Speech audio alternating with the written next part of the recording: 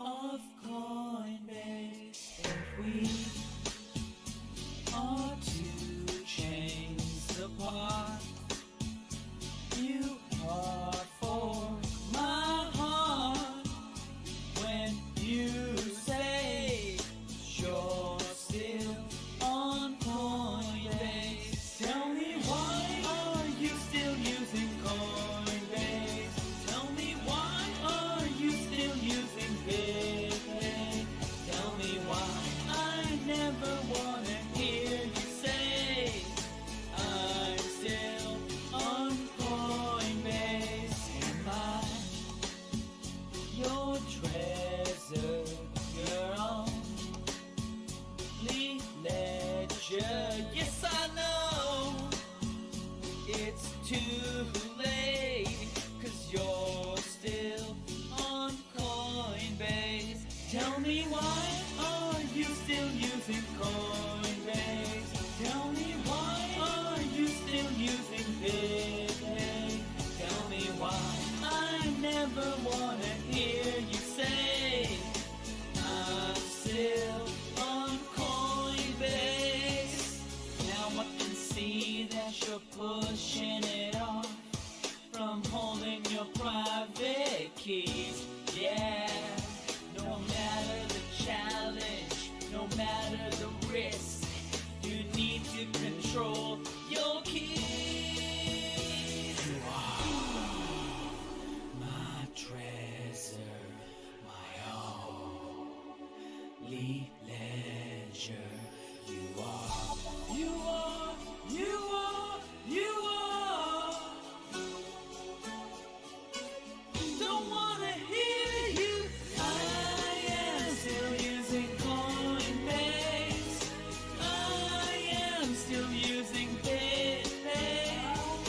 I never wanna hear you say I'm still on Coinbase. Tell me why are you still using Coinbase? Tell me why are you still using Defi? Tell me why. I never wanna hear you say I'm still on Coinbase. Tell me why are you still using Coinbase? Tell me why are you still using Defi? I never wanna hear you say I'm still on Coinbase. I'm still on Coinbase.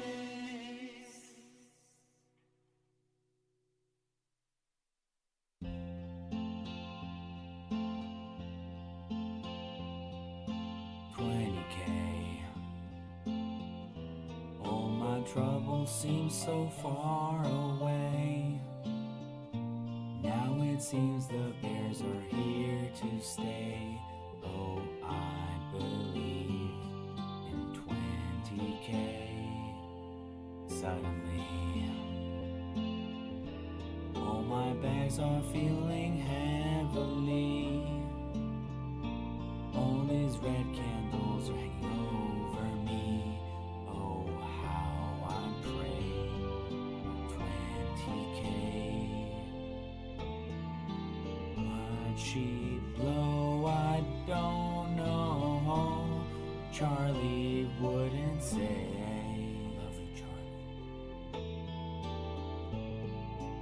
I held on just too long. Now I pray for 20K. Just give it 20K. Loans were such an easy game to play. Now I need a job to slave away. Oh, I believe in 20K. Why'd she blow? I don't know. Lubin wouldn't say.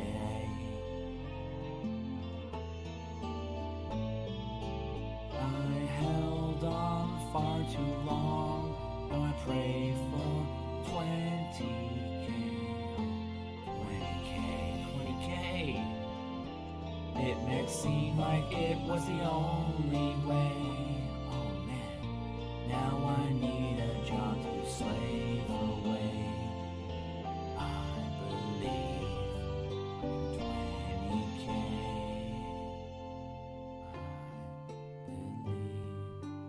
I believe 20K.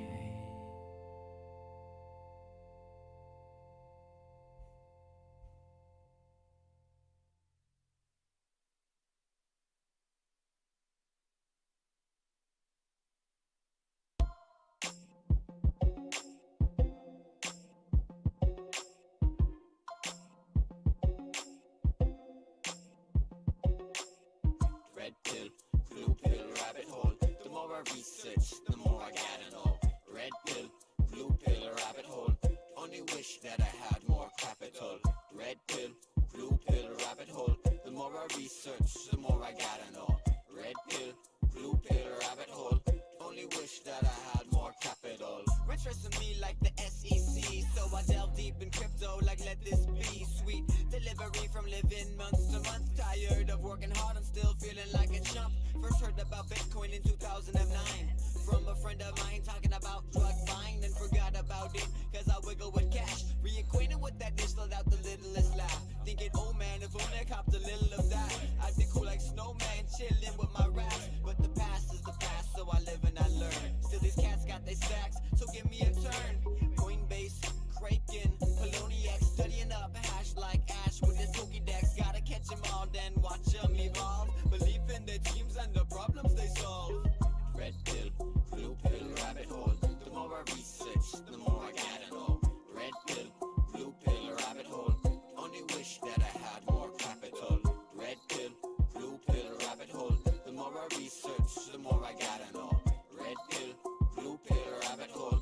Only wish that I had more capital. It started slow, but the more info I read is the more info I need. Alright, baby, IT, hold cryptocurrency, fix a fiscal emergency. The emergency that might get us rich inadvertently. The central, transparent ledger, blockchain sharing, giving me the Jones to throw bones without caring. So ahead of the curve that I'm ready to swerve. Proof of work I say, got the ledger observed. So I called by DM at 3 a.m. and caught me some coins que están mirando bien. Cause I checked the current supply and the market cap, the inflation rate, and it's charged from the past to the present. And I'm hesitant, but sure it's heaven sent. Clearly evident, those invested reticent are shilling sediment, setting precedents, hurdling impediments, changing motion, blockchain gonna set it in. Red pill, blue pill, rabbit hole. The more I research, the more I gotta know. Red pill, blue pill, rabbit hole. Only wish that I had more capital. Red pill, blue pill, rabbit hole. The more I research, the more I gotta know. Red pill, blue pill, rabbit hole. Only wish that I had more capital.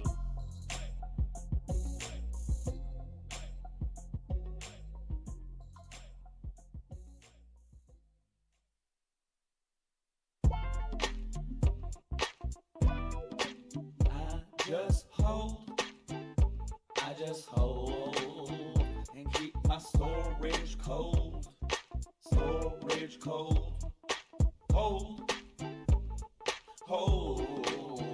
and keep my storage cold, storage cold. Now you thought it was just BTC and LTC, Coin Daddy's got it all, even XRP. I'm the Jihan Wu-Tang, crypto shield man, globetrotting hold man, your favorite coin man, ETH and NEO, Coin Daddy allocated before you know, REP all the way to the ZEC. I'm Asian squatting in front of the SEC, so control your anxiety, get off the PC. Coin Daddy collects all your USD, XRP, BTC, THC, all I need. Check coin market cap and put your lungs on. Got an ROI so high as long as my OMG to the BTG. God damn, it feels good to be me. I just hold and keep my storage cold, storage cold, hold, and keep my storage cold, storage cold. Now every day is a holding day, so stop the scams and put the coins away. Play video games, ETC, REP, 2CB, don't mess with me. You're holding all your bags, looks like you want to cry. I'm beating your ass like our job in GoldenEye. OMG, XTZ, and Mark could take. Piling it up so high, waiting for the proof of stake. Conferences in Asia, Korea to Hong Kong. Evangelizing products, Carlos Matos gone wrong. Man after shilling with the mouse and a smile. I just check out my DMs, take them down in the line. Got my coins in a big ass sack. I'm slinging these bags like a heart attack. Is it cause they like my crypto wow? Crypto wow? Is it cause they like these central tiles? Central tiles?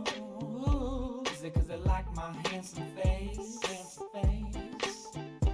Is it cause they like my shilling ways? Shilling ways? Oh, whatever it is, they love it and they just won't let me be. I handle my biz, don't scare me. I got boys at the SEC. Whenever I call, they come running. They just give me that BTC. You know that I ball.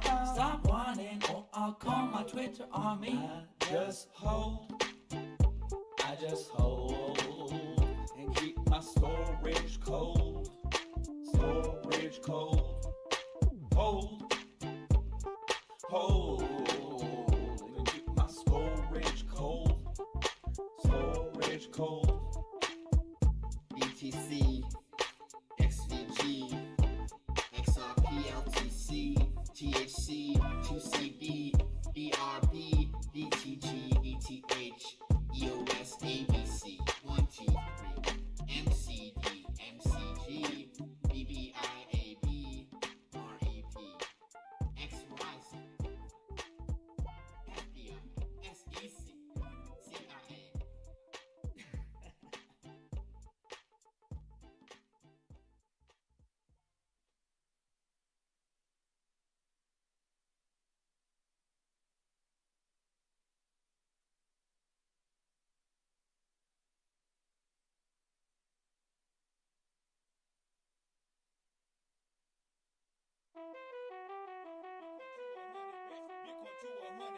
Bitcoin to 100 racks. Bitcoin to 100 racks. Bitcoin to 100 racks. Investments, I'ma make it back on my cell phone, PC or Mac. Bitcoin to 100 racks. Bitcoin to 100 racks. Bitcoin to 100 racks. Bitcoin to 100 racks. Bitcoin to 100 racks. Bitcoin to 100 racks. Investments, I'ma make it back on my cell phone, PC or Mac. Bitcoin to 100 racks. Bitcoin to 100 racks. Bitcoin to 100 racks. Bitcoin to 100 racks. Bitcoin to 100 racks. Bitcoin to 100 racks. Got rich on crypto, man, so you can't tell me where the money is. Blockchain got me ballin' hard like I'm Dennis Rodman. This is where I crew music. Use a flipper, use a dolphin. I just left Miami, but I had a gang of options. I've been going hard lately. I'm the crypto David Goggins. Full speed ahead, man. I don't plan on stopping. I'm logged in, dripping so much sauce I need a napkin. What's happening? Everything you share don't need a caption. What's understood needs no explanation. Close case then. Crypto face for president, master trader, heaven sent. Vaccines we do not consent. Faith in God that's evident. House so big he can fit a herd of elephants. Real good karma to protect us from the elements. I'm a living testament. Loyalty is rare. All that hating you be doing, please keep it over there. We gon' focus on the market. All we care about is profit. New wardrobe up in the closet. If I want it, I'ma cop it. Bitcoin to 100 racks. Bitcoin to 100 racks. Bitcoin to 100 racks. Bitcoin to 100 racks. Bitcoin to 100 racks. Bitcoin to 100 racks. Investments, I'ma make it back on my cell phone, PC or Mac. Bitcoin to 100 racks. Bitcoin to 100 racks. Bitcoin to 100 racks. Bitcoin to 100 racks. Bitcoin to 100 racks. Bitcoin to 100 racks. Got rich on crypto, man, so you can't tell me where the money at. Computers on alert, running full node software. If crypto keep on pumping, I won't need no airfare. Private jet life, making trades in my underwear. Who am I? Crypto face, Bitcoin extraordinaire. Come and join the campaign. Market cipher trade main. Just received a payment. Compliments of blockchain. Thanks to my left brain, I've been making major moves. Rubbing elbows with the rich, chilling with the Asians too. Plenty money to be made. You don't have to lose trades. Please consider market cipher. Flop and grope a ace of spades. We gon' ball to the very end. So I recommend that you follow both of us, the real Winklevoss twins. Bitcoin to 100 racks. Bitcoin to 100 racks. Bitcoin to 100 racks. Bitcoin to 100 racks. Bitcoin to 100 racks. Bitcoin to 100 racks. Investments, I'ma make it back on my cell phone, PC or Mac. Bitcoin to 100 racks. Bitcoin to 100 racks. Bitcoin to 100 racks. Bitcoin to 100 racks. Bitcoin to 100 racks. Bitcoin to 100 racks. Got rich on crypto, man, so you can't tell me where the money at. Yeah.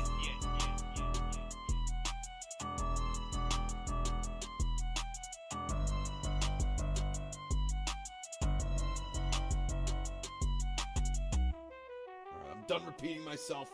MarketCipherTrading.com.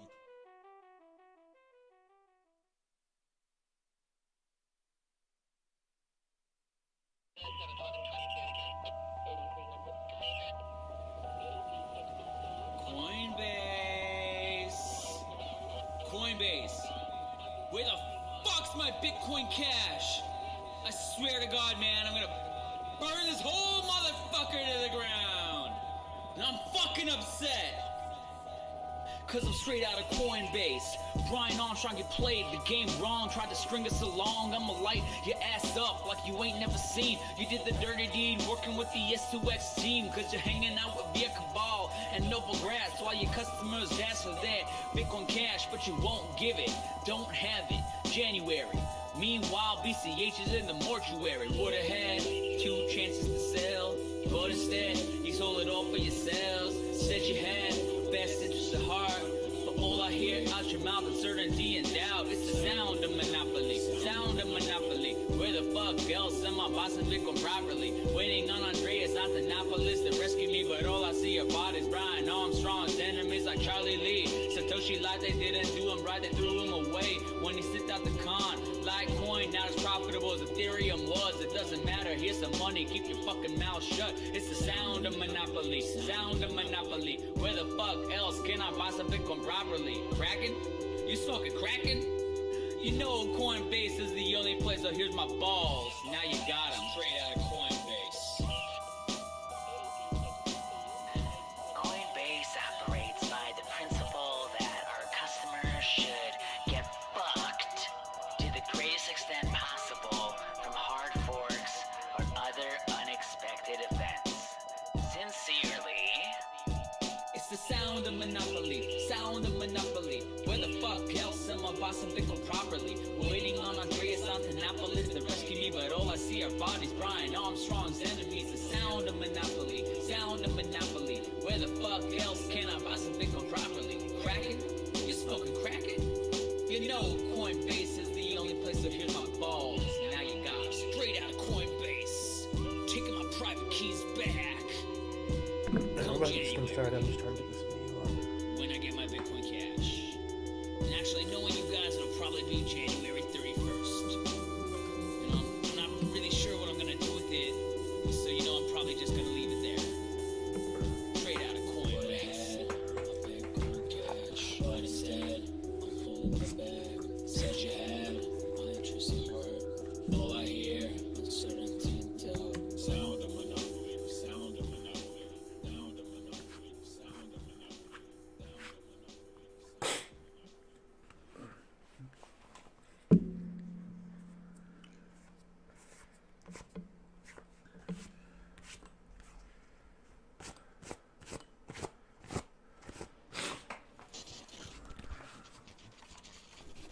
Stop being a panic seller. I'm John McAfee, and I approve this message. Every 10 seconds, someone panic sells at a new all-time low. Yeah, don't be this guy. I seen the market drop it. I don't think it's stopping. The voices in my head keep yelling. I guess I'm panic selling. Guess I'm panic selling. Why you panic selling? Why you panic selling? Every time the market crashing, why you always belling? You be selling all your shit like you garage selling. Always catching nails, dog, you need to check the spelling. Panic, panic, panic, panic. I thought I told you about the dip. Every time the market dropping, why you always jumping shit? You be buying at the highs and you never stick to script. Then you selling at the lows, dog, you wasn't built for this. I seen the market drop it. I don't think it's stopping. The voices in my head keep yelling. I guess I'm panic selling. Panic, panic, panic, panic. Guess I'm panic selling. All I see is weak hands, weak hands. Fuck, I need some money for the weekend. Why you panic selling? Why you panic selling? Why you panic selling? Why you panic selling? And all I see is weak hands, weak hands. But fuck, I need some money for the weekend. Why you panic selling? Why you panic selling? Why you panic selling? Why you panic selling? Pussy. Panic sell, crypto crashing, no one laughing when it drops. Need to stop pulling stocks just to make up for the loss.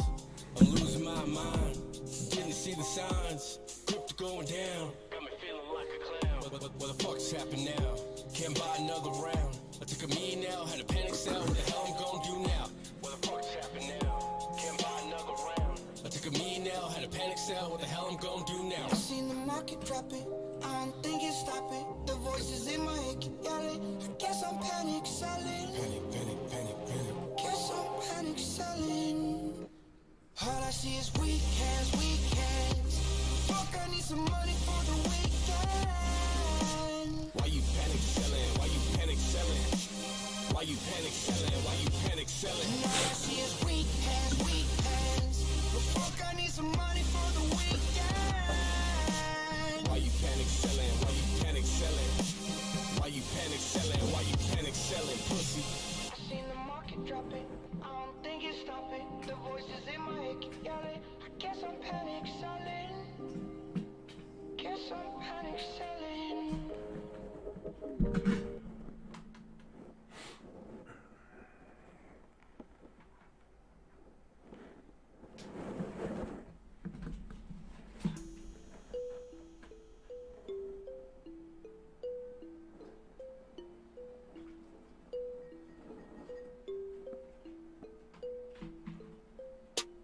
Reading fortune, I just got the news. I can be a millionaire too. Check the OP, what did he do? Gas in his bag, so they go to the moon. Spent half an eighth, I got a million coins like the real McCoy. You know I feel that joy, cause if it goes to a buck, I won't believe my luck. And now 10 on my Lambos for me and my friends. Butterfly doors, but I'm already in dock. Trumpets like whip from a squad on the block. Jamming with a hold alive. Chat rooms, we scrolling. I Bitcoin either been told twice. Never hold my edge like it's Moldavite. Going to the stars, cause it's only right. Read the white paper or sold inside. Now I steal my shit coins, cause I'm overhyped. We can't get take the pressure. Cashing out for you was tether. My craft ship shape. Ashy sails through stormy weather. With pleasure, come with me on this endeavor. I will be smoking fat joints on Italian leather. Crypto fam. Welcome to Lambo land. Crypto fam. Hot racing like ambulance. Crypto fam. Welcome to Lambo land. Crypto fam. Hot racing like ambulance. This goes down to my crypto squad.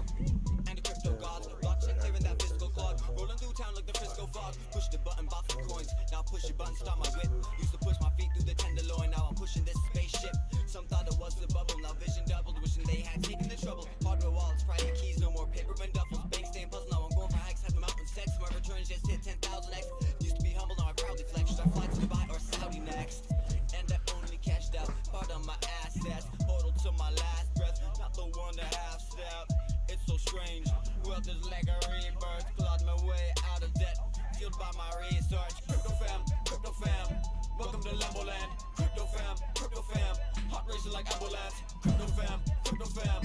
Welcome to Lambo land. Crypto fam. Hot racing like ambulance.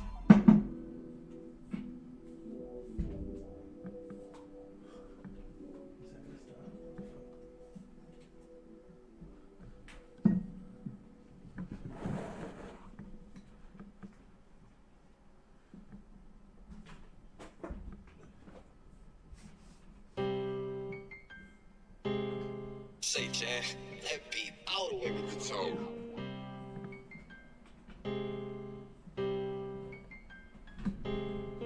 Me and my little boo thing be on the same thing. We be cleaning up with posts, I guess we in a chain gang. Reppin' sacrifice set, screaming gang. Post chain gang, we done changed the whole game. Me and my little boo thing be on the same thing. We be cleaning up with posts, I guess we in a chain gang. Reppin' sacrifice set, screaming gang. Post chain gang, we done changed the whole game. If you got a post, I know you heard of post chain. New to the game, few things to explain.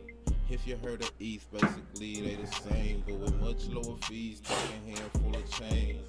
ERC's got keys in your name, it's a copy waiting for you and it's easy to claim. And they got a coin, you can get some for free if your ETH in your pocket, not locked on exchange. Yeah, I know it's strange, kinda crazy, deranged when your bite-sized investment making outsized gains. Long story longer, try and play the long game. Jump up on the post train, don't get left in the rain. They say it's gameplay and it's a sacrifice. Some people say it's suspect, but I ain't thinking twice. You only get one chance like this in your life, but remember I'm a rapper, it's not financial advice. Me and my little boo thing be on the same thing. We be cleaning up with posts, I guess we in a chain gang. Reppin' sacrifice set, screaming gang. Post chain gang, we done changed the whole game. Me and my little boot thing be on the same thing. We be cleaning up with posts, I guess we in a chain gang. Reppin' sacrifice set, screaming gang, gang, gang. Post chain gang, we done changed the whole game.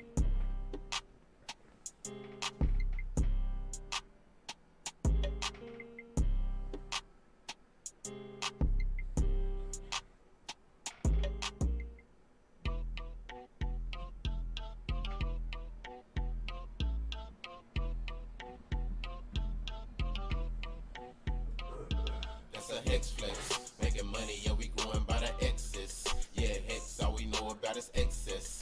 Turn a Fiat on ramp to an expressway. That's a hex flex, hey, that's a hex flex. Making money, yeah, we growing by the excess.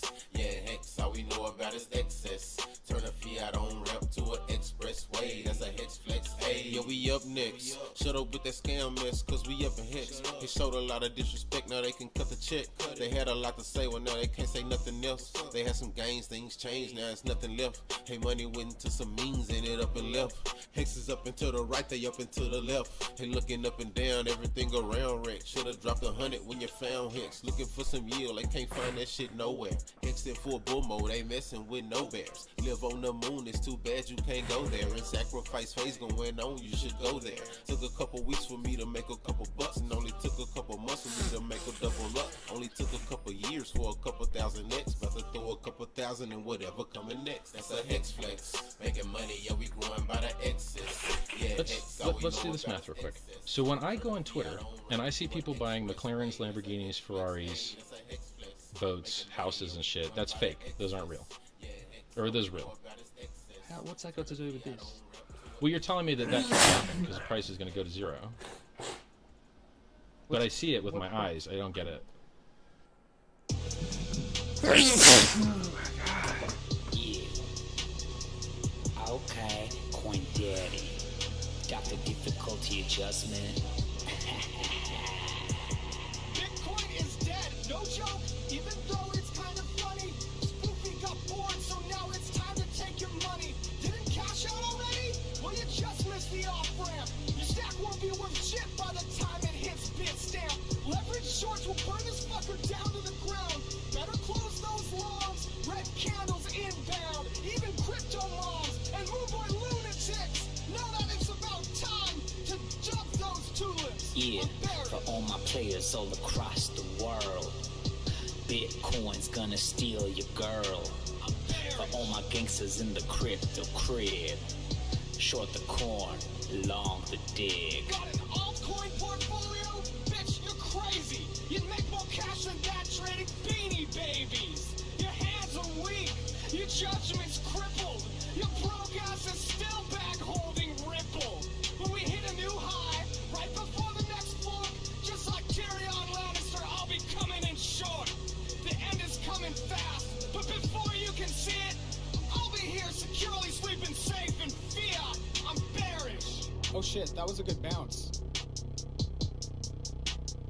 Yeah, looks like a reversal. I'm bullish. Huh. Maybe I should go long here. My apartment's looking like the palace of Versailles. Long position riding in on an all-time high. If you want the ride and you want the riches, then just buy the coin and forget the bitches. Throw your savings in. There's no need to be thrifty. 10K's just a pit stop on the way to 50. You better flip your stupid short position soon, cause I'm on the troll box and I'm screaming moon. When you mess with the bulls, you get the horns. How the fuck did you get dumb enough to short the coin? I've got no interest in cashing out whatsoever. Fuck US dollars. I'm gonna hold this shit forever. I'm bullish. Bitcoin's gonna take over the world. So you better buy now. I'm bullish. Oh shit, did my position just get liquidated? Crypto ain't nothing but a short-lived fad. Should've bought Apple stock like mom and dad. Jamie Dimon got the truth on point. Why invest when it's gonna disappoint? I shouldn't invest anymore.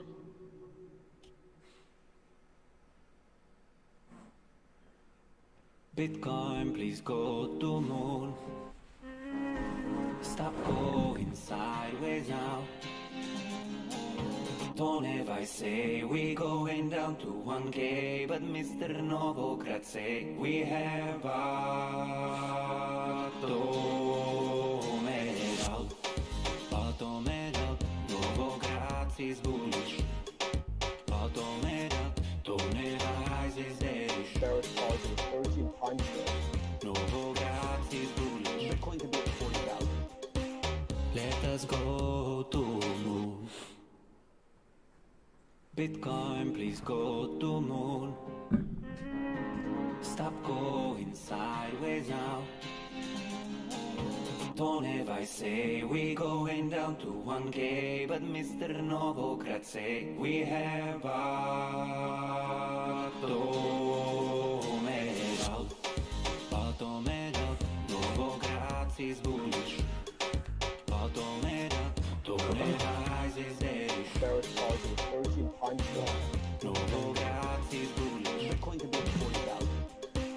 Let us go to moon. Bitcoin, please go to moon. Stop going sideways now.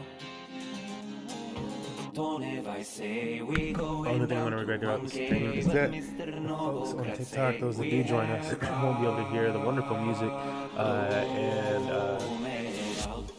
the information that we're receiving on stream today. I'll be, of course, repeating my version of the information that happens on stream today. But here's what it is. I will present myself to you, our faithful stream. I will present myself to you to start this wonderful time. I feel like I haven't shown myself on stream in a while. Oh, actually, no, I won't. I forgot I got a new setup right now. So this is me for today. I'm in bit mode.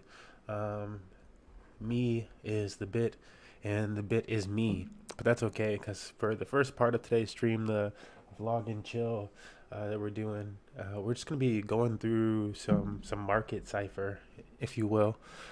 Some degen market cipher, some crypto market cipher before we get into playing some Overwatch today. I think is what I'm gonna play. It's Thursday, right? And then I'm supposed to meet with the Infinite, have a Money Match Gaming meeting. I don't know, maybe we'll like try to include people in that. Thank God my dev messaged me back. Completed on this fucking weekend, bro. Whatever. There was a time where like we just had months and months and months of delay after delay after delay for development. So, we're moving way quicker than we used to. So I gotta let it go. I know they put in their hard-earned effort, or whatever you want to call it. But yeah, next feature for the Discord is almost done. I'm probably just gonna get the sync done for the NFT. Get that shit rolling. Anyways, yeah, we're gonna be going around. I wanted to check out some market cipher, aka what's hot in the market today. What are the big names in crypto and DeFi and all that shit talking about. We're gonna listen to it all in 2x speed. We're not gonna listen to the whole thing of most things, unless I like get distracted or have to step away or I'm like on a sneeze rant. But we will be checking into quite a bit of stuff. I think it'll be very informational, hopefully entertaining for folks. Yeah. One thing I should say before we get the stream really started, is we do not offer financial advice here at Money Match Gaming. It's just, not financial advisors. We, we like to, we're on a journey here. And we like to share our journey with others and educate them about what's happening, what we know that's happening, and build a different future for esports ultimately and gaming. So that's what our goal is. We're trying to change gaming, truly. Anyways, let's look at this video, and I'm going to put the captions on and shit like that. And I'm going to tell you guys what the fuck he's saying if you're on TikTok. 5% plus. I want to do a giveaway on TikTok. CPI inflation, I didn't want to put that in the title, we have but I do want to do a giveaway on TikTok if we hit this number. Unemployment. We have 11 million open jobs. So if we do hit trying to get 10,000 followers, if we do hit 10,000 followers, we will do a giveaway. I mean, I've been saying this hold up, let me prove this how shit. long have you and I talked about? I don't know if I'm logged into this wallet over here. Shit, Jesus.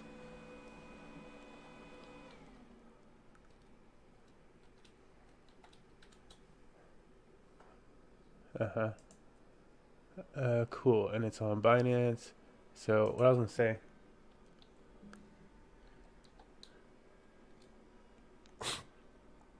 If we happen to hit this goal of 10,000, we got money. It stacks up over here daily. It's $400. I don't know if you guys can really see that.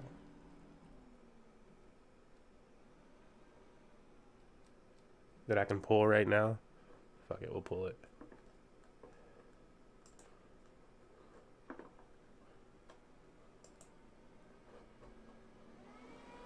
And I'm not saying we'll use the 400, but we'll do something for a giveaway. Anyways, back into this Anthony Pompliano shit. But just to show, we really can do giveaways like whatever the fuck we want and stuff like that if we actually get support. And that's what we're going to, turn to esports. Give esports this type of opportunity where we can just claim and do huge prize pools for any type of event and stuff like that that our community wants. That'll disappear in a second. And look, I made 2 cents again already. And there's my balance. It's just sitting there. All right. Let's get into this. What's this guy talking about? Saying this. I paused this at this part. I forgot who this guy is that he's talking. Oh, the guy that Anthony Pompliano. So Anthony Pompliano was an early Facebook employee, an investor, and this and that. Early Bitcoin miner, and now just like avid investor and this and that. And he educates people, and he's had some other really important roles, which I'm forgetting. The guy on the right is, I believe, the founder. Or some high role at Abracadabra Money, or is it Abracadabra.finance? I forgot the name of it specifically, but it's to do with the spell token and the mem token and Abracadabra and that whole ecosystem on the Phantom blockchain. And so I'm going to be checking that out because, I'm really interested in learning more about the Phantom blockchain, what's happening over there. I do use Phantom, and it's a nice little money maker. But this is going to be like a big component of that. So let me see what they're saying. For a couple of years now, even before COVID, the inflation numbers were a bunch of nonsense. And now it's I'm guessing, based upon all the data that I see, both anecdotal and literal charts and everything else, when you look at specifics, the only thing that's dragging it down is productivity in tech. Okay, right? Explain what you think it is and why I that's think in real world terms, inflation is well over 10% right now. Okay, I'll get into just anecdotes on housing. Myself having been outbid by 6 homes in the last 6 months, and finally just conversation so far is just over inflation, crazy. But let's get to this 10,000. The reason that I think that it's 10, not 10, even higher is because there's a counterbalance on tech growth, which is exponential and has a counterbalance in terms of the increases in productivity you get. But it's not enough right now to deal with the staples that are going up in price, the home prices that are going up, just the lack of workers. You can see people are not willing to work for $12 an hour anymore. Correct. McDonald's is now paying $21 an hour. I saw they're paying $21 an hour just to get somebody to come and literally be the cashier, wash dishes, run the fry machine, or try to fix the ice cream machine. Try getting a home remodel done today. Try getting the basics, the wood, the materials, the workers. I mean, and compare it to what it would have cost 2-3 years ago. I mean, people are anecdotally saying we're literally talking 50-60% more for the same remodel as 2 to 3 years ago, right? Just because, get in line, first of all, right? The workers are unavailable, and the materials are either unavailable or the prices have gone. Normally, I wouldn't sell this shit, right? Food. But I go shopping. Unreal. I need to pay off a loan, right? So I don't know how they do this calculation. If they just literally pull it out of their ass or decide arbitrarily what to take off the list. But like I said, the only reason that I think it's not being reported as 10+% is the counterbalance in tech. But I don't think that they're being intellectually honest at all with the numbers that you're seeing. So you're on the Best Business Show, and the Best Business Show, you might not know this, has the best research team. Okay. And one day we went and we broke down the CPI rent index and how they calculate it. I should hold it a little while. Literally on a monthly basis, they survey. It comes out to 10,000 homes, and they're in predetermined areas that are determined by what was the 1990 hold that, so census that should be like or something is 400 where or they've decided to 500 count hours from. if I hold it. And the current CPI rent index when we did the analysis like a month ago is under 2%. Yeah, I'm like, this is like a increase, normal speed, but bro. Hold Zillow the fuck up. is almost 10%, and Apartments.com was 14%. And, don't and you say, watch well, how does it Zillow at calculate this? normal Oh, we have 100 million data points. speed. Look at real The time. tip And I would is say to one thing watch too, when you everything talk at like 2x. business owners, the responses are completely different. Right? So I was talking to a buddy of mine, John knows also, he runs a meat packaging and distribution company. So if you go to the grocery store and you see basically meat that looks like they made it in the back, that's what they do, and they deliver it to the stores. He said not only can they not, we're looking to hire like 50 workers, can't find anyone to do it, right, for the amount that they were paying before. And then he says that when they aggregate everything together, their inflation percentage for their business and the goods that they're buying is 20%. So just completely different than 5%. Shout out real quick. There's somebody here who owns 2 restaurants, Takalagi and Cantina, was going to be talking about it. And we were recently eating there, and he came to his house, and while we're talking to him, I just asked him, I said, hey, what's going on? And he was like, can't find any workers, right? Anyone who wants to come, he's like, I offer them, $10 to wash dishes. He's like, we'll do it for 16. Right? He's just like, this is nuts. And then steak up 100%. Wow. Right? He's like, by the way, like literally, he's like, Well, I don't know. I forget how long he said he'd been doing it. I think it was 10, 20 years or something like that. He said it was the first time in his career that he's had to hire an outside agency to find workers for his business. Well, think about the problem that the government's created for themselves. I started using the word stagflation months ago when everybody said the economy was about to boom. I actually think the economy is about to retract. And the problem is that with rising prices, for this reason, they can't raise rates. Right? So they've put themselves into a corner right now where fixed income is already worthless. And I don't know if there's degrees of worthless, but if it could become more worthless, it's about to become more worthless. And I just tweeted Fixed out income isn't worthless if you know how to invest. The narrative is wrong. It's not about they need to start teaching people how to invest. We can do fixed income and leave it to an investing market. Right? And explain this to people. People don't understand. They're not in the investment world. They don't understand what that $100 trillion of fixed income is like. Who has that money, and what are they trying to accomplish by allocating fixed income? The biggest part is obviously U.S. debt, but the 130 plus trillion represents a global debt footprint, whether it's corporate debt, individual debt, mortgages rolled into bonds, federal debt for multiple countries, European debt. But in the aggregate, it's over $100 trillion, and that debt is effectively $19 and at some point, we're all just going to mentally write it off. I don't know what that actually translates into in terms of depression, war, and it worries me because Dalio's talked about this in terms of being in these late stage debt cycles, and traditionally those have ended in war, which is obviously not what we want. But what we have now that we didn't have last time is Bitcoin, right? And this massive movement towards decentralization, which I think could be this planet's saving grace versus this worthless debt that we're all burdened with right now in our portfolios. So we now have a couple of data points. Right? So we have Houston firefighters right now basically put $25 million into Bitcoin and Ether, which on average we were talking about the average public pension funds about 50% into fixed income type assets. PIMCO, one of the world's most largest $2.2 trillion manager that specializes in fixed income. Now they're going to start getting into cryptocurrencies in general. I think right now they own equities that give them exposure, but now they're actually going to start buying and trading in the actual assets themselves. Is this just like a crack in the wall? And when you get 1 or 2 public pensions putting it directly on their balance sheet, you get a PIMCO, they start playing, and then all of a sudden here comes this massive tsunami of the dam analogy with this public skull cracks is probably the best one, and the cracks are basically like scratches. The dam is made of iron. We've just started scratching it with a nail, and when it opens and the floodgates are it's you can't, there's no going back, right? The dam broke forever, and I think late last year people thought that institutional money was coming into Bitcoin. I would posit that wasn't really true to the extent people believed. I actually believe it was mostly high net worth money, family offices, and a lot of futures and basically paying the arb trades that was driving the price, which is fine. Now, because so much money has come off of exchanges, we are getting institutional interest because with a $2 trillion asset class, a lot of these institutions can look at Bitcoin, and they couldn't before because it was simply too small. I mean, BlackRock wanted to basically put 10% of assets in Bitcoin. It's not possible. Even today, it's not possible. It's the only asset in the world that as it gets bigger, it actually becomes more attractive to these because they're not interested. I mean, they're not interested in a 300% per year return. They're interested in principal preservation and a reasonable, alpha versus the market that they can show that they're adding value somehow to justify ridiculous salaries and other comp, what that they have. Right? That's it, and that's fine, right? But Bitcoin now represents a way to get around the 40% of these portfolios that is going to effectively show no return. There's going to be a blip because they're going to try to basically do quantitative easing, 76,000, and squeeze a little bit more out of the bond markets, and the government will keep buying as it has been. But effectively, it's more lipstick on a dead pig. Yeah. So when they start coming to the market, how do you think that they're going to actually play this? We see, PIMCO is just one of many fixed income asset managers. Okay, let's buy some equities to give us direct exposure to the Bitcoin. Now we've got this Bitcoin futures ETF. Eventually, I'm assuming we'll get a Bitcoin spot ETF. Everybody asks themselves, I can allocate to a manager. They can go do it. Like, how do you think about their entry point into the market, and what is the impact of the pros and cons of each one of those? Yeah, that's a great question. Well, first of all, I'm very disappointed. I mean, look, as somebody who is irresponsibly long Bitcoin and has most of his net worth in Bitcoin and average stock, anything that promotes Bitcoin, I'm happy about.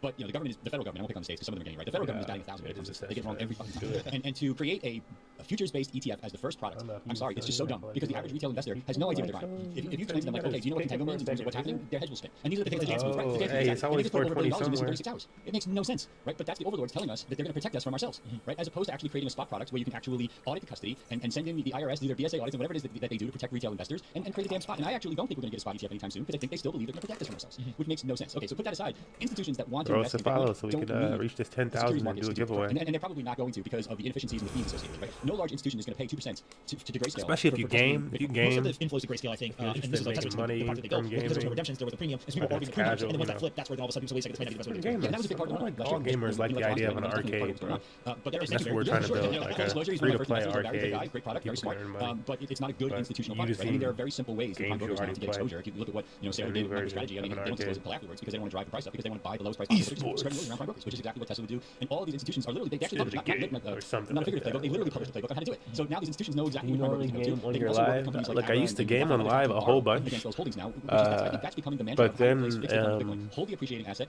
borrow the Bitcoin appreciating asset, and run your business. That's the future of fixed income. Now that's a 10-15 year transition that's just starting this year. The idea of I tried to live stream on TikTok. How do you think about these trying coming into the market with to really trillions gonna of start dollars and Bitcoin doing more today sitting at near an all-time high? Is this I'm gonna something be where it's streaming a short-term lot or is more. the long-term play? What did you just say? I'm streaming a lot more, and yes, we do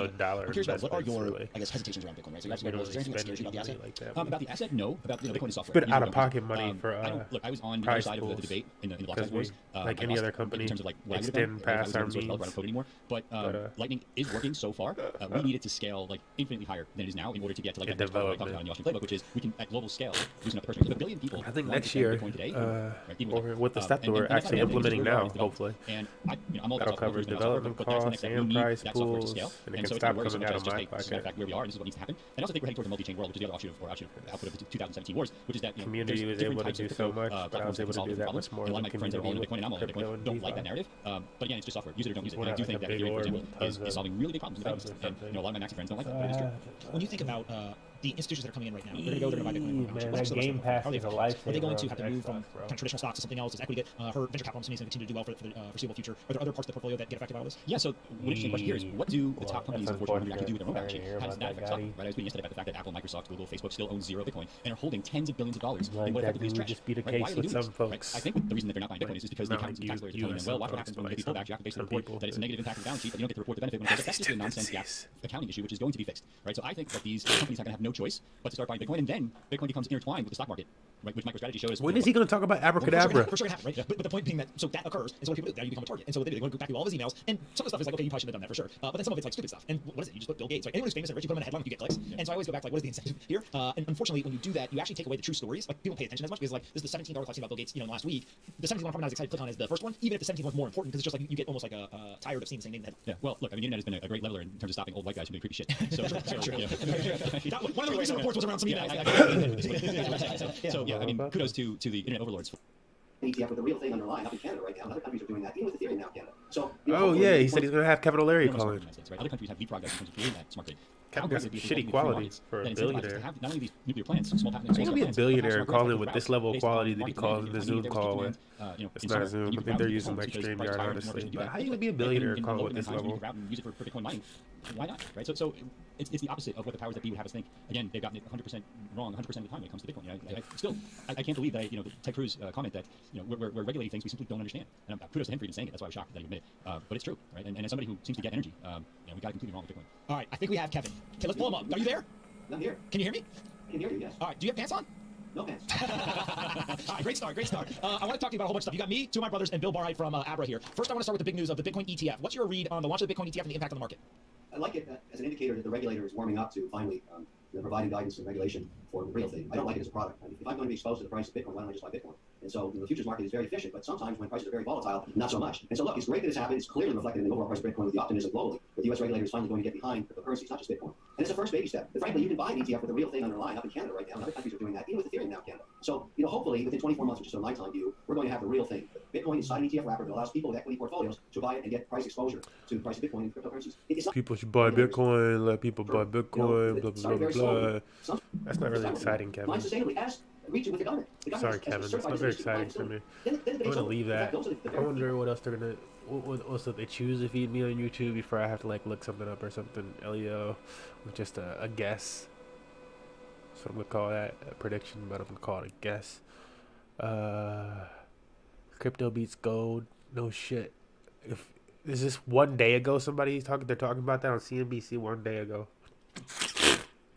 For their financial segment, this is the newest information. It's that's not new information.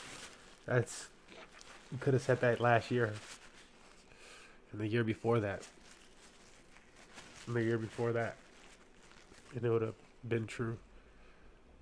And this year, so they just didn't say it until recently because of I don't know. Maybe they actually went. I don't know. Are they turning bullish? Why would they say it now?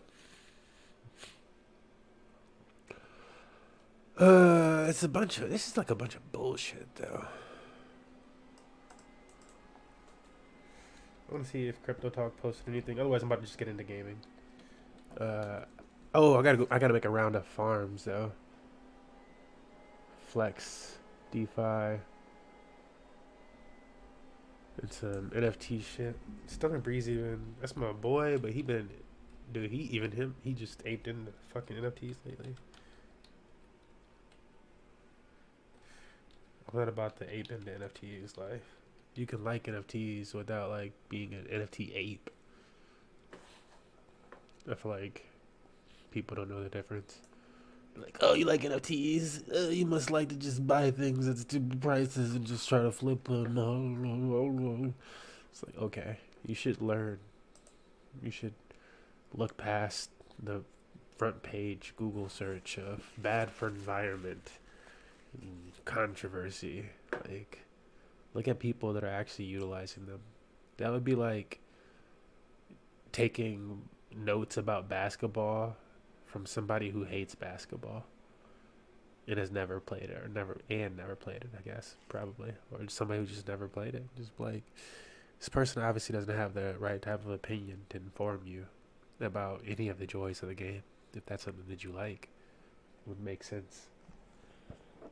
Why would you do that? People do that all the time with NFTs, any type of new technology. People are looking at Bitcoin and cryptocurrency right now like it's a damn plane. People shouldn't be flying in the air.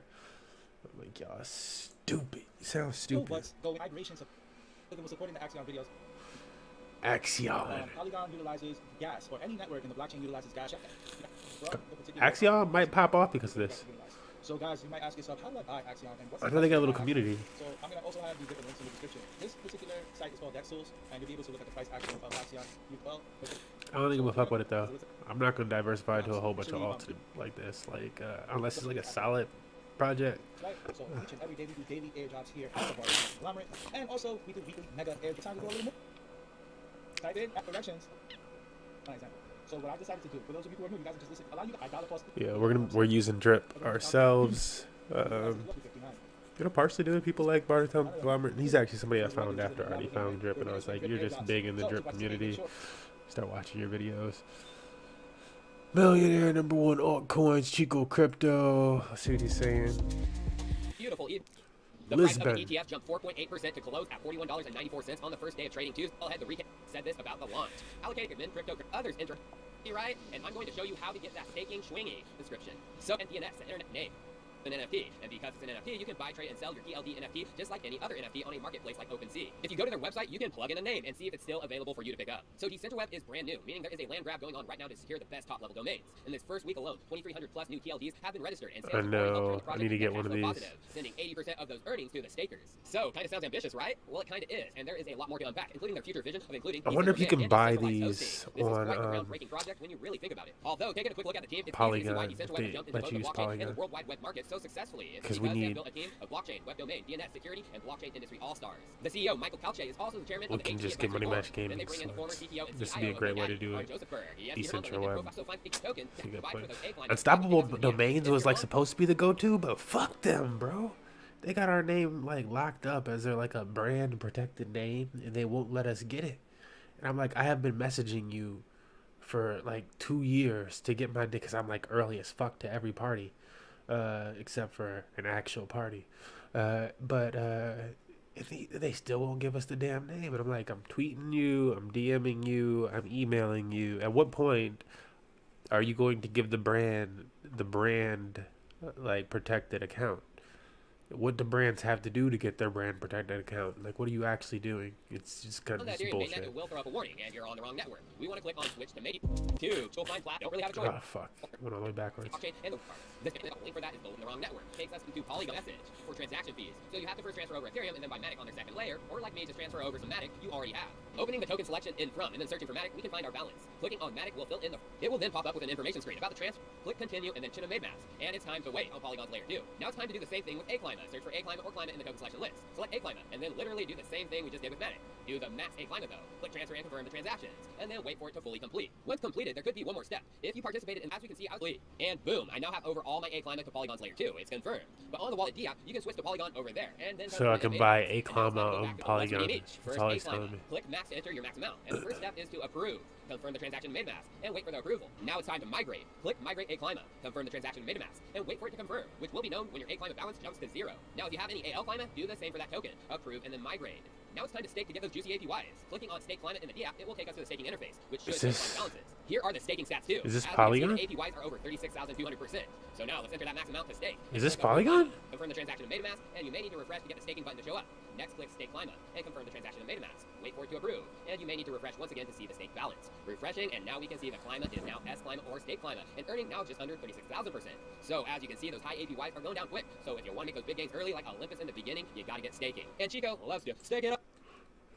What?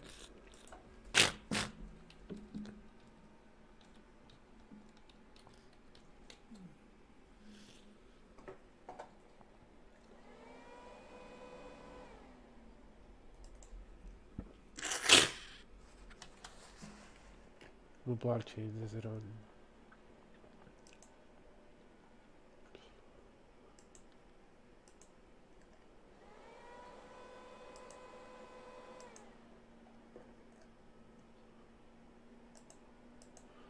They should tell me wrong, yeah. Polygon mainnet and Polygon Mumbai testnet. Alright. Fuck yeah. Okay, just get the fuck off my page now. I just need to see the APY. It's probably not going to load up though.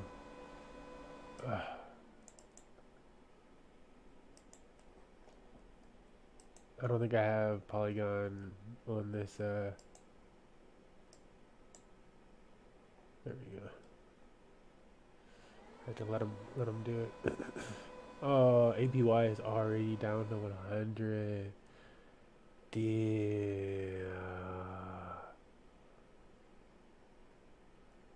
This dude was super fucking early. Climb it down, barn carbon.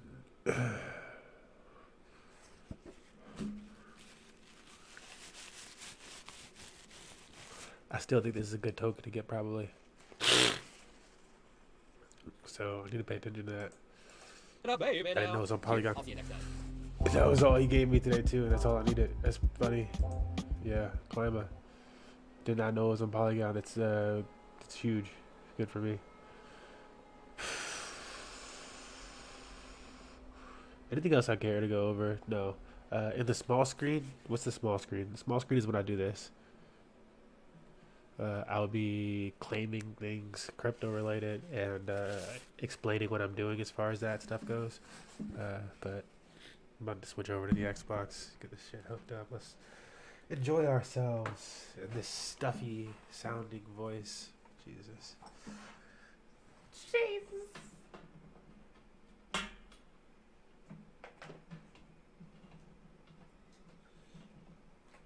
Yeah, I just have horrible allergies. I woke up fine. Like, absolutely fine. And I was like, whoa. You know, sometimes I wake up and it's like a little rough. And I was like, I'm good.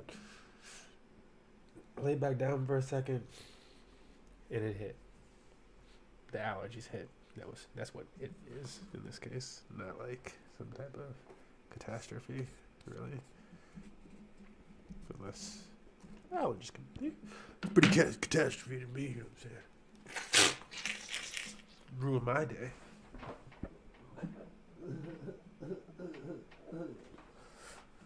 Okay.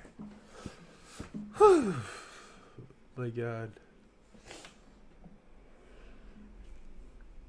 Bruh. Okay.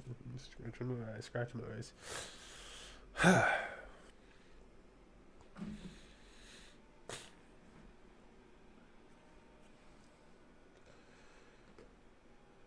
And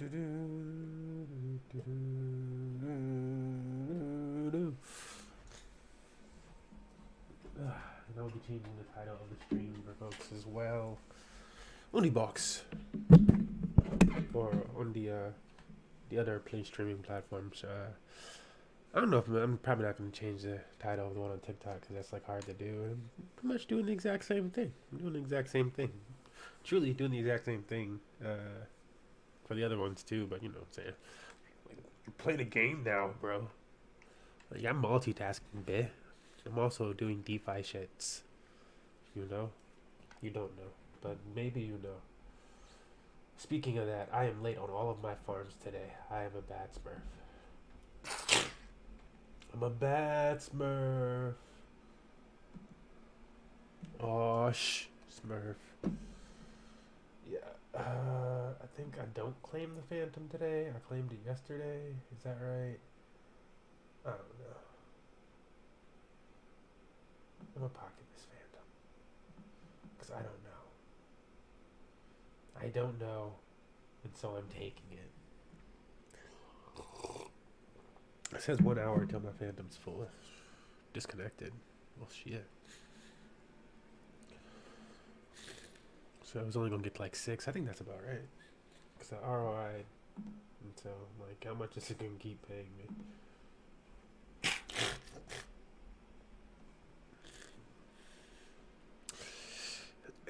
while we look for match, I'll keep this right here.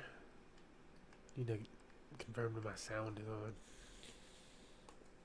on. Oh, let me pause that. How do I pause that? Oh, let me pause that. Oh, it's 2% already now.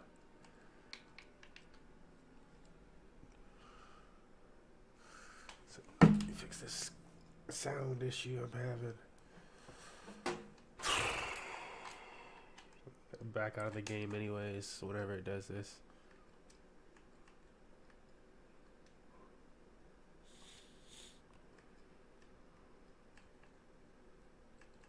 I don't know why Overwatch does that. The first time you log in, it like never works. Okay, let's claim this Phantom. Bro, what the fuck is wrong with this thing? No, it's like, actually, that's 7 Phantom. I don't know what the, like, no, actually, it's 5. Like, bro. You fucked. You fucked in the head, man. There we go. This time it loaded. Oh, it loaded correctly this time. Sometimes networks don't give you the right fees. I think it's more so due to the coin changing values and shit like that. On that network. Alright, so that's 5 Phantom. How much is 5 Phantom? And we already claimed $370 from Drip. It's $10 more. Another thing I have going on Phantom I don't touch. It's on app.defi. It just auto compounds for me. So I do sometimes check the price of that token. That token is Scream. It's Scream and Phantom together. But that's at 140. And that's down 1.7% today. I make about 1% per day, so I'll cover that decrease in price. And over the last 7 days, it's up 45%, 100% in the last 14 days. So I'm doing pretty good there. We can also check the spell. I don't have this staked right now, but I should. I think I'm gonna stake it. Just put it to work, bro. Yeah, there's a spell doing its thing. Yeah, I'm gonna put it to work.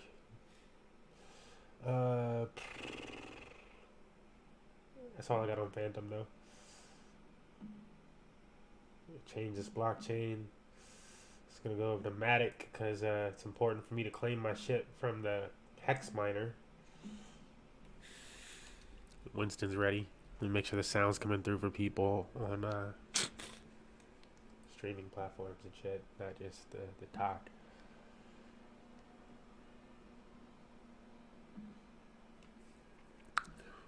Man, well, no, I guess it's respectful though, because I'm like, my room is fucked today, so maybe it's a good thing the dogs aren't just rushing in here like.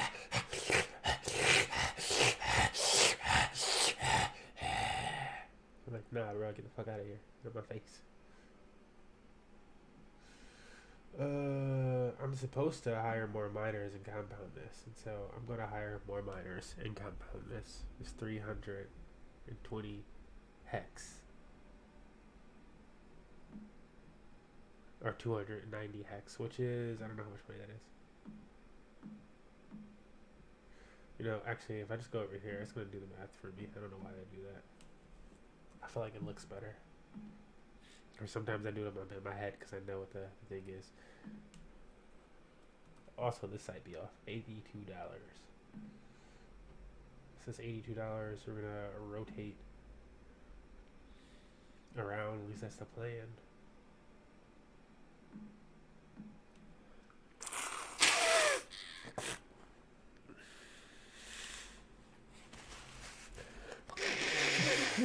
Wow. Lo siento, guys. We got a message here from Ray. What up, though? Sorry if I'm late on that. Don't know. Yeah, a few minutes. I'm always a few minutes late on those, bro. Early stream messages and during match messages. I suck at.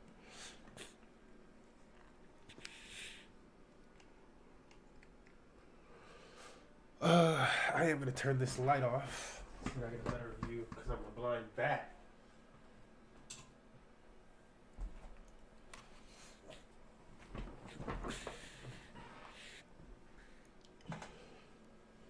But yeah, let's see if we can look for group.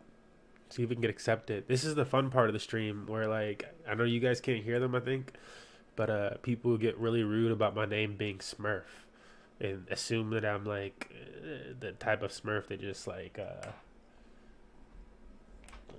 what do they do? You like potentially what is it when you intentionally lose games? I can't remember the fuck. I don't try to drop or whatever the fuck. Did son on it right now. But yeah, I've just gone by Smurf for a long time. It's my fucking name. Like you can Google me, bitch. I usually tell them. Getting here. Ooh. Oh, decisions. Do we go tank? Do we go heal?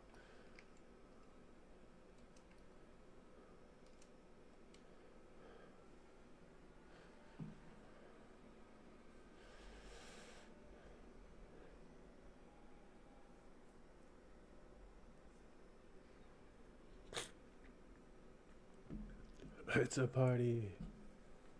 I gotta get rid of this. Oh. That's just...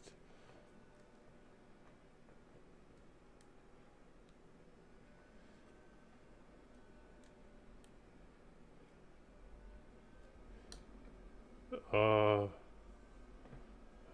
Oh. This is slow. This is a little toxic. Okay, they're having a toxicity issue. I'm just not gonna do it.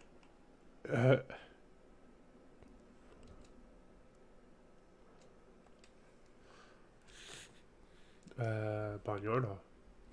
Ryan, Zarya, Rissa. And then whatever people are screaming at you to go instead of what...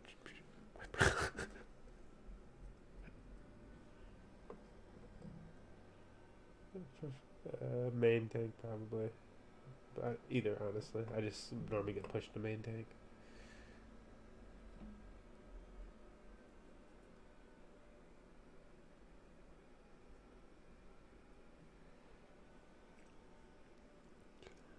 Whoa, guys, that was wild. I actually made the cut on the first conversation. I made the cut twice. You don't know what that means to make the cut on these Overwatch teams, bro.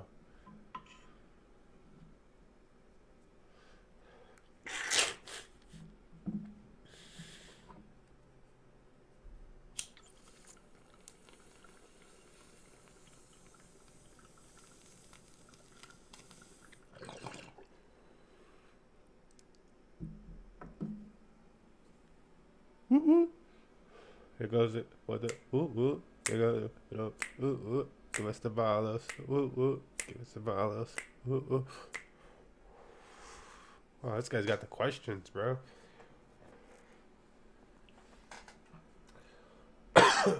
He hasn't stopped asking questions. I'm like so afraid to open my DMs most days, bro. It's just so much spam from people trying to get me to buy NFTs. Like, no. Stop. I would come to your project. I feel like that's coming through these bitches.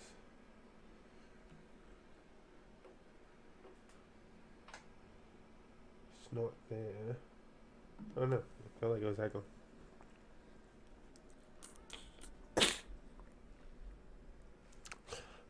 Let's go see if they're good.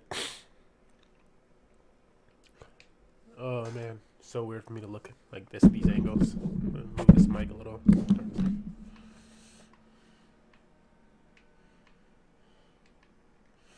Didn't get to test them.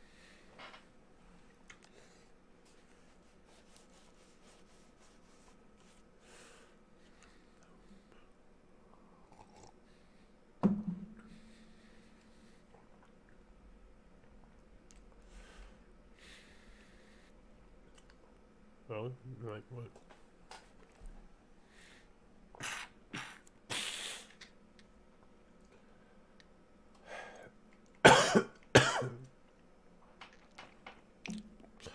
I want to blow my nose while I wanted to.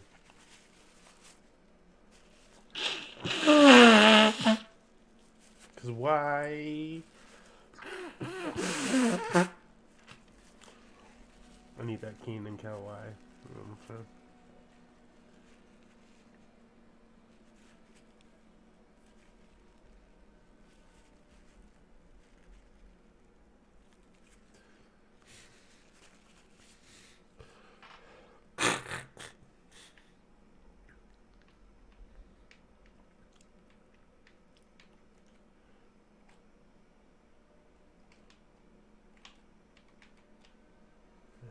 Let's get it.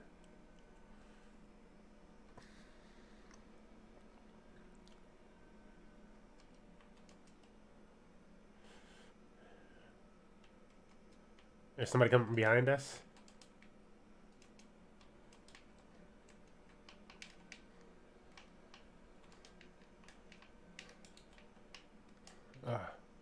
We got both of their tanks.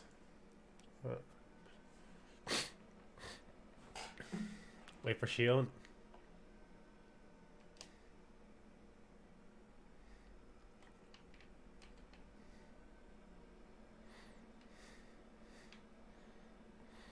Oh. Yeah, I'm pretty sure my allergies just cleared up. Ryan coming to point.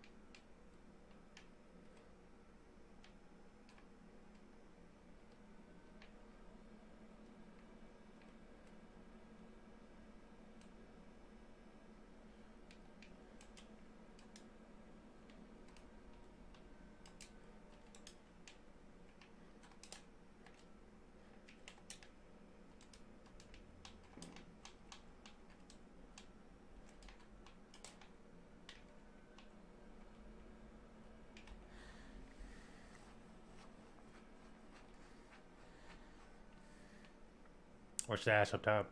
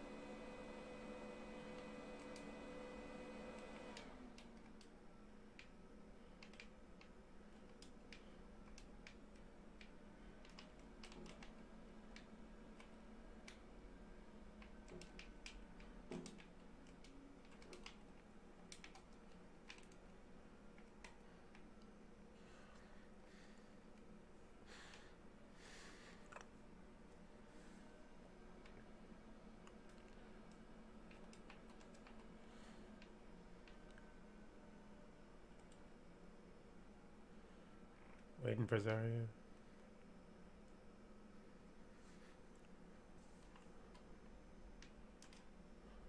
Ash is up top.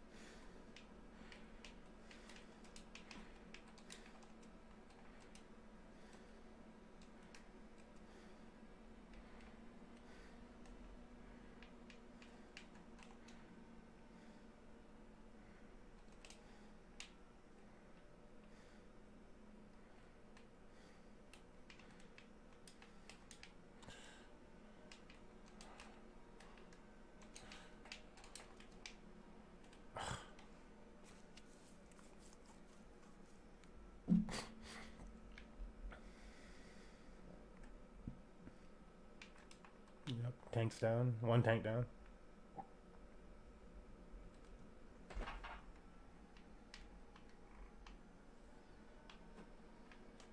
Yeah, Ash is high ground again. Behind you, Zarya. And we're done.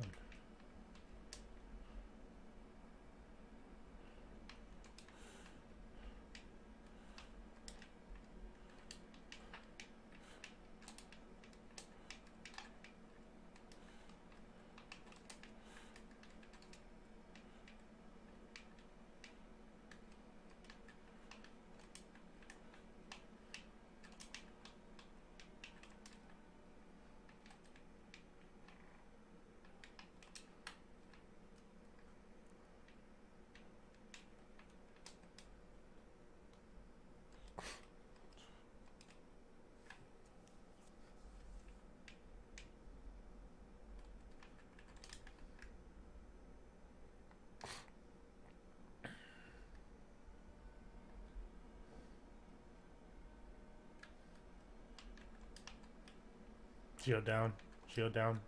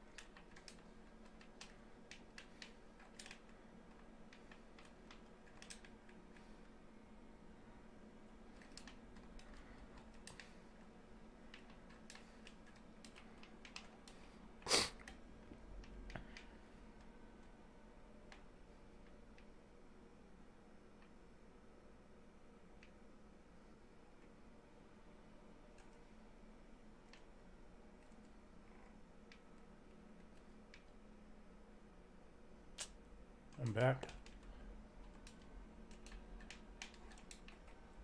Zarya down in one hit. Oh shit.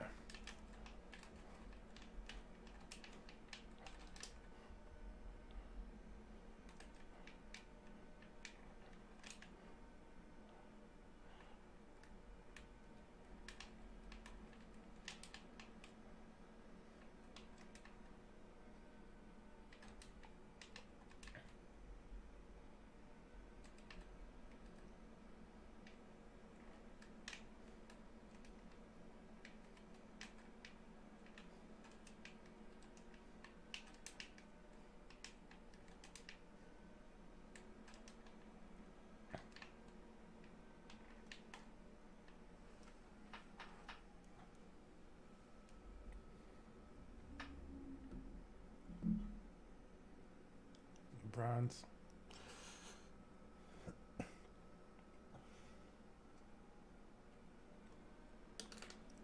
I'm fine with it.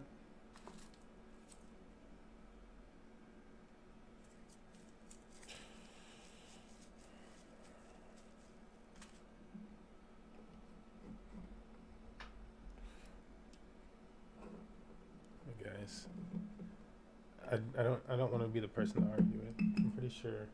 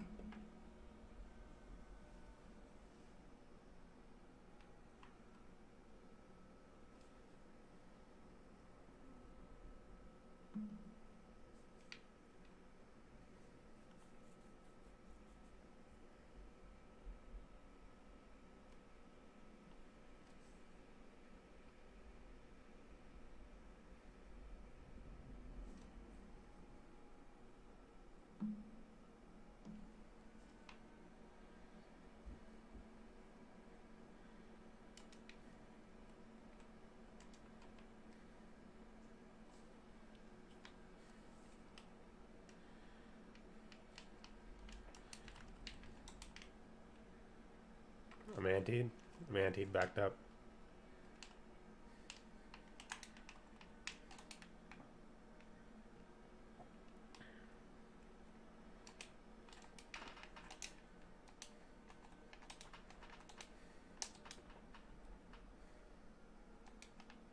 Shield down.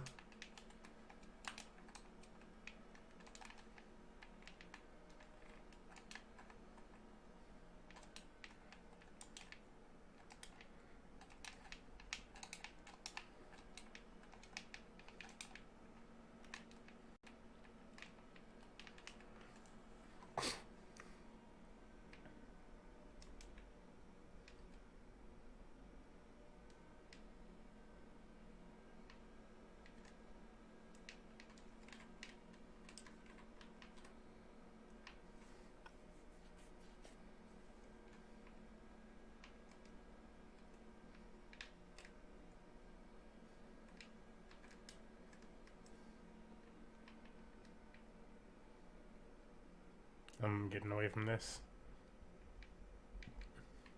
Bro, I'm not gonna stand in front of that. I'm dying anyways. That'll bust right through it.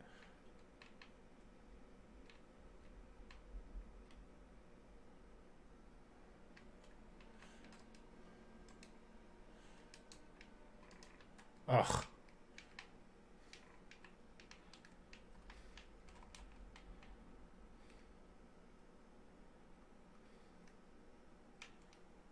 Alright. Shields at 1,000.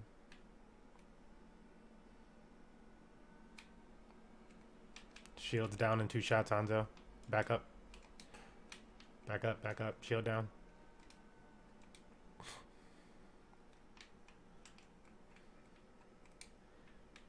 Yeah, he misses that a lot.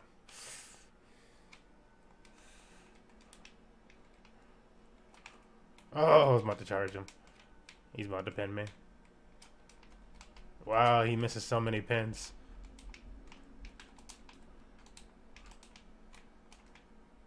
I need heal.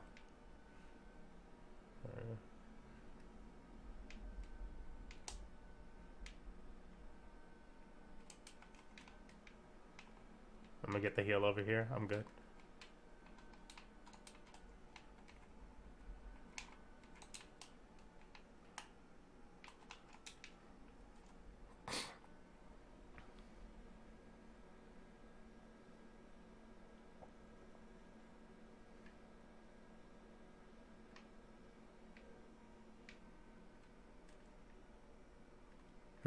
Switch to what?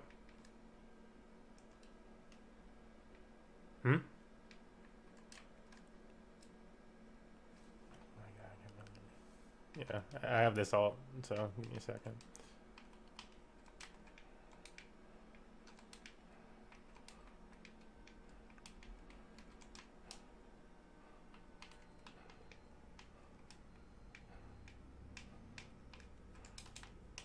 Oh, I'm antied. I'm antied.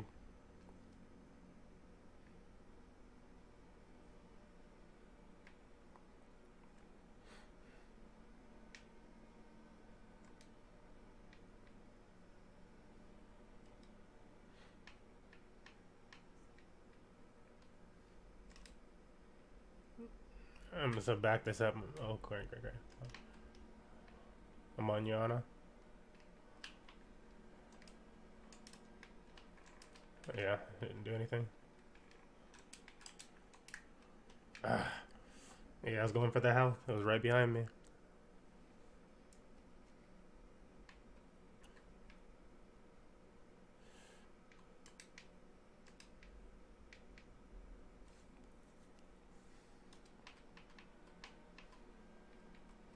Watch Ryan on left.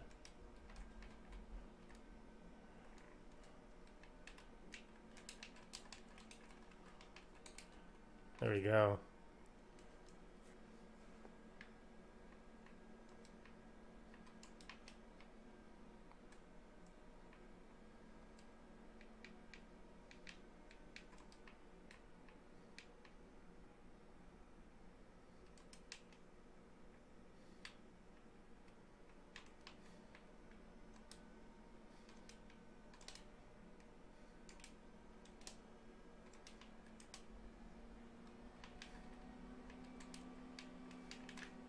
Watch Tracer on the right. Tracer behind you, Hanzo. Tracer behind you. I'm just letting you know.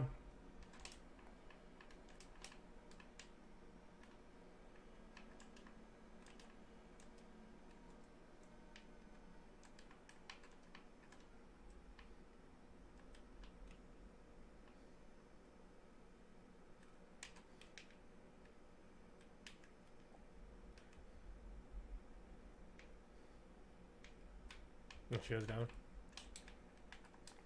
I got alt.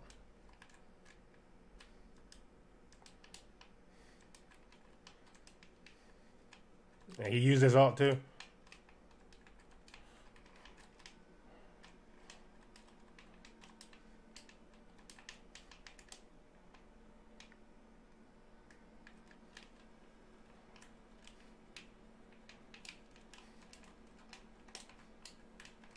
I'm not gonna be able to catch him.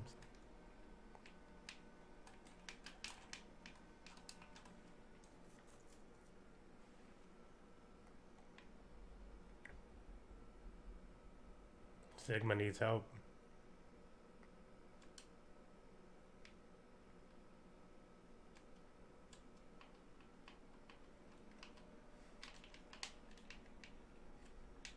I'm going. Oh, instant death.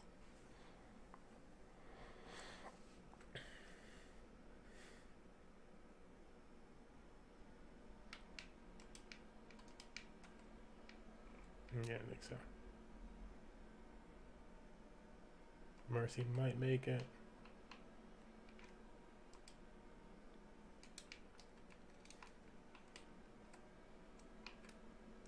There's 40 seconds left and I'm halfway through it all. Like a no.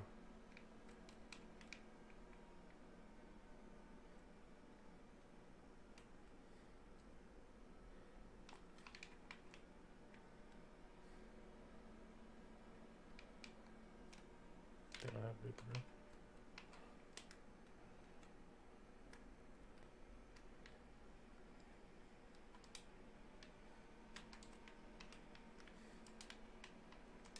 Yep.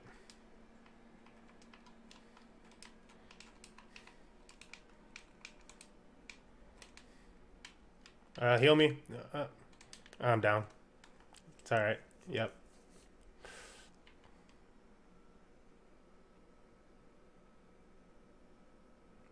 Good shit.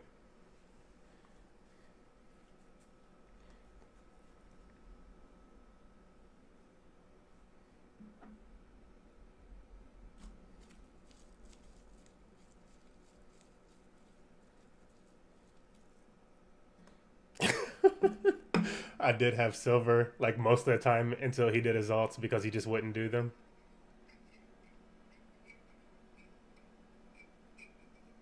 I mean, I would continuously have more damage than him until he did that all. Like every time he would do an alt, he finally takes over.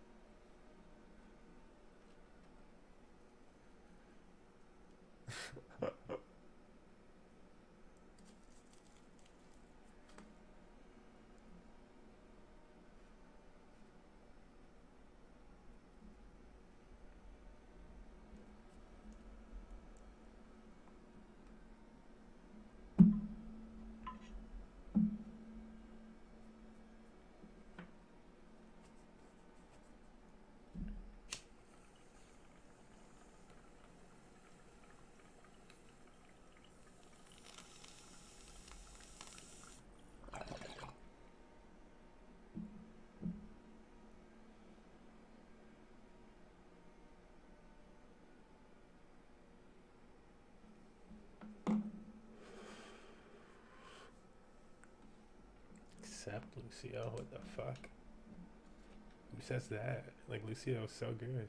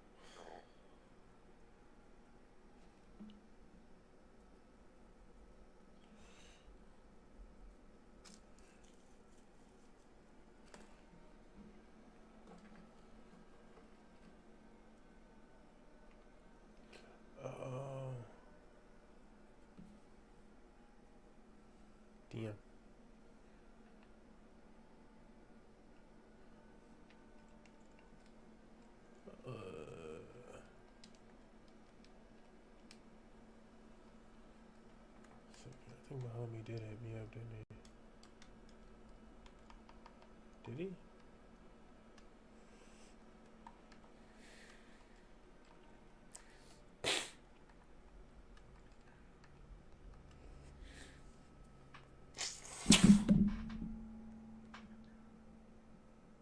What's this message say?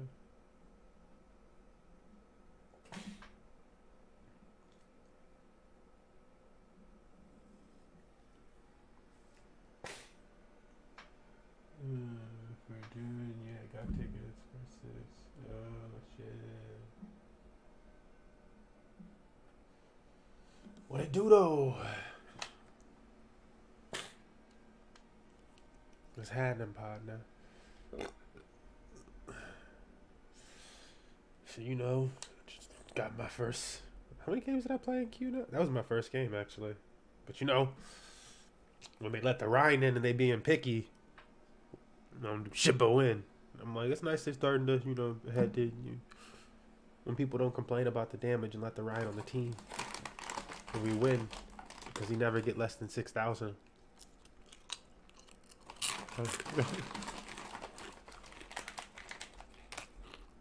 Good. Get it.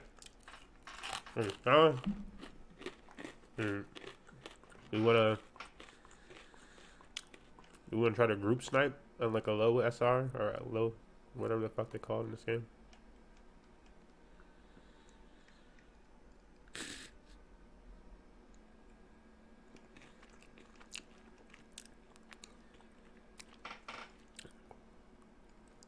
Oh man, yeah, I was in a good group, but they were a little complainy toward each other. Really, just call outs. Like the one dude, I didn't want to say nothing. Like I was playing Ryan, and he kept being like, "Ryan, drop your shield," because he bubbled me, and I'm like, I know, exactly. I'm like, I mean, certain situations. But like I just didn't want to explain it to him and stuff like that. I'm like, bro, if they shoot me though, and like they're actually trying to hit me, yeah, I'm like, yeah, I'm like, I don't know, I'm like, maybe he's like thinking like, but no. And then I was like, he's not thinking of just like when he has this bubble and he wants me to get shot. And like, yeah, all of a sudden everybody else is open and stuff like that because you want me, like, yeah, I don't want that all the time. But I was like, I'm not gonna argue. I'm just gonna, yeah. Right. I mean, he was calling it, but hey, he just be like, Ryan, drop your shield. And I'm like, bro, it's a full shield right now. They are trying to kill me. And you don't have yourself bubble. You just bubbled me. Okay. And we got a team behind us because they're trying to, whatever. We won anyways. I just thought it was funny. I was like, I don't think he knows this.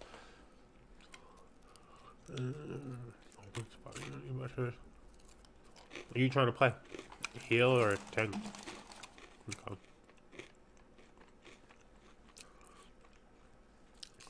Refreshing this list.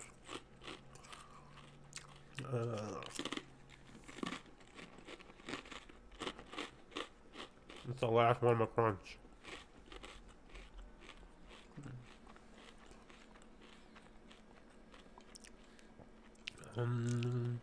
Ages 21 plus. Wow.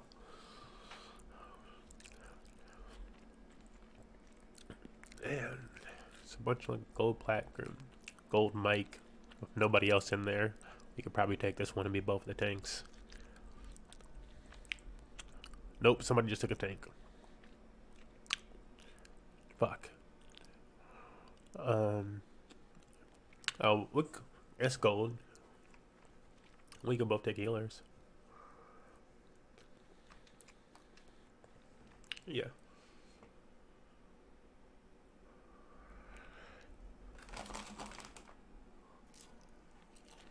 Oh shit, we could actually switch too.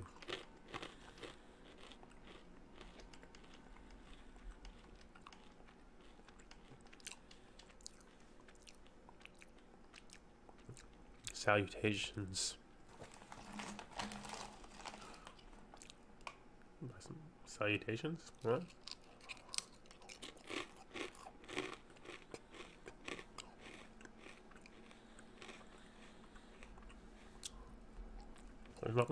What sense did that make? They're golds. Actually have a good healer. That's the stupidest thing ever.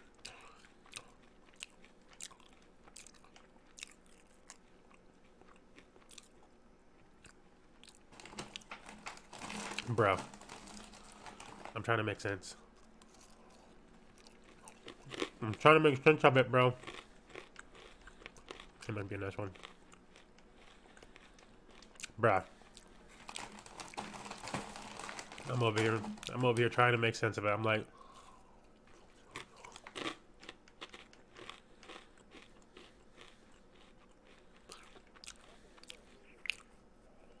oh my god.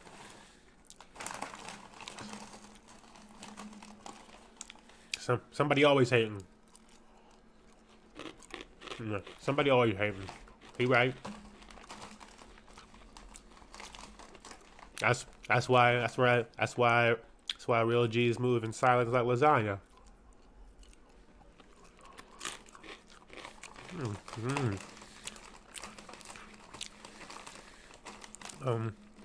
Damn, did they keep you?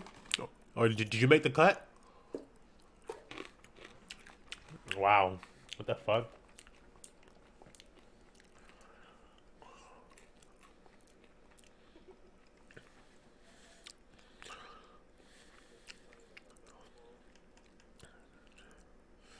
Get high and play classic. What? Wow. I mean, we might just have to leave it to Jeff. We might just have to leave it to Jeff. You know, sometimes we be doing that shit anyways. We should go to like team chat version though. Alright. It'd be fun anyways when we just be talking to people.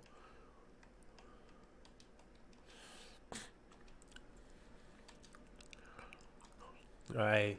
Leaving it to Jeff. I'm gonna do all then. Just cause built those. Actually, I guess I got all my flex points.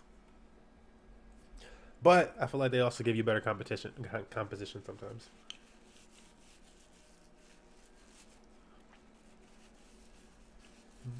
They want you to just queue as open entirely so they can make the best composition. People want to choose a specific role. I don't know, kind of like a fucking rainbow. I'm gonna turn this off now.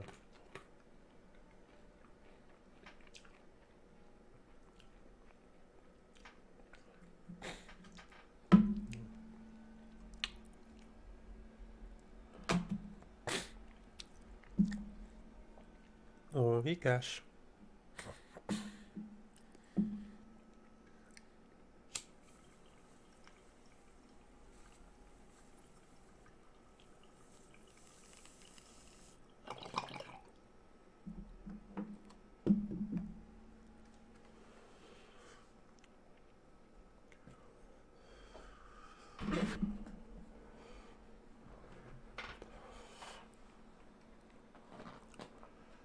Can you not rip stuff? Let me work on this mercy real quick, you know what I'm saying? Are you in this chat or team chat? I guess that probably answers it.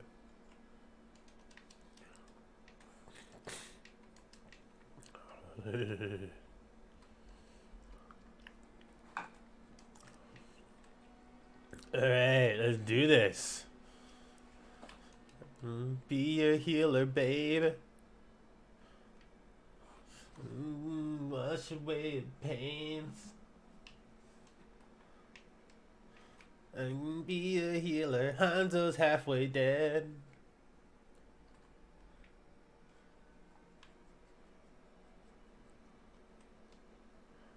Make it, fat boy, run. Run, boy, run. Fat boy, run.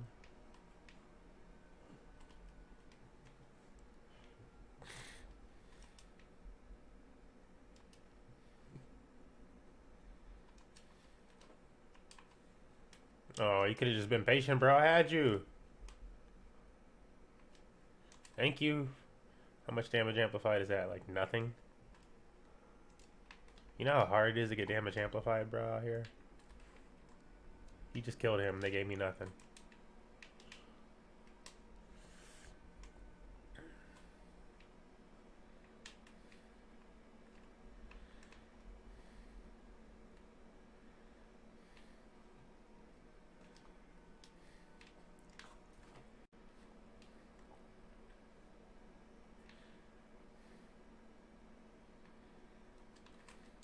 Oh, wow.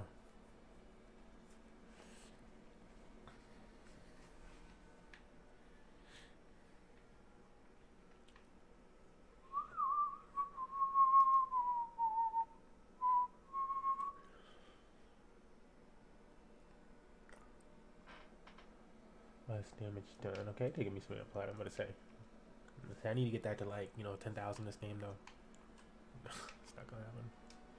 Can I make it to Ana? Oh, if you would have came back, I could have made it to Ana, but did not. Alas.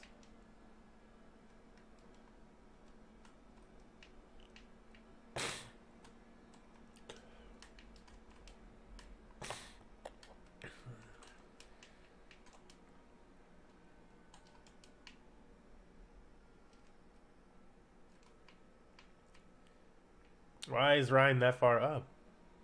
Down a tank. Hanzo, come on, we're down a tank, bro. And Hog is up there. Okay, we just threw it. Bro, we just spread out like super crazy.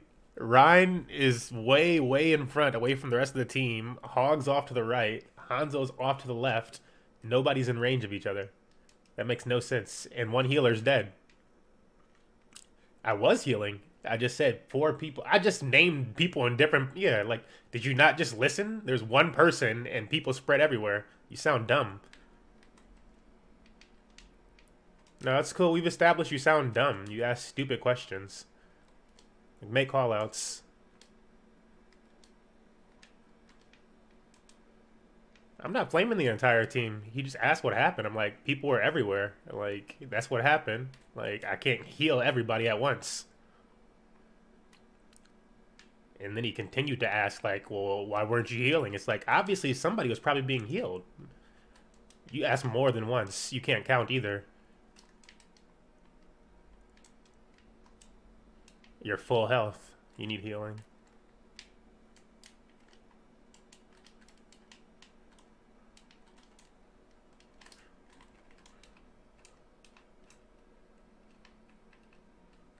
Yeah, trying to survive and heal.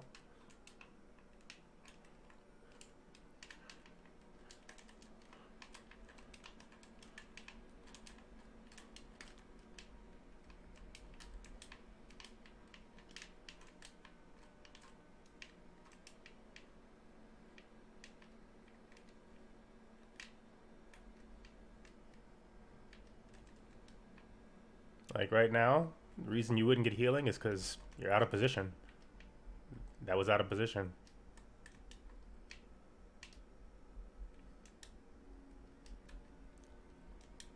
Hamster behind team, on point. Hamster behind team.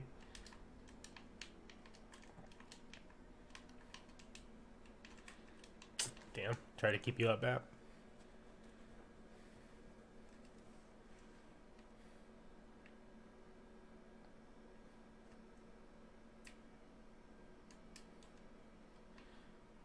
Yeah, only one healer right now.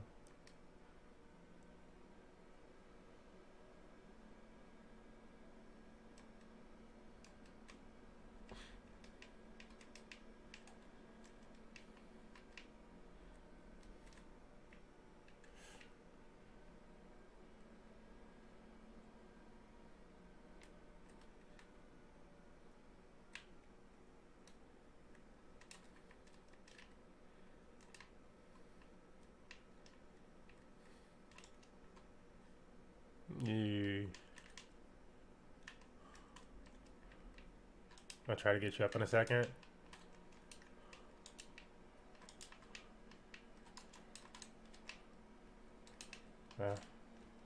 Fucking yeah.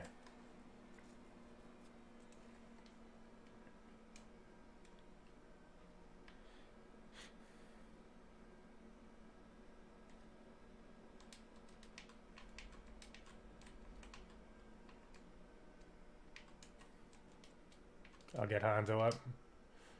Don't die, Bap.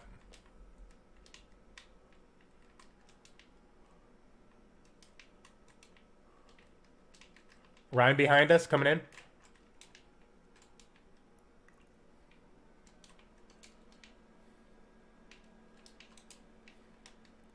that actually killed me.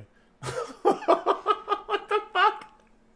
Ah, bro.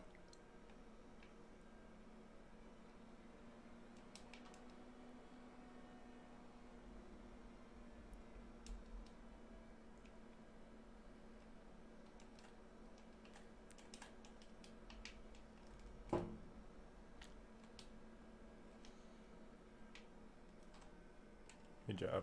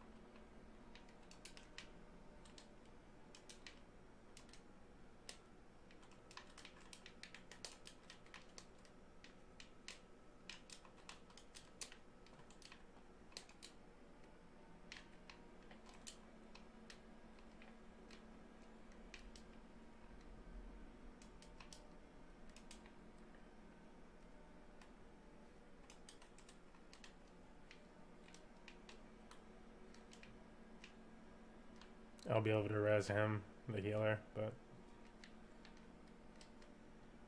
Oh, nope, I won't. Lol.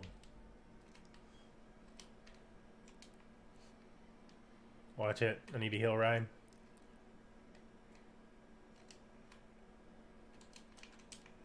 Oh, we're like, we got 2 people consistently crit.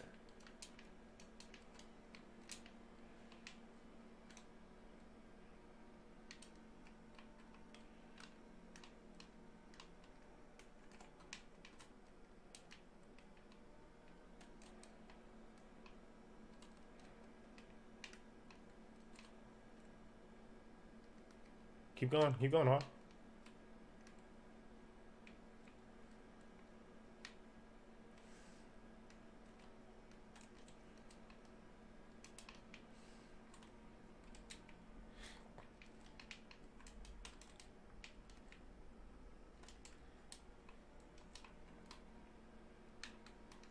Yeah, Junkrat's up top.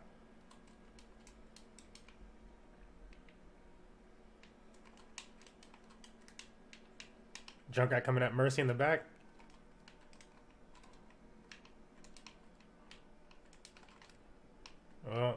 Well, you know, Valiant.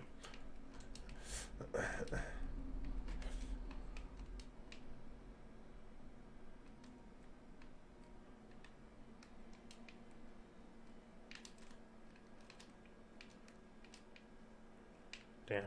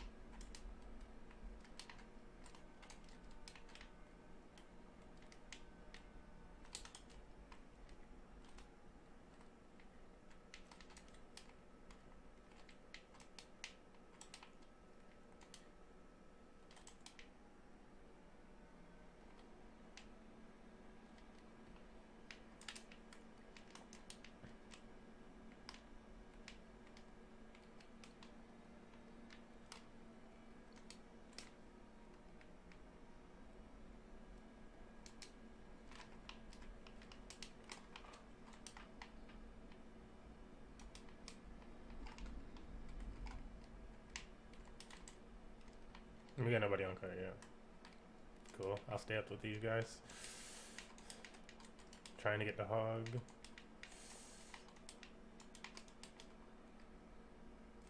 Come on, soldier.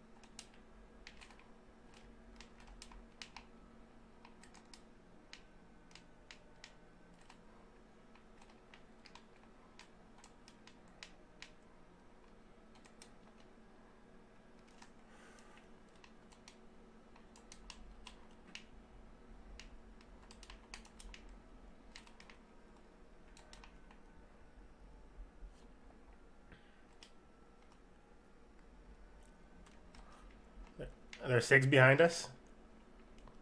He's dead. Ball's still up. Try to focus ball next after Lucio.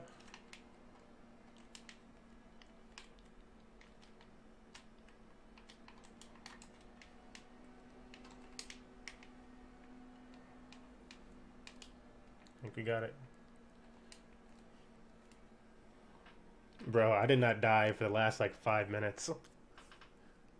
No death for like the last 5 minutes, bro.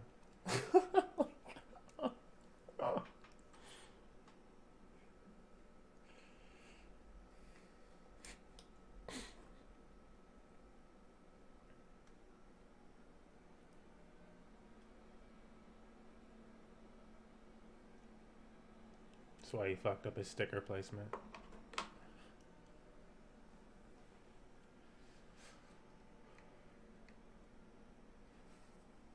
Weren't you healing?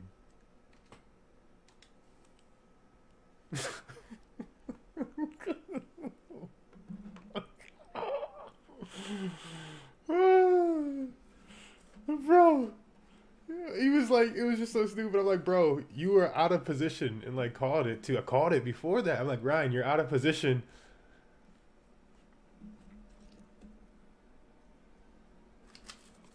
I just don't get how you complain about it afterwards.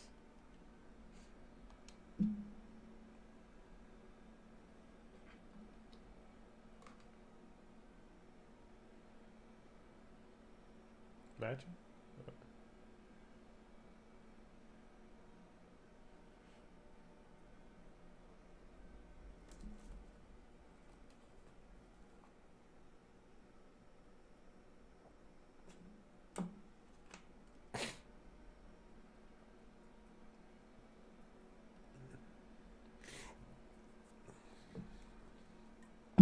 See, it's because y'all be bringing in different skill level, you know what I'm saying? You can't really, you know, be free like you usually free.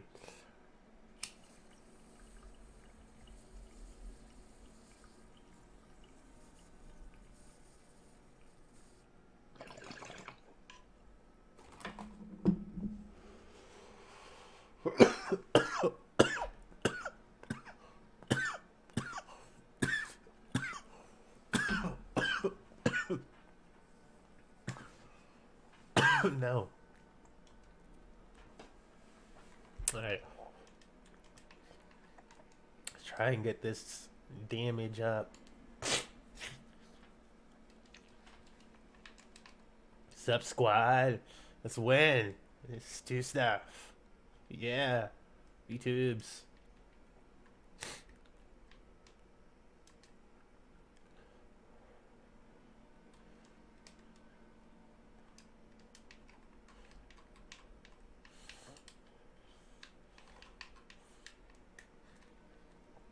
Damn, y'all X'd him out. Okay.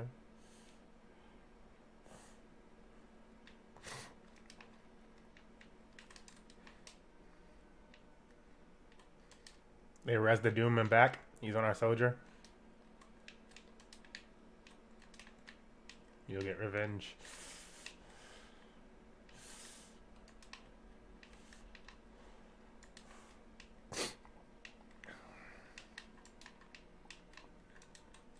Hey, you left me out there.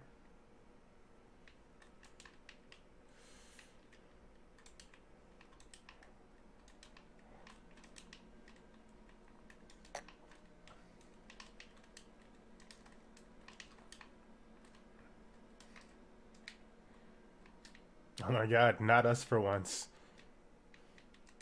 You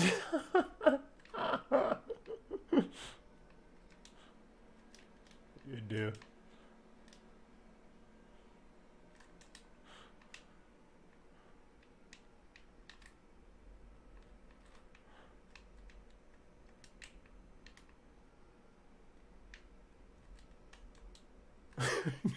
You're like, well, it's called, we take those.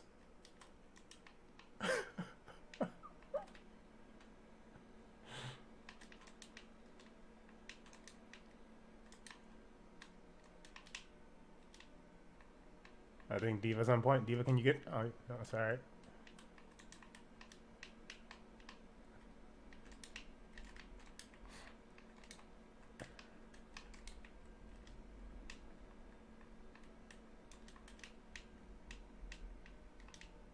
I'll get you up in a second, dude. I can't see the person underneath.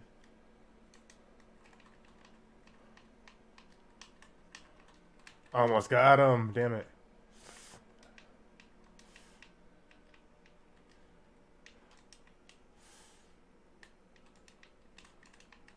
Yeah. I'm like, yeah, still. Oh, they got 5. I'm like, how many they got at this point? I'm not getting any kills really though.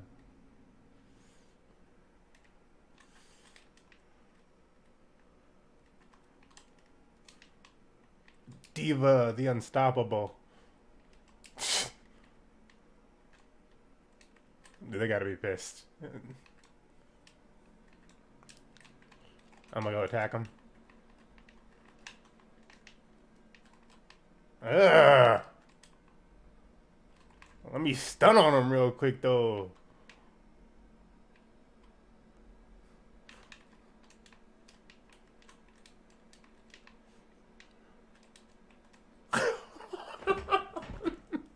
Yeah.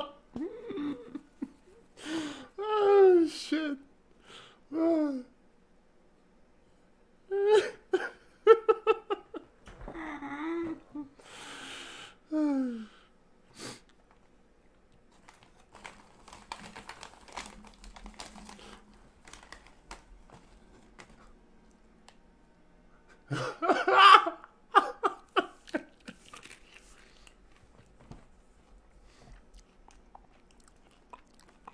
This dude's over here talking about 5-minute game. Talking about Spark the Blood. I told you it was a 5-minute game. Told you I felt it. Oh my god. I just had this really salty chip. Woof. I'm gonna move this stuff so you guys can come say hi to me. I know you guys want to come over here and say hi. You wanna come say hi?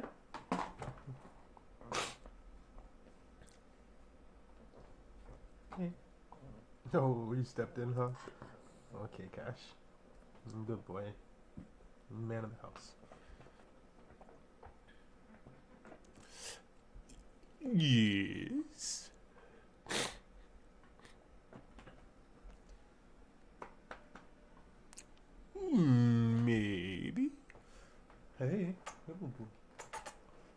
Cash, move. Yeah.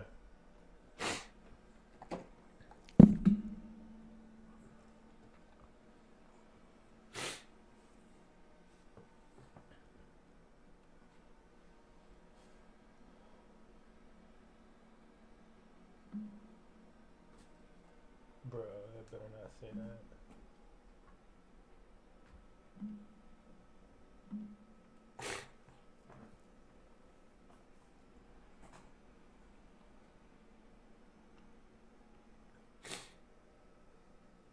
It's a new wave, bro.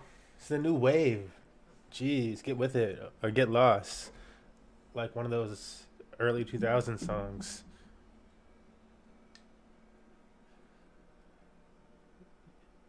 Also like one of those early 2000 songs. Stop. Wait a minute.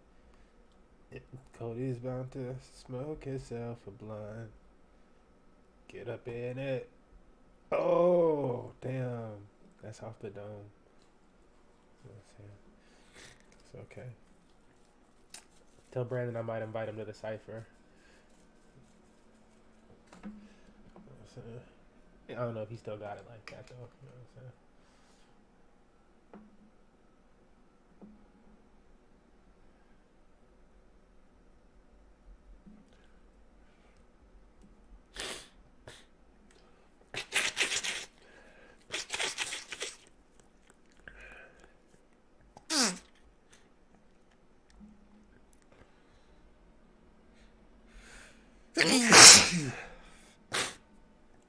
I feel like they do like certain types of buffs and stuff.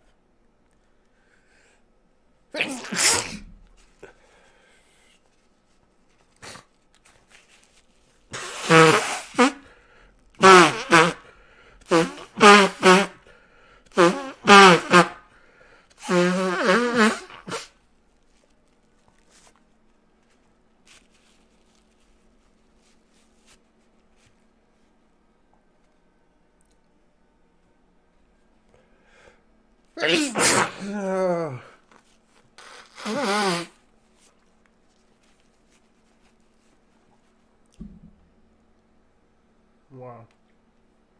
That is how much I'm sneezing lately. Yes. True story.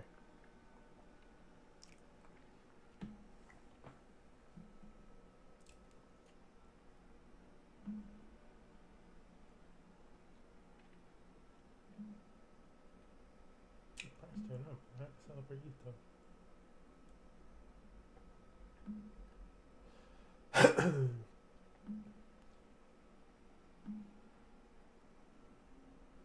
Especially with the drop. Get up, kitty.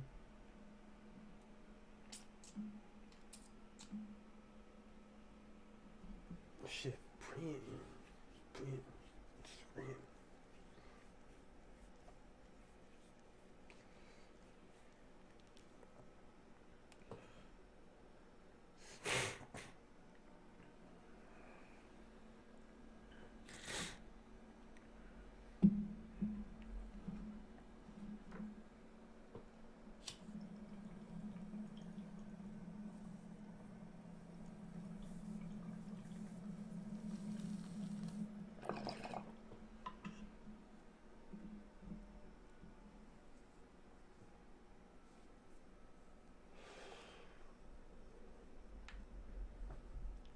Yeah, tell me when to go.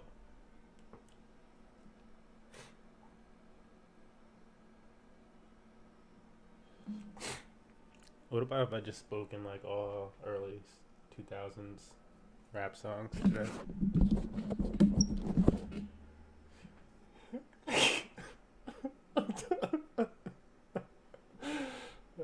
It's like I had a few lyrics in a row. I'm like, you know what? I feel like I could do this.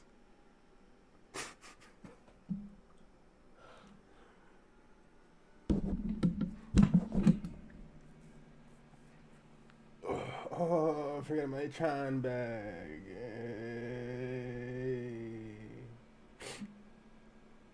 I'm pocketed today, bro. I'm gonna say I'm pocketed like twice in a row. He said they barely threw the first song, bro. Don't you think? What y'all talking about?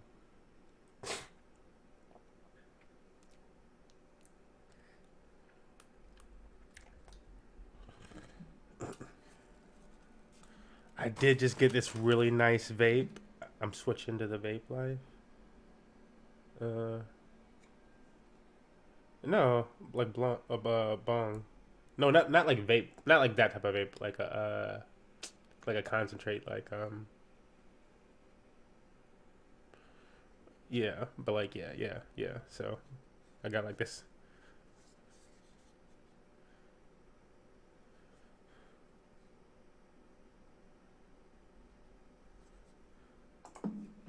Meantime, the results of the latest CNBC All-America survey are officially out, and Steve Wiesman joins us now with some of the details. Morning, Steve.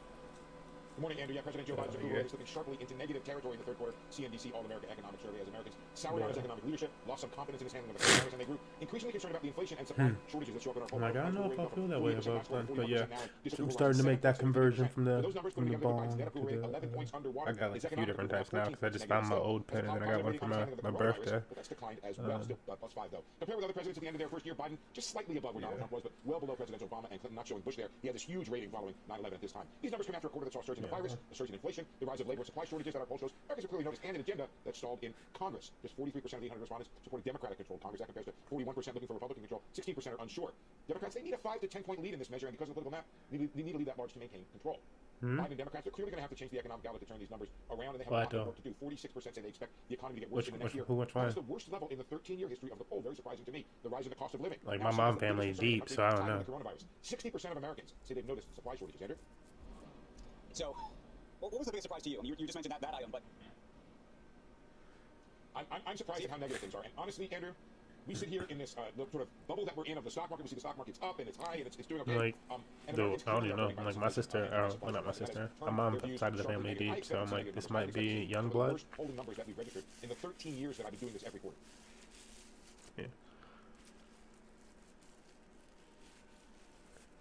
Yeah, it might be because A woman investor of, I feel like, oh, through marriage too, yeah, because I'm like again, my mom's side of the family is like a spider's web, because they had like they had like 9 kids or some shit, 10 kids, so. And then like the first few of them had like a bunch of kids. Like one of her brothers has like 8 kids or something. So it's like that's a lot. So I said that Kathy and I have known each other for 7 years. We haven't talked. When you did come on, I don't think you had your funds launched yet. No, you talked to Tim Fox and myself on Bloomberg Radio. So let's go back, because how did you get here? I mean, my gut from just talking to you is that there was no plan to be a celebrity fund manager and someone that read your story every day about your comings and goings. So what was your plan? Well, my plan was, yes, I've been in the financial industry, and Jamal Jones. Tech and telecom bust, and then even more so after 08, 09, I began to see just incredible risk aversion, career risk, business risk, and everybody was worshiping the almighty index. Wait, but how old is he? And that was not consistent with what we were doing at all. So we were becoming, I describe it as an otter duck, you know? And in 12. I also felt this was very bad behavior. I feel like maybe investing in tried and true is not wrong, but investing only in the past, I do believe is wrong, you know, because there are so many, there's so much in the way of innovation evolving. Right? I'm like, I know a Jamal Jones that like. Public markets. The private markets were screaming, so valuations were crazy there. The same kind of stock was selling for a fraction. Live real close to me, but I'm like, hold up. I felt there was an arbitrage opportunity. Many people in the public world said, "Oh, those private valuations, those are going to crash." We didn't think. I'm like, what? I don't know if it's the same Jamal. So I felt that this focus on innovation had been lost, research lost, right, investing lost in the public markets, and I said we could fulfill a huge unmet need and change this misallocation of capital, which is all about. Might be one from like on the Redskins or something. The explosive growth opportunities there are in the future. So tell us about, and I know there's been a podcast you've done, and there's been some writing. What was the aha moment that you said, I'm going to do this differently? And I want you, if you don't mind, I mean, I know your faith is important to you. And Lol, that's funny. Yeah, because I'm like, yeah, he probably know my dad more so than or something, because my dad used to coach around and stuff. I'm not really thinking about anything. But I walked into my home, beautiful sunny day, silence. Now, I had 3 children, 2 dogs, and a nanny, and it was complete silence because they were going to all be away for 2 weeks. First time ever in this house. And I walked into the kitchen, and I wasn't happy, but I wasn't sad. It was just like, whoa, this hasn't happened to me before. And I wasn't even thinking about work. And I got the message loud and clear. You have to take all the technologies that have disrupted other industries and start to disrupt your own and focus on the new creation. It sounds like, and I want to stay here for a moment, I have faiths and beliefs that are very important to me. Oh because my faith guides God. you in a lot of ways. How does it, as you look at these companies, make your investments, make your decisions? How does that play into it, Kathy? Well, first of all, in terms of that aha moment, you know, many people would describe that as the force or the universe. I would call it the Holy Spirit. And so the Holy Spirit is a guide. You know, as much as we in the financial world would like to think we're in control, we're not. There are much bigger forces in control. Some would say the Fed's in control right now. No, not even the Fed's in control. So, and this idea of the new creation. In fact, it was after I described what the ecosystem that I wanted to put in place involving social media and giving our research away. And I wasn't even thinking about going viral, and we have gone viral. I was just thinking, how can we get our message out, because we can't get it out through traditional channels. Nobody believes in us. Well, you're gonna do it differently. Like, you're gonna do it differently all the way. And so I forgot your question. What was the last bit of it? What was my last part of the question? I forgot you. I was caught up with you. Well, what's interesting is, I'm curious about. I was talking about, how your faith has guided you in terms of the specific investments that you make. Whether it's Tesla, whether it's Bitcoin, whether it's a biopharma company. Right. So we are seeking the truth as these new technologies evolve, all of them at the same time, and cause a lot of chaos, a lot of confusion, a lot of FUD, fear, uncertainty, and doubt in our markets. And we're trying to allocate capital to its highest and best. How hard was it in your business? And you essentially bootstrapped it, for 3 years. Yes. And you had people working at home, right? No, we all worked in an office. That was a very important part of the bonds that I'm over here breathless from that comment. How was it in the early days? We were on a mission. You said entree all the time. I remember Eric Altunis is very kind in the beginning. He's very kind. And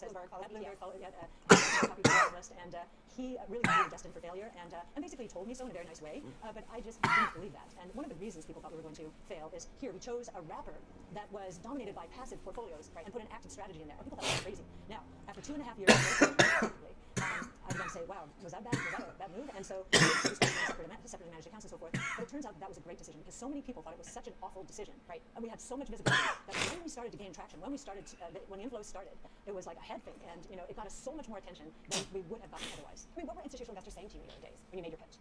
Too volatile. That was the pitch. I mean, that was the response. How do we do that? And here we are a volatile strategy. Right. And our response was, well, volatility on the upside is not a bad thing. Right. And last year was a good example of that. But the other thing we said at the time, and we actually took our cues from a value investor who said to us, I would never buy one stock in your portfolio, but I like your research, and you might be right, so I'm going to just put 5%. This is a value investor, 5% as a hedge. And as did our first institutional investor, which is value-oriented, and kind of thought we were behaving like a value manager, long-term time horizon, and looking for extreme values. Well, value investors are using price to book and dividend yield and that sort of thing. We're using growth. We're using spectacular growth rates that no one is expecting. And Tesla was our first proof of concept, I would say, a very visible one, where people were saying, what are they talking about? And all we had done was use Wright's Law, which is the centerpiece of our research, to try and figure out how quickly costs would decline in battery pack systems, and therefore how much prices would fall for electric vehicles, and how quickly the uptake would be. And we saw Elon Musk, magnificent things happening. But it wasn't so easy to be invested in Tesla early on.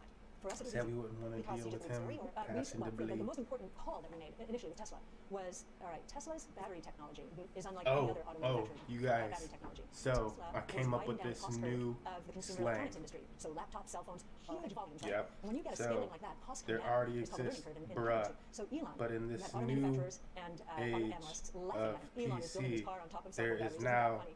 And what they didn't know was that the engineering was possible, right? So there was it wasn't. They just didn't think it was possible, and he did. I'm like, and so even today, these cylindrical batteries that he's been using relative to lithium-ion pouch, lower cost and will remain lower cost for at least 3 years, we think. Which means that any other auto manufacturer who wants the same performance and the same range at the same price will have to lose money on every car sold.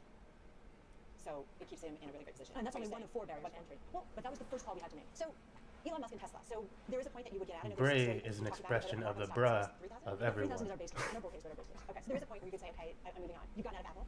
I mean, these are backward-looking companies or technologies that you don't think are, or not necessarily? Not necessarily. They're very well understood. Their dynamics are well understood. They are the FANGs. They're well owned, and we just want our clients to be exposed to the next FANGs, which are not going to be in the FANG category, but the next FANGs. And Tesla's becoming a FANG. I think we end up in that grouping at some point. So yeah, what we would sell. So our minimum hurdle rate of return expectation for a stock is 15% at an annualized rate over 5 years. So a doubling over 5 years. Tesla is about nearly a quadrupling over 5 years, so well within our range. So we have been taking profits, and that's because Tesla in here, I think it's becoming very obvious now that electric vehicles are taking massive share from traditional gas-powered vehicles, and so the stock finally is responding to that reality, because that has been true. Yes, it has. Whereas much of our portfolio has still been in a bit of a weak spot. So this is called portfolio management. That's all this is. Well, let's talk performance, because it's been off the charts, and it was certainly last year. This year it's been a little bit tougher. If I go last year, 5 of ARC's 7 ETFs returned an average of 141%. 3 were the top performers among all U.S. funds. We were at the story with the top stock picker in 2020. This year, we look at ARC Innovation down around 25% from its peak in February of this year. Is that 7% for the year? What's tougher about this year? True. Well, we done started with dubs, bro. We making teams quit. We want our stocks to go down, but what we didn't want was another bubble, which was when the market became more and more narrowly. Tell me about it, Cody. Right. Tell them about the gun line, boss. Energy's up 50% this year. Financials are up 30%. And oh, by the way, we think those two sectors are going to be the most disruptive of any. But what's happened is there has been a rotation into value as a style, as fears of inflation and interest rates increasing picked up. And therefore, there's been a broadening out of this bull market. I think we are in a very strong bull market. Very strong bull market. It has overcome a doubling of interest rates, long-term interest rates in the first quarter. All of this tax talk, all of this strife. No worry that there's so much money chasing too many options. I mean, am I worried about inflation? Is that the question? Yes. Let me be your healer, baby. The way we know that is from the nature of the questioning that we get when we go into any meeting. Let me heal the pain away. Very little about opportunity. That's not what happens during bubble. But inflation, now I can hear you all night and all day. Yes, and so I've always Sing had it. to, as part of my You guys know the chorus at this point. Let's go. I've always had to have an understanding of the economic backdrop. You actually debated Henry Kaufman way back when. Oh yes, From what I yes, when I was at Jennison. Jennison. Oh Kaufman, shit. the original Dr. Doom. Yeah, Dr. Beat Doom. the bottom bars. Right. Yeah. Yes, and that's where I learned about, wow, if everyone is going in that direction, and back then it was inflation and interest rates are embedded in the system at a double-digit rate. This is the early 80s, right? And someone dares to go the opposite way after those who had gone the opposite way have been bludgeoned with higher interest rates and higher inflation. Damn, yeah, give me that early heel. To be made, and that's how I felt about innovation, and that's how I still feel about it. So inflation, we expected inflation. I do these YouTube videos, and we started talking about the base effect and supply chain issues last year. I didn't expect a second round of supply chain issues where now we have people hoarding because of Christmas. That I didn't expect, right? And so we're getting another round of inventory building, but not in businesses, in homes. That car they bought last year is in their driveway or their garage. Auto sales. Many people don't realize this. In the U.S., peaked in April at 18.5 million units. Trying to keep you up. Now that is not just chip shortages. That is, I bought my car last year. I'll get you up in a second. I'm going to wait for an electric vehicle. That's what I think is going on, or some of what's going on. Right. So if we're right on that, then I think there's a lot of double and triple. He just got a bunch of them on the right. Oh, they might be on the other side of the bridge now. Toilet paper, tissues, and all of that, Clorox. And so I do believe that after Christmas we will see the other side of this. And we've already I got one. I got one. Yes. I think a lot of prices are transitory. I think it is. I know that's a dirty word now, but I think it is. And there are two other reasons I think it is. There are two very powerful secular forces. So what we just discussed was cyclical. Right. The two secular forces, one is good and one is bad. The good one is innovation. Innovation is inherently deflationary. And because we do the analysis using Wright's law, we can tell you how deflationary. Man, just to give you a sense, artificial intelligence training costs are dropping 68% per year. Think about that. We've never seen anything like that. And artificial intelligence is oh, okay. I was like, I have no idea where the fuck he's at. Biggest pools of data, the highest quality data, the best AI expertise, with best domain expertise in the genomic space. Curing disease, and here's the incentive. So the human being has to set the goal and reward system, but the machine is now just training itself, and those costs are dropping 68% per year. AI is going to be a part of every industry, and that's not the only one. DNA sequencing is deflationary, robotics is deflationary, blockchain deflationary. It's taking all the middlemen out of the equation. Massive deflation, which is going to hurt companies who haven't spent There we go. but have leveraged up. Stay out there, soldier. Satisfy short-term oriented shareholders who want their profits now and their dividends now thinking longer term. Actually, this is what I remember from the first day in talking to you. There's a diva chasing me. What do you say? You become a celebrity fund manager, and maybe an unlikely celebrity, which is what everybody says right now. I mean, Just boost the soldier the entire time. Especially when Go. isn't there, or it's not where it's been. Right? How do you? Yeah. I've dealt with this all my career, except it's usually been inside firms. I just mentioned. No, I was like, let me give them the when your own boost. colleagues are looking at you cockeyed, like, what the heck are you doing? Right. So I'm used to it. I actually. Look at me. I'm the Arista now. Right. And as a portfolio manager, I much prefer to be climbing a wall of worry. Those are the strongest markets, and I do believe when value. When we rotate out of value, we'll come back into innovation. So what do you say, Kathy, to when people say you're chasing bubbles? No, if you look at our trading, and we do publish our trades at the end of every day, we're a liquidity provider. We don't chase anything. We are not a momentum player. I was just talking about Ginkgo over there, and this is public. It got slammed 2 weeks ago by Scorpion, a new short, and just investigating the background of this person. Right. It's not the background that our three genomics analysts have, and so Ginkgo got smashed. It was down 50% over a few days. Lucio at we one point. Out of it, and today it's up. I don't know if it ended up 15 or 20%. So we are not a momentum chaser. We are a liquidity provider. Do you often have investment hindsight at all? Do you ever we always learn from our mistakes, of course. Is there something you said, man, I missed the cycle on that one? I can tell you, this is why I'm paying so much attention to oil prices right now. So in 2006, after the 5 financial regulators wrote a paper together, that was historic. They were usually fighting with each other for power, right? About these exotic home equity loans. We became very concerned and pulled all the risk out of our portfolio at my former firm. Oh, I'm like, you keep running into me now. It was extremely painful, and so part of it was oil prices just kept going up because I think between OPEC and our banks, which fund fracking, and there were a lot of dislocations and talk about chasing on that. Well, here we have oil again doing the same thing. So I'm saying, how long do we have to wait for the rotation back into our style? We had to wait it was a good 6 to 9 months then, and as the price just went crazy, painful, right? And every day. Well, not for us anymore. The beauty of what we're doing. Powered up. That looked at our performance every day and frowned when it was below the benchmark, and frowned when we were not just frowned, like asked if we were out of our minds when it was 1,000 basis points below the benchmark. That psychologically, when you have to walk into that every day and that kind of philosophy, you have to try and fight it.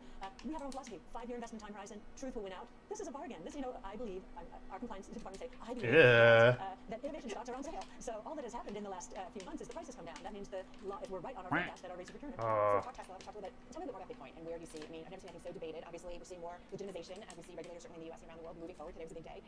What is the long-term play when it comes to something like cryptocurrencies and Bitcoin? So Bitcoin specifically, we got involved when it was a $6 billion market cap, and here's Art Laffer again in my life and in Art's life.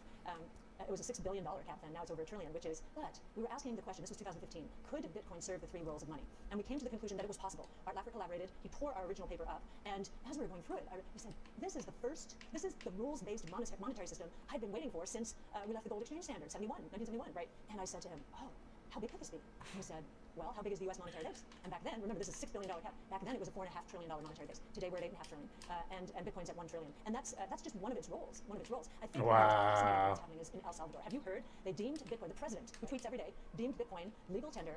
And the Bloomberg quiz question. Okay, every week. Okay, and sent a Chivo wallet to everyone in the population eligible. So 4 million. 3 million have $30 worth of Bitcoin in it. 3 million have downloaded it. Only 1.2 million in that country have a banking relationship. So this is the new bank, digital wallets. And it's going to be true in this country. It's going to be true around the world. So all in. All in. China. You've been in, you've been out. And sometimes we're trying to understand. Yes. So how are we supposed to look at China right now? And the clampdowns that we've seen in the government, certainly on different sectors, that have just decimated those sectors in terms of the value of them. Yeah. So what do you expect kind of to be your involvement? Yes. Our first move away from China was when China was had a very strong move, and the innovation there was being deeply appreciated while ours was not. So that was that kind of move. The second time we moved in, or then we moved in, why? We saw the reaction to COVID. And we got like a tracer up top or something. The most disciplined country in terms of both monetary and fiscal policy during the crisis. And I thought that China had the possibility of becoming the Germany and Switzerland of the world, in terms of discipline, monetary. As soon as Jack Ma was benched, effectively, last November, we started pulling back. Because what we're doing, and especially during February through May, where our strategy, just to give you a sense how volatile it is, our strategy from mid-February through mid-May, most people wouldn't admit this maybe, but this is how volatile, transparency, was down 37%, peak to trough. So we have come back. You're behind us, behind you, soldier. We concentrated our portfolio towards our highest conviction names. China was moving away because almost every week and month there was a new regulatory move, crackdown. And so it was easy to do that because I'm always scrambling, looking for cash during a correction. Okay, where's the confidence lower? Where let's buy into some of these our favorites here. Now, common prosperity. So what have we done? No China in our flagship. We do own some China in a few of our portfolios, the ones focused on autonomous technology and robotics.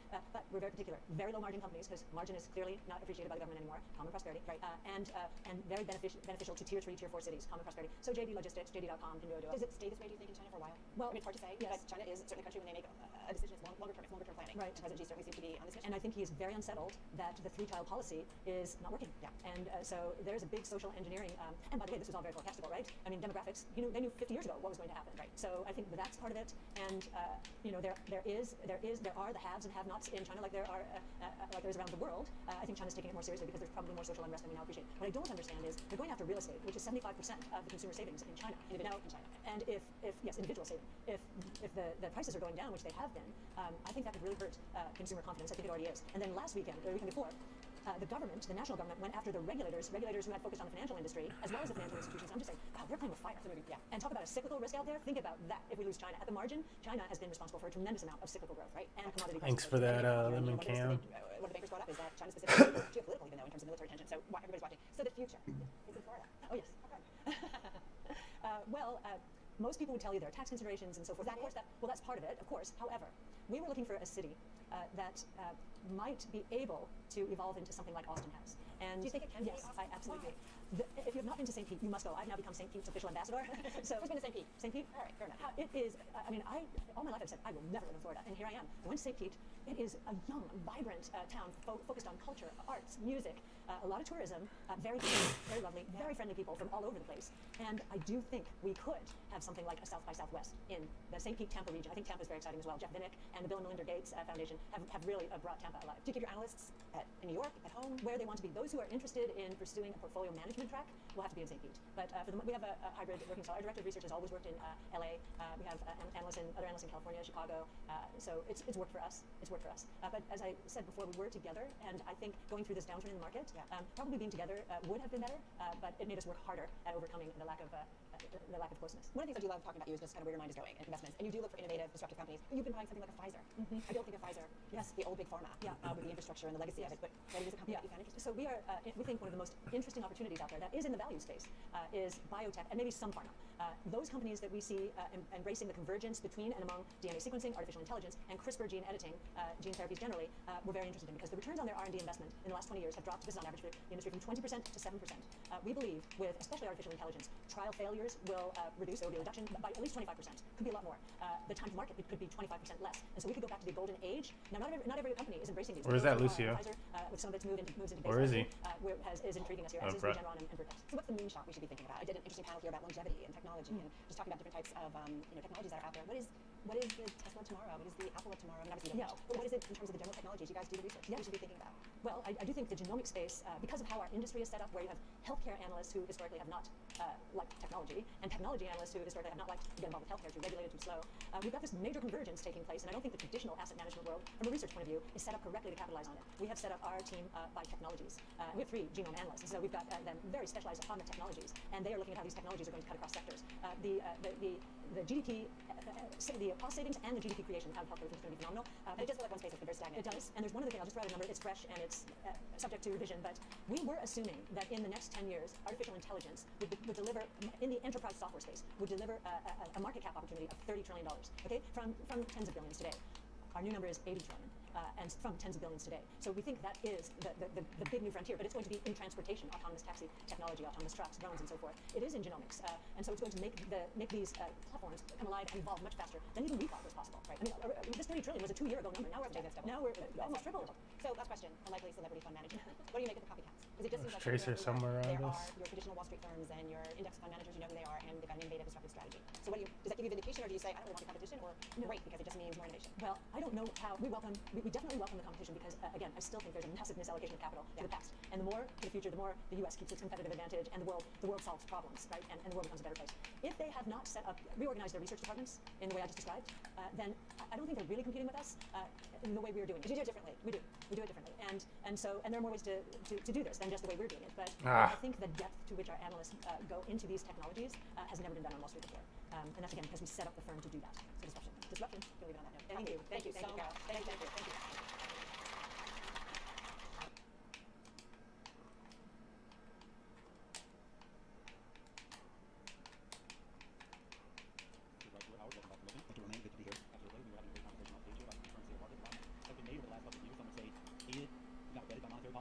How's the normalization of that policy change playing out?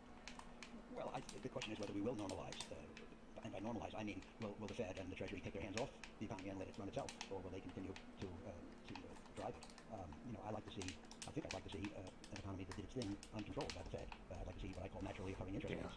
We all believe that the free market is the best allocator of resources. I'd like to see a free market. What's the balance between a free market and government necessity during a pandemic, during a recession? Well, look, the actions that the Fed and Treasury took last year had some serious possible negative consequences, the worst of which could still be a strong bout of inflation and an igniting of inflationary expectations, which would then become self-fulfilling. So that's a very negative possibility. On the other hand, you can't argue that those actions should not have been taken. If the Fed and Treasury hadn't done what they did, I think we would be in a serious global depression right now. There are a lot of people who agree that what they did was certainly right. There's a lot of disagreement about how long they've kept some of these measures in place. Have you reckoned with the ramifications of keeping the stimulus out there too long? Yes. Well, most people, if they were knowledgeable and if a vote were held, would prefer low interest rates to high. Business does better, people can buy stuff cheaper, rates on mortgages go down, politicians can spend more money, the Treasury has less trouble paying the debt. Time for the huntress.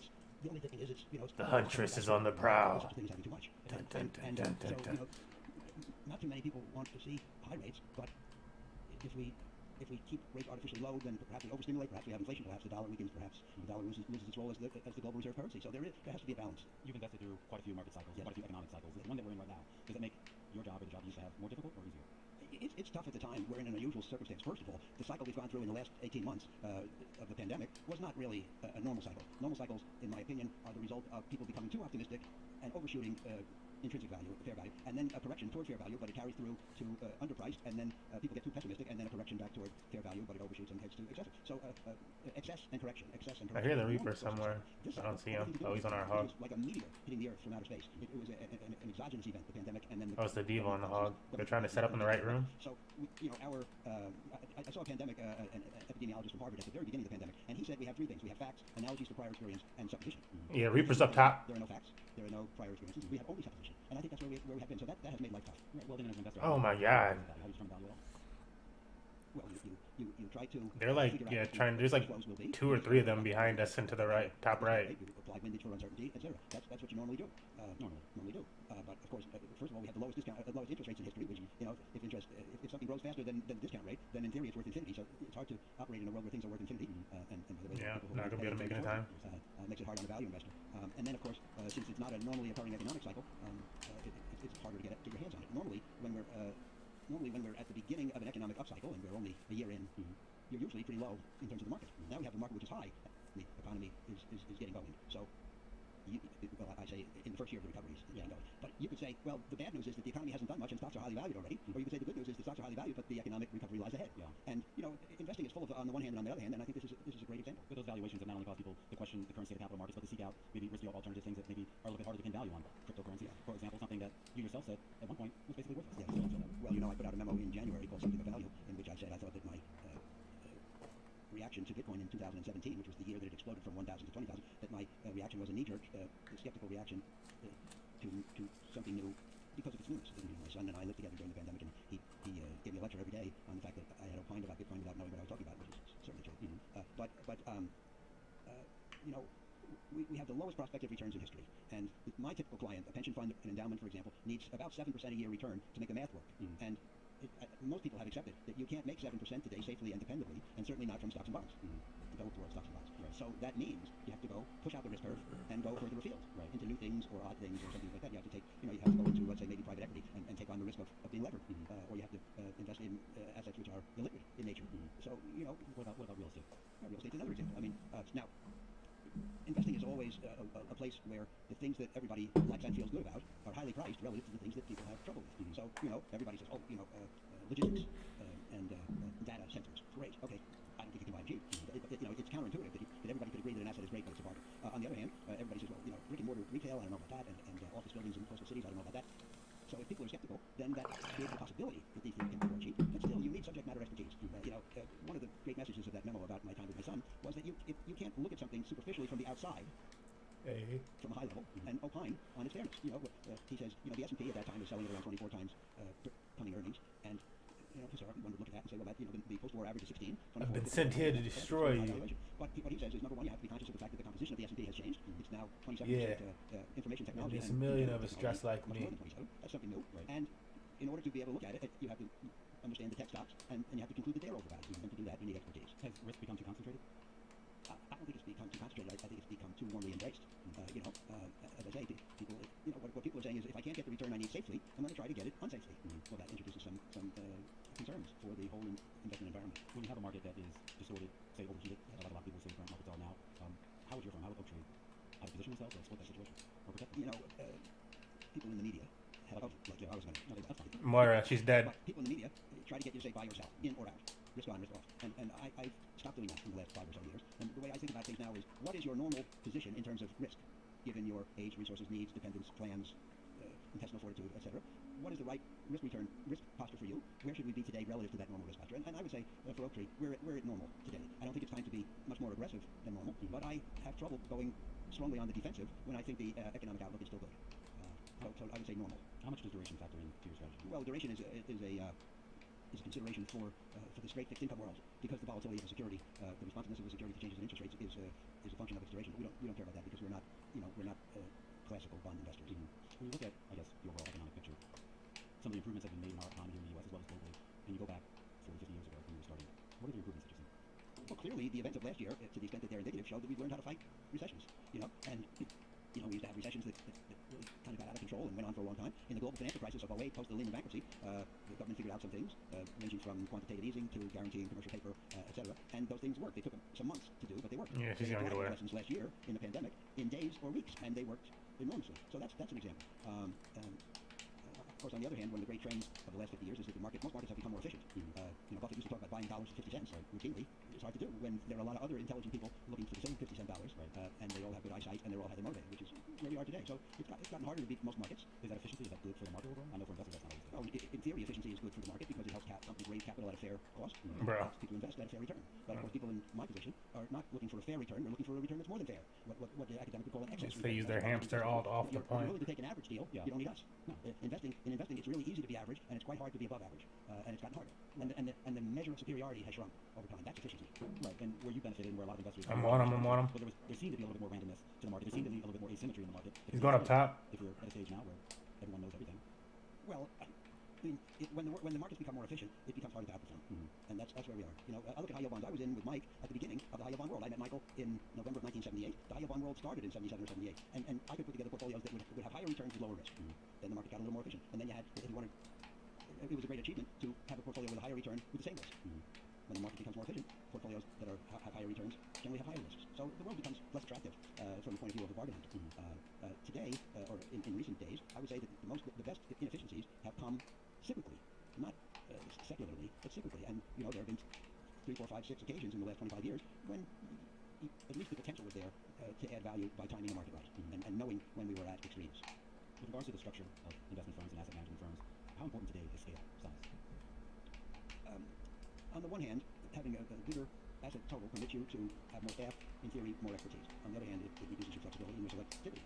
And the truth about the investment business is that That mercy one hit. more money. At some point, more money brings bad performance. So the goal is to arrest that process before you have too much money.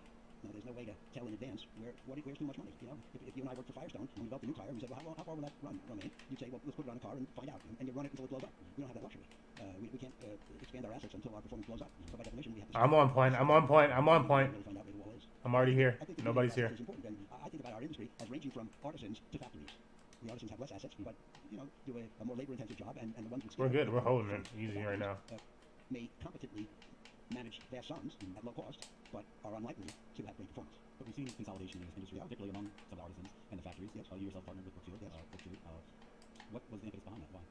What was the reason behind the partnership? Well, mainly, Brookfield initiated it because they wanted to be in the credit business. And if you look at their asset classes, which are private equity, real estate, renewable energy, they wanted to be in credit, and they figured it would take them a long time to build a credit operation, and it may not end up as what Oaktree is, so why not buy Oaktree? And so they bought 60%, public owned 50%, they bought that out, they bought 10 from us, and that settled in the fall of 1990.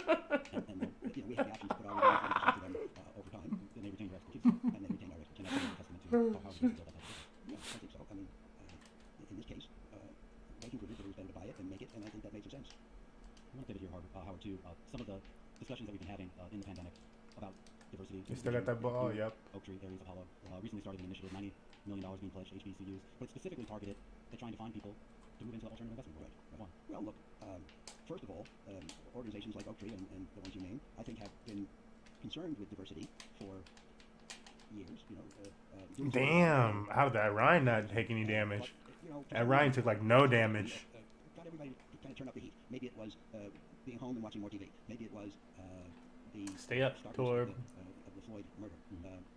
But that struck a responsive chord that hadn't really been struck before. We all knew that our representation of women and underrepresented folks was disappointingly low, but kind of for some reason 2020 is the year people decided to do something about it. And so Aries, Apollo, and we got together and we formed this All Finance. And by the way, if you look at the numbers of the investing industry overall, I think they're much better than the numbers for the alternative investment world. Oh yeah. Well, you walk onto an equity division with a lot of diversity, right, fixed income. Exactly. So it takes time for the people who don't transition as easily to find the new thing. Alternative investment is a pretty new thing. I don't think the word existed 20 years ago.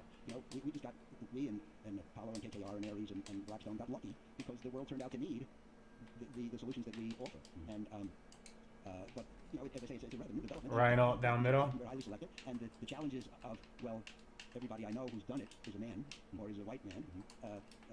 They make life tough, and you have to break through that. So we're trying to break through that. We're trying to raise awareness of the alternative investment world on the campuses of historically black colleges and universities, and then provide curriculum, and we're developing a curriculum in partnership with Wharton, and provide fellowship money so that people can afford to go to school and deal with emergencies that arise, and provide internships. So we're looking at a 360 package that should Junk's on the left. Junk's on the left. Of the underrepresented in the alternative industry. That's our goal, and of course, in so doing, attract desirable staff members ourselves. Of course, and of course, this comes at a time when alternative investing isn't the niche that once was. I mean, everyone seems to be handing out an alternative investment banner.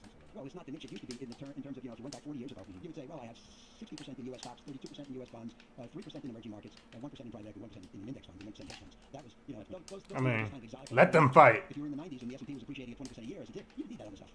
Today you need it. So, today that stuff is not considered exotica, it's mainstream, and today there are trillions in those fields. So, on the one hand, it's gotten harder to steal stuff. It's gotten harder to find real bargains, layering bargains. On the other hand, it's a much bigger industry. We can hire and employ many, many more people of that population. And I think that Aries and Apollo and Oaktree went into All Finance because they were unsatisfied with this underrepresented. They did not have what it takes. Do you worry about, I guess, some of the commoditization in this area of investment, and even some of the passive investment instruments that are being offered now? Do we have what it takes? Well, look, you never want to see commoditization. And if you mentioned real estate before. If you're a real estate investor, you can do X, Y, Z. But if 5 other firms open and they're each capitalized at 100 billion, your life gets harder because they have money to put to work. If they put that money to work, they can raise another fund and get some more management fees. And that's what I like to hear. And they're eager to put the money to work. So if you have a lot of cash on the sidelines and a lot of eagerness, life becomes harder for you. And that's just the facts of life. And that's this process that I call efficientization. And our markets have become more efficient, which mostly means higher price. So that's undesirable, but that's the way the world goes. A few more questions here. Distressed investing. What is distressed investing? It's a white claw. He's a white claw Strictly guy. speaking, nothing's distressed. Or the couple of industries that have some distress have some real fundamental problems. You know, the goal in distress investing, as in all forms of investing, is to buy things for less than they're worth because they're underappreciated or unknown or not understood. But today, fewer things satisfy those criteria. It sounds like you're truly We didn't have much of a. The default rate on high yield bonds was projected to get up to 15% in the pandemic, and I don't think it ever got up to half that because of the government and Fed rescue action.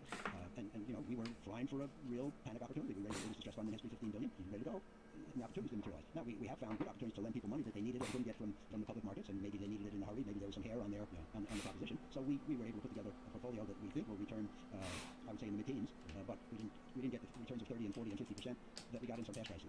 We've seen a lot of appetite for subordinated debt. It sounds pretty insatiable. The amount of money that Ares and a few others have been able to raise for some of these junior funds. Sure. Is this a once in a lifetime?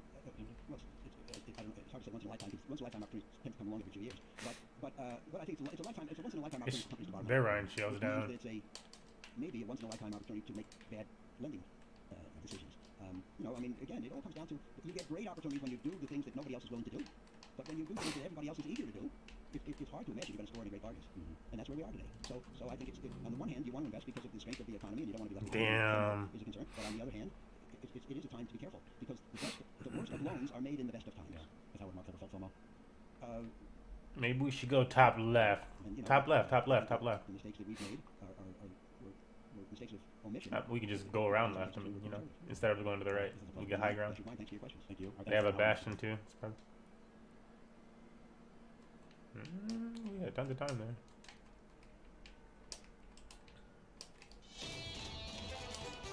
You need to restrict the growth in temperatures to 1.5 degrees by the end of the century. Is there a problem with the Northern Irish Protocol? Yes, there is, but we'll fix that. You can take it that Rishi Sunak is, and as indeed am I, is a staunch low-tax conservative. China is a gigantic part of our economic life and will be for a long time, for our lifetimes. But that does not mean that we should be naive. This is Bloomberg Surveillance, early edition with Francine Lacqua. Good morning and welcome to Bloomberg Surveillance Early Edition. I'm Danny Berger in London. Here's what's coming up on today's program. Here are your top stories seeking a solution. Boris Johnson vows to solve an impasse over Northern Ireland's post-Brexit status. We'll bring you our exclusive conversation with the UK Prime Minister. Apple ditches Intel chips in its biggest overhaul of the MacBook Pro in years. Next up on the timetable, Netflix earnings tonight. Plus, Ericsson earnings take a hit as supply chain issues persist. Don't miss our conversation with the company CEO, Jorge Ercole, in about 30 minutes' time. Well, good morning to you. Let's go ahead and check on these markets. They are much more calm. I was putting damage in. I just couldn't finish it. Higher yields really taking a toll on the market, but we start today with lower yields, not just in the 10-year across the curve, across sovereign bonds in Europe. So we're looking at about a 1.5 basis points in terms of that yield, so now trading at 158. That means that we're not having as acute concern in some of these risk markets. In fact, risk markets struggling for direction so far this morning. You're looking at a more or less flat Europe Stock 600 and a DAX weaker here. Do we want the grab vault or do we just want the switch? Faring better in the US session of about 0.2%.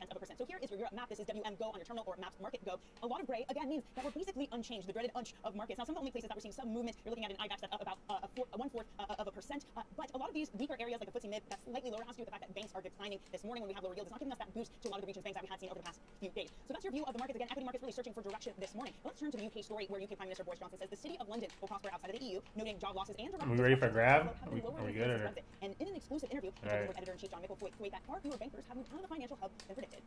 Yeah, they're all hooked. Why the UK remains attractive only the short and medium term reasons are all the fundamentals remain the same. So the time zone, the language, the law, I'm gonna try to junk, but Mercy's down. Mercy's down. It's just Junk and Moira. But this is also the moment. This is the moment because Moira's still there. The UK is deciding to make a big bet on green technology. So the government is going in, setting the regulatory framework to encourage the private sector to come in the way that they are. I quoted some of the numbers for the investment that we're seeing. So making a big bet on wind power, on hydrogen, That's on a fact, gigafactories, on carbon capture and storage, all those things. And that's driving a lot of the investment. But you're also seeing a government that is creating the bedrock, as it were, for industry, for investment across the whole of the UK. And so we're investing in huge quantities of new infrastructure, which we've long needed in this country to address our productivity gap. And so we're putting about £640 billion into transport infrastructure of all kinds, into technology and into skills. And that's different and new. The approach that I think the levelling up agenda. You have the global captains of BlackRock, Goldman Sachs, JP Morgan. They're all coming to this conference, and they would all say the same thing, that yes, they like the city of London, but they're also hedging their bets. They're putting some good jobs in Paris and Amsterdam. But behind all of it, they would say, look, we are an industry. Finance and insurance is an industry that brings in £160 billion a year the British economy. Fishing brings in less than $1 billion, and therefore you put most of your energy into arguing with the French about fishing rather than this big issue of finance. No, on the contrary, in 2008, 2009, there was literally only one politician who spoke up repeatedly. Yeah, they're going to be up top. Bankers, and that was me. And I know that City of London is crucial. Yeah, Not just for our we can push the point. If we push the point together and do that. And that's why I think that it's profoundly in the interest of our partners to ensure that we do have good relations. We do continue to see. Yeah, we got the rest coming. Flow of capital and services between London and Keep going in. parts of Europe. And I'm sure that will continue. If you want to raise Bubble for Ryan. Oh, damn it, Ryan down. Finance your merger or whatever it is. London is still the basic. I'm always will. Just to use that point, and that is exactly what the hard-headed captains of industry will say. They will say, look, you are stuck in these arguments with France about fishing, these arguments about finance. No, but they are the people, as you well know, who are blocking the City of London's ability to be able to trade with the rest of Europe or to get a deal on that. And is it time to sort of fix those squabbles? I think there's I've got great relations with the French government and Macron, and we'll continue to ensure that the UK and France have a very close. You back your phone contact? Have you on Signal? Only I can dream of sharing the private context. But the UK and France have been, main serré, whatever for a long, long time. And if you look at what we do together around the world, we're very close partners, we're friends, and it's vital. It is the deep will of our populations that should remain the case, and we will continue to do great things together. Is there a problem with the Northern Irish Protocol? Yes, there is, but we'll fix that. No, I don't think that's the end of the world. UK Prime Minister Boris Johnson there speaking exclusively to Bloomberg editor-in-chief John Micklethwaite. Let's get more into the conversation about the UK and the economic outlook. We're joined now by Aaron Captain, Global Head of Economic Research at UBS. Aaron, first off, thanks so much for joining us this morning. We have seen this repricing in the Bastion's not going to touch. He sat up at the door. Basis point hike by the end of 2022. Have markets gone too far in their expectations of the BOE? So as a terminal rate, I still think that's pretty low, but it is a pretty short time frame. So, and we're about to release we're responding to Governor Bailey's comments, and we'll be releasing shortly our new forecast. I don't want to front on that, but it's pretty obvious when someone says, I'm giving you a signal that's we're about to go. So there's all this debate about are they making a policy mistake, and so my view on it is that he did clear like a bunch of us here. It was all one person pretty much. The banking sector in this country doesn't actually lend to the corporate sector. It's less than 20% of the bank book. The households have been stress tested for mortgage rates in excess of 6% when you take out a mortgage. There's huge, I think, buffers to sort of withstand some modest increase in BOE rates. And then the other thing I think is that the past is less than 100% as we saw pre-pandemic. So the notion, so I think what's happening is this is a public relations game where the Bank of England has effectively lost control of the narrative a little bit because of the energy shocks and lorry driver shortages, and obviously market-based expectations are running away, and there's now a sense of loss of control that they need to react to. But economically, I think this is sort of it's not going to do a lot of damage. And whether they start now or start a few months from now, which was the assumption just a little while back, I think it's sort of neither here nor there.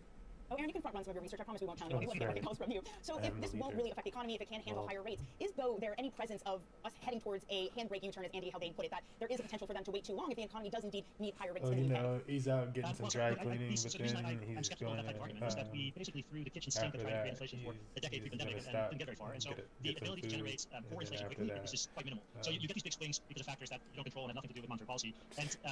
And I think it's, if you need to respond quickly, you can always do so. And I think partly you're now seeing that. I mean, they've shifted their stance, I think, relatively quickly. So I'm just not that worried about it. I think the makeup of the inflation dynamics is still very benign. So we have a core inflation forecast at the end of next year for the UK that has all the gas price increases in there. That's still sub 2%, right? Headline we think is going to be at 2, a core sub 2. So I just don't see it. I mean, we have to see, I think, these market-based expectations translate into consumer and corporate expectations sort of drifting up, and then actually see the price pressure rise. But the feature of the way inflation is behaving across Cody, how many we got? Do we lose it again? It's just not in the center of the basket. And until that starts to happen, I just don't think that. I mean, that's a tail risk you always want to worry about, but it's not something you want driving your policy. Yeah, well, certainly a lot of tail risk concerns out there about inflation. I do wonder about the broader Europe recovery story. I know in your research you know that the European the one labor market on is ahead of the looking US. at the game before. Okay, so we're one in like. Yeah, so it's really interesting because normally you would, when the labor market is improving as quickly as it's doing right now in Europe, you think you're early cycle because you can only improve, it's reabsorbing labor at a pace of about 1% of labor force per month, and which is just phenomenal, right? So the US is absorbing labor now at a pace of about a third of a percentage point per month or so, give or take. And so that really only happens when you are just coming out of a recession. And actually, I think we're now at the tail end of that labor market recovery. And when we get to January, when all the furlough schemes on the continent expire, we're going to be within a percentage point or so of full employment. And so I'm very encouraged by that. So I think the fear last year was that all these people on furlough and Kurzarbeit and those type of schemes would end up in unemployment, and it's just not happening. And so I think on the labor market side, we're getting, I don't know if you want to call it late cycle because we were basically there pre-pandemic. And so late cycle means different things to different people. So I think the labor market's getting tight, and then the next phase is going to be whether that tightness leads to wage increases. And so that I think is now interesting because the ECB does not at all have the narrative that I'm giving you. They don't think things are tight at all. So they think they have much more slack than the US does, and so they think they have lots of time. I think what's interesting is with these energy price spikes, the labor market getting tighter. We're now going into union season where these wages could start to drift back up, and then it actually starts to have a bit of an impact on their forecast. Now I think the only problem from a trading perspective that's going to happen after the December meeting, and it doesn't necessarily happen in the window where they have any decisions to make. Yeah, it never comes together that neatly, does it? Aaron, you definitely have much more to cover. You're going to stick around with us. That's Aaron Captain from UBS. Coming up on the program, we'll get more of our exclusive interview with UK Prime Minister Boris Johnson. We're also going to be talking to Gudrun Ekholm, CEO of Ericsson, after the company's third quarter earnings. This is Bloomberg. One check.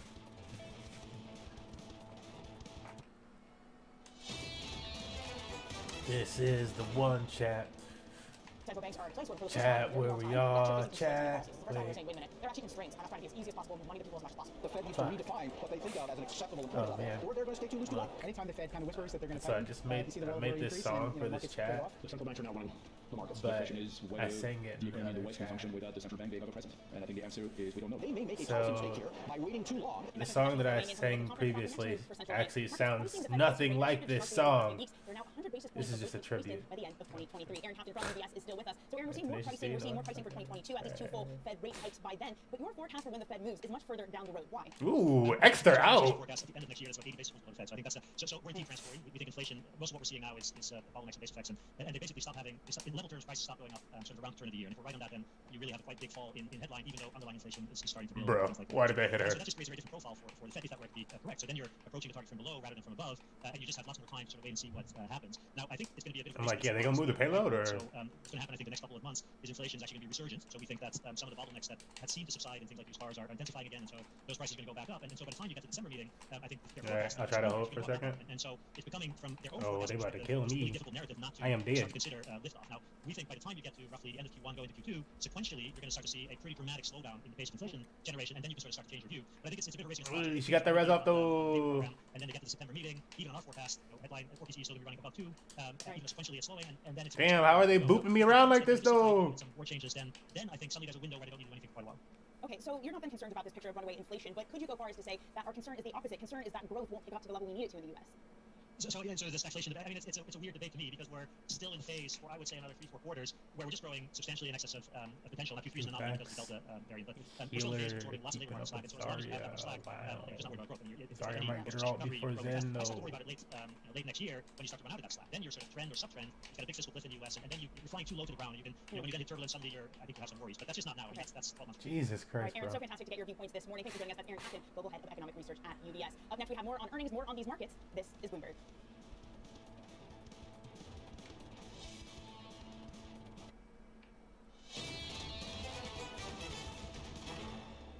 Economics, finance, politics. This is Bloomberg Surveillance Early Edition. I'm Danny Berger in London. Let's get over to the Bloomberg First Word News. Here's Leanne Guerin. Hi, Leanne. Hi, Danny. The FDA is reportedly planning to allow a mix and match approach to COVID booster vaccines. The agency could act as soon as this week. It is likely to not recommend one vaccine over another, but may say it's preferable to use the same vaccine when possible. Moderna's CEO told us the company expects an FDA decision soon.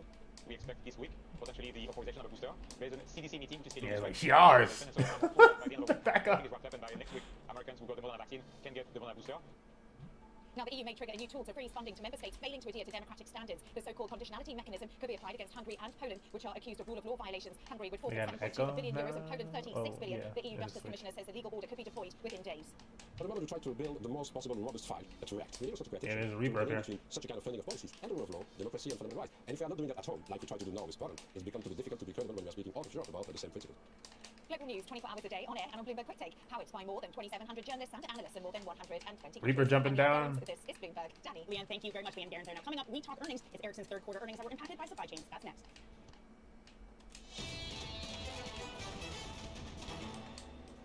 Seeking a solution, Boris Johnson vows to solve an impasse over Northern Ireland's post-Brexit status. We'll bring our exclusive conversation with the UK Prime Minister. Apple ditches Intel chips in its biggest overhaul of the MacBook Pro in years. Next up on the tech timetable, Netflix earnings tonight. Plus, Ericsson earnings take a hit as supply chain issues persist. Don't miss our exclusive conversation with the company's CEO, Barry Ekholm, up next. Good morning and welcome to Bloomberg Surveillance Early Edition. I'm Danny Berger in London. We're looking at equity markets now just off their highs for the session. The market opened up. It was barely changed, but we're now able to push higher on many of these indices. Both your Stock 600 and your E-mini futures trading higher by more than 0.2%. Really driving that. It all comes back to the yields picture. Softer yields this morning were down by about 2 basis points on your 10-year yield. That's allowing the dollar to also fall down by about 0.4%. And again, that fear of inflation, at least for today, not present, allowing some of these markets to rally. Now, let's get to the earnings story where Ericsson says that its third quarter sales were hit by supply chain issues that have been plaguing businesses around the world. The Stockholm-based telecom network equipment manufacturer reported net sales of 56.3 billion Swedish krona for the quarter. The company's CEO, Barry Ekholm, joins me now. Barry, first off, thank you so much for joining us this morning on Bloomberg Surveillance Early Edition. So I want to start with some of the highlights here. You were able to beat on your third quarter net margin. In a quarter that we had so many industry plagued by supply chain issues, higher prices, how was Ericsson able to avoid some margin compression? Thanks, Dan. It's great to be with you, and thanks for having me. Now, if we look That at the deal third out of Mac. quarter, of course, we were hit by loss of sales in China, and that bit to the tune of about 3.6 billion, or 6% of our sales. So that we have large Zari should be dead soon. in other markets. So what we have been able to do, we put in place a strategy some years back. Oh, Zari, one hit. There we go. In R&D, which actually has been the key contributor to our strengthening of gross margin, and it's actually the key contributor of keeping a good gross margin during this quarter as well, because we use R&D in order to actually take costs out and develop a more competitive portfolio. We see that in networks, we see it in digital services as well. So that's why we're holding up and actually improving gross margin compared to last year. I would also say we see some effect from retroactive IPR agreements, which actually helped a bit in the quarter as well. And finally, we see Creditbond, the acquisition we did last year for enterprise applications that actually drives gross margin as well. So you talk about this investment that's helped you maintain some of that gross margin, but of course still in the quarter you were hit by more supply chain issues than you and many people had been expecting. Does that mean that your investments within your own supply chain, within your own capabilities, They got a hog now? than they had been previously? I would say we actually managed to have little to no interruptions actually in our supply chain up until late in the quarter, where we experienced some shortages of some individual components that had some impact on sales. And basically, if we wouldn't have had those disturbances, we're we getting would have pushed had back the pretty normal hard. seasonality actually for the quarter. What we see is that we see the same type of supply disturbances posing some threats to the fourth quarter, but I would still not exaggerate them and put them at the front and center. But I think it is fair to say that we see some disturbances. It comes in the semiconductor supply chain, but it also comes in other type of components, and we're working very hard to build extra inventory, buffer stocks, etc., to manage the supply situation during the fourth quarter and into next year. So we're quite comfortable about that, but it could be some threats. You also mentioned issues surrounding China, some loss of business there. Börje, do you see any of those geopolitical tensions easing and allowing Ericsson to make more headway yet again in the region? I think, we often like to think of the world as falling into two buckets, one that we can impact and one we can't impact. Geopolitics, I feel we cannot impact. It's managed by other agendas around the world. So we have been focusing really on how can we gain footprint in other markets. And you have seen us in the third quarter, for example, sign an agreement with Malaysia to build a 5G network. We have signed an agreement with AT&T, that's one of the largest in our history. So you see us instead focusing on winning business where we can win business, and that's what we try to do across our portfolio. Then, of course, it's a bit of a headwind in China, that's for sure. But we're also committed to China. We're going to try to regain footprint there. That's an effort that's going to take some time, but if you're there, you can at least strengthening the position. So let's see what we can do. Right. Amid all of this, one of your activist investors and top shareholders, indeed, Sevian Capital, has said that there's ample room for Ericsson to give a payout to shareholders. Is this something you're considering? We typically have a discussion in the board about the distribution policy, which will be public when we report the Q4 result. Then we can also discuss how capital surplus should be treated. But I would also say, and we have proven through the Cradlepoint acquisition, that we actually can make inorganic moves that strengthen the company and create value for the company, and therefore the shareholders. So it becomes a trade-off of capital allocation in the future. So quickly here, we have less than 45 seconds. Are you then considering more M&A to come after, as you say, this successful acquisition? I think it's important for Ericsson strategically to strengthen our presence in the enterprise market. And to do that, we will most likely have to include inorganic growth as well. We're of course investing organically. You see that in our dedicated networks, our IoT, as well as building out Cradlepoint. But I think we have opportunities to strengthen ourselves through M&A here as well. Fantastic. Thanks so much for joining us this morning. Really appreciate it. That's Ericsson CEO Börje Ekholm. Now, coming up 2 weeks from COP26, Boris Johnson calls on nations to harden their commitments to cut emissions. What role will science and innovation play in the process? We're going to be speaking to Dr. Nikki Morley from Kantar next. This is Bloomberg.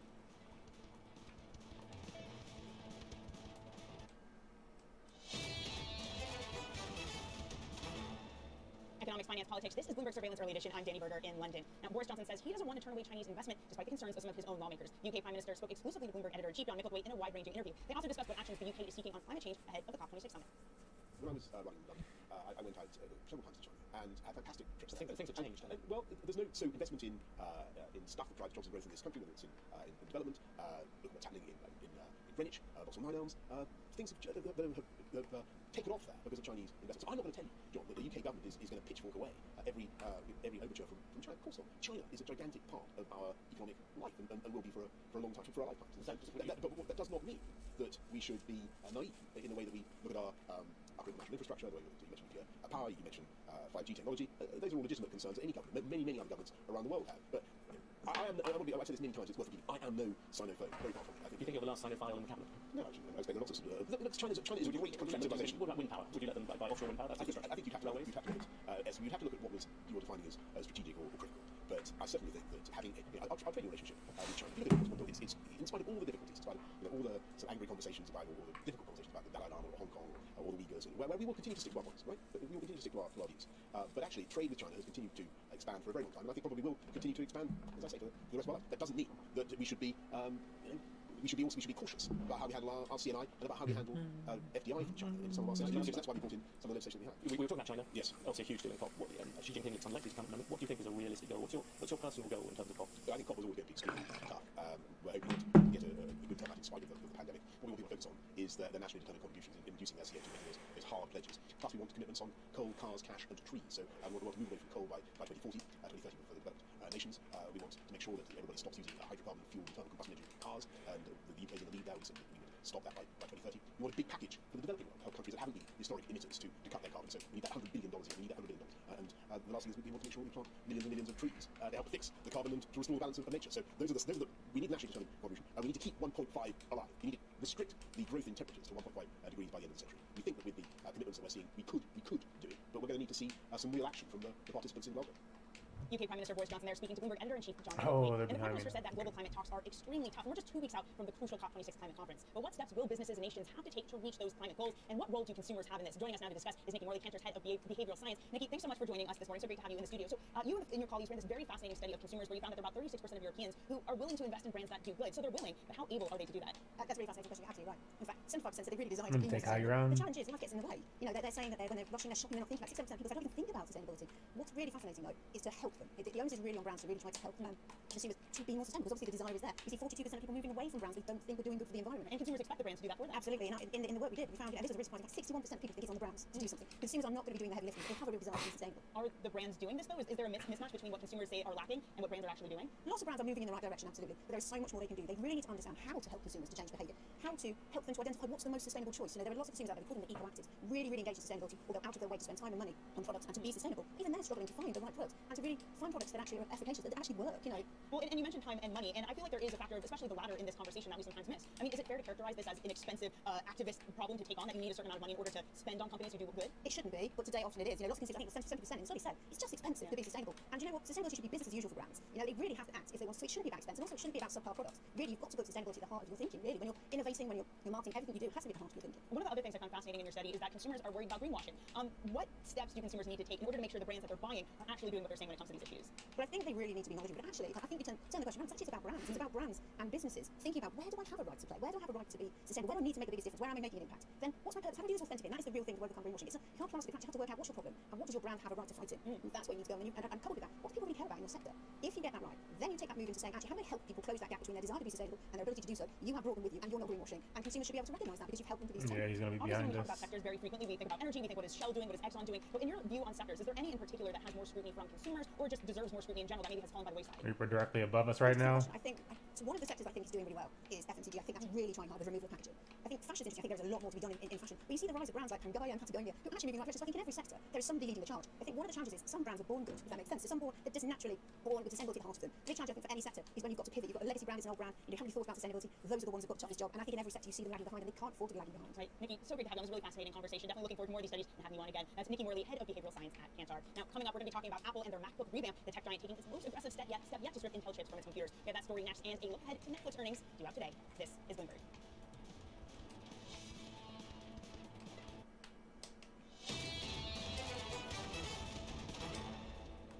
Economics, finance, politics. This is Bloomberg Surveillance Early Edition. I'm Danny Berger in London. Now, Apple has unveiled their latest lineup of redesigned MacBooks, AirPods, and smart speakers, and moved to drop Intel and unleash their own processor, little Intel come there. Apple revealed that the new MacBook Pros are powered by their new M1 Pro and M1 Max chips. Let's dig into this more. We're joined by Bloomberg's Alex Webb.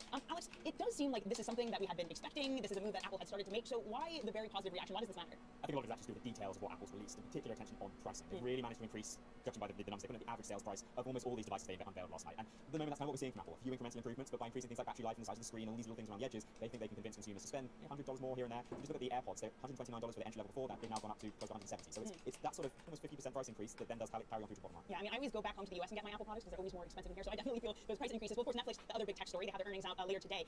Every time we have one of these big hits that everybody's talking about, and the most recent one is Squid Game, how much does that actually impact their earnings? I mean, for something like Squid Game in and of itself, it's clearly going to be beneficial. It is part of a broader gamut. How many people are going to sign up to Netflix because of Squid Game? Well, we did see some estimates from Lucas Shaw, our colleague, wrote the story that they think Netflix estimates that Squid Game will be worth $900 million to it over its lifespan. Now, that is a kind of estimate of the lifetime value of the customers that are retained because of Squid Game and those who sign up because of Squid Game. But it is really just part of a broader lineup. People might sign up for that, but they're going to stick around for other shows. And basically what we're seeing in this quarter, or we've seen in this quarter, is that the pent-up production that wasn't able to happen because of COVID is now played out, and we're seeing a better, improved lineup of shows that wasn't the case in the first half of the year when it was all a bit stale. How does their international strategy look at the moment? Because I know in past quarters we've talked about that Netflix wants to expand overseas, but now we have this mix of international programs that's popular really everywhere. What is Netflix's current strategy when it comes to that? I mean, it has a far more complete international strategy than does, for example, Disney. And the thing's really interesting about the way this stuff works is that historically, if you were, for argument's sake, to spend $100 million on a TV series, you would have to guarantee, let's say, 10 million viewers in the domestic market. Right now, because Netflix is in 220 markets, you maybe only need 500,000 viewers, but in 20 different markets, and then you get to the 10 million viewers. It's just a different calculation and allows them to spread the risk a lot more evenly when it comes to massive expenditures. That said, Squid Game itself was moderately cheap to produce. It was $24 million for the whole series. That's less than the Dave Chappelle special on its own. So that's the other advantage of going to these other markets where production costs are a bit lower. Right, Alex, thank you so much. Really great to get you on. That's Bloomberg. It's Alex Webb giving us all the latest on the tech stories. As we close out the show, let's get a quick look at that long in queue. Unchanged S&P stock 600 market. Giving up some of earlier gains, still looking at S&P 500 futures up 0.25%. Well, Bloomberg Surveillance Early Edition continues in the next hour, and Edwards in London, Matt Miller in Berlin, and Haley Lyons in New York walking through all the market latest. This is Bloomberg.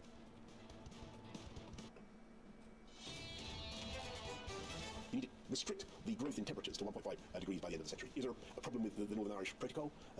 Yes, there is, and we'll fix that. You can take it that Rishi Sunak is, and as indeed Anna, is a staunch low-tax conservative. China is a gigantic part of our economic life and will be for a long time, for our lifetimes. But that does not mean that we should be naive. This is Bloomberg Surveillance, Early Edition, with Anna Edwards, Matt Miller, and Haley Lyons.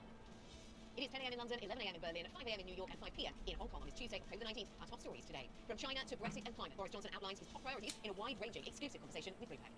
Stocks steady, equities recover some ground as investors take a little comfort from signs of a robust start to earnings season. But some caution remains. Ericsson and Danone sound the alarm on supply chain issues as Apple takes matters into its own hands. Very good morning from London, everybody. Good morning to you, Matt, and to Kay and Haley. I see European equity market is really making very modest gains, but the session in Asia was more positive. Yeah, absolutely a risk on tone in Asia overnight. And when you look at the GMM function or global macro movers on the Bloomberg terminal, there was a lot of green on the screen, including for most of the major equity benchmarks. Pretty much all Asian currencies, especially the Chinese yuan, both onshore and offshore, actually has a black box in it on GMM, which shows that it's a move at least 3 standard deviations. You also had some pause in the selling in bonds in Asia overnight. Now, the equity move was led by Hong Kong, the Hang Seng up about 1.4%, and that was led by technology. The Hang Seng Tech Index up 3%, actually popping back above its 50-day moving average, helped out by the fact that yields are low today. We're taking a small break from that selling pressure. In Australia, actually, the 3-year yield down as much as 4 basis points, only ended the day about 2 basis points lower. That was after some dovish minutes out of the RBA.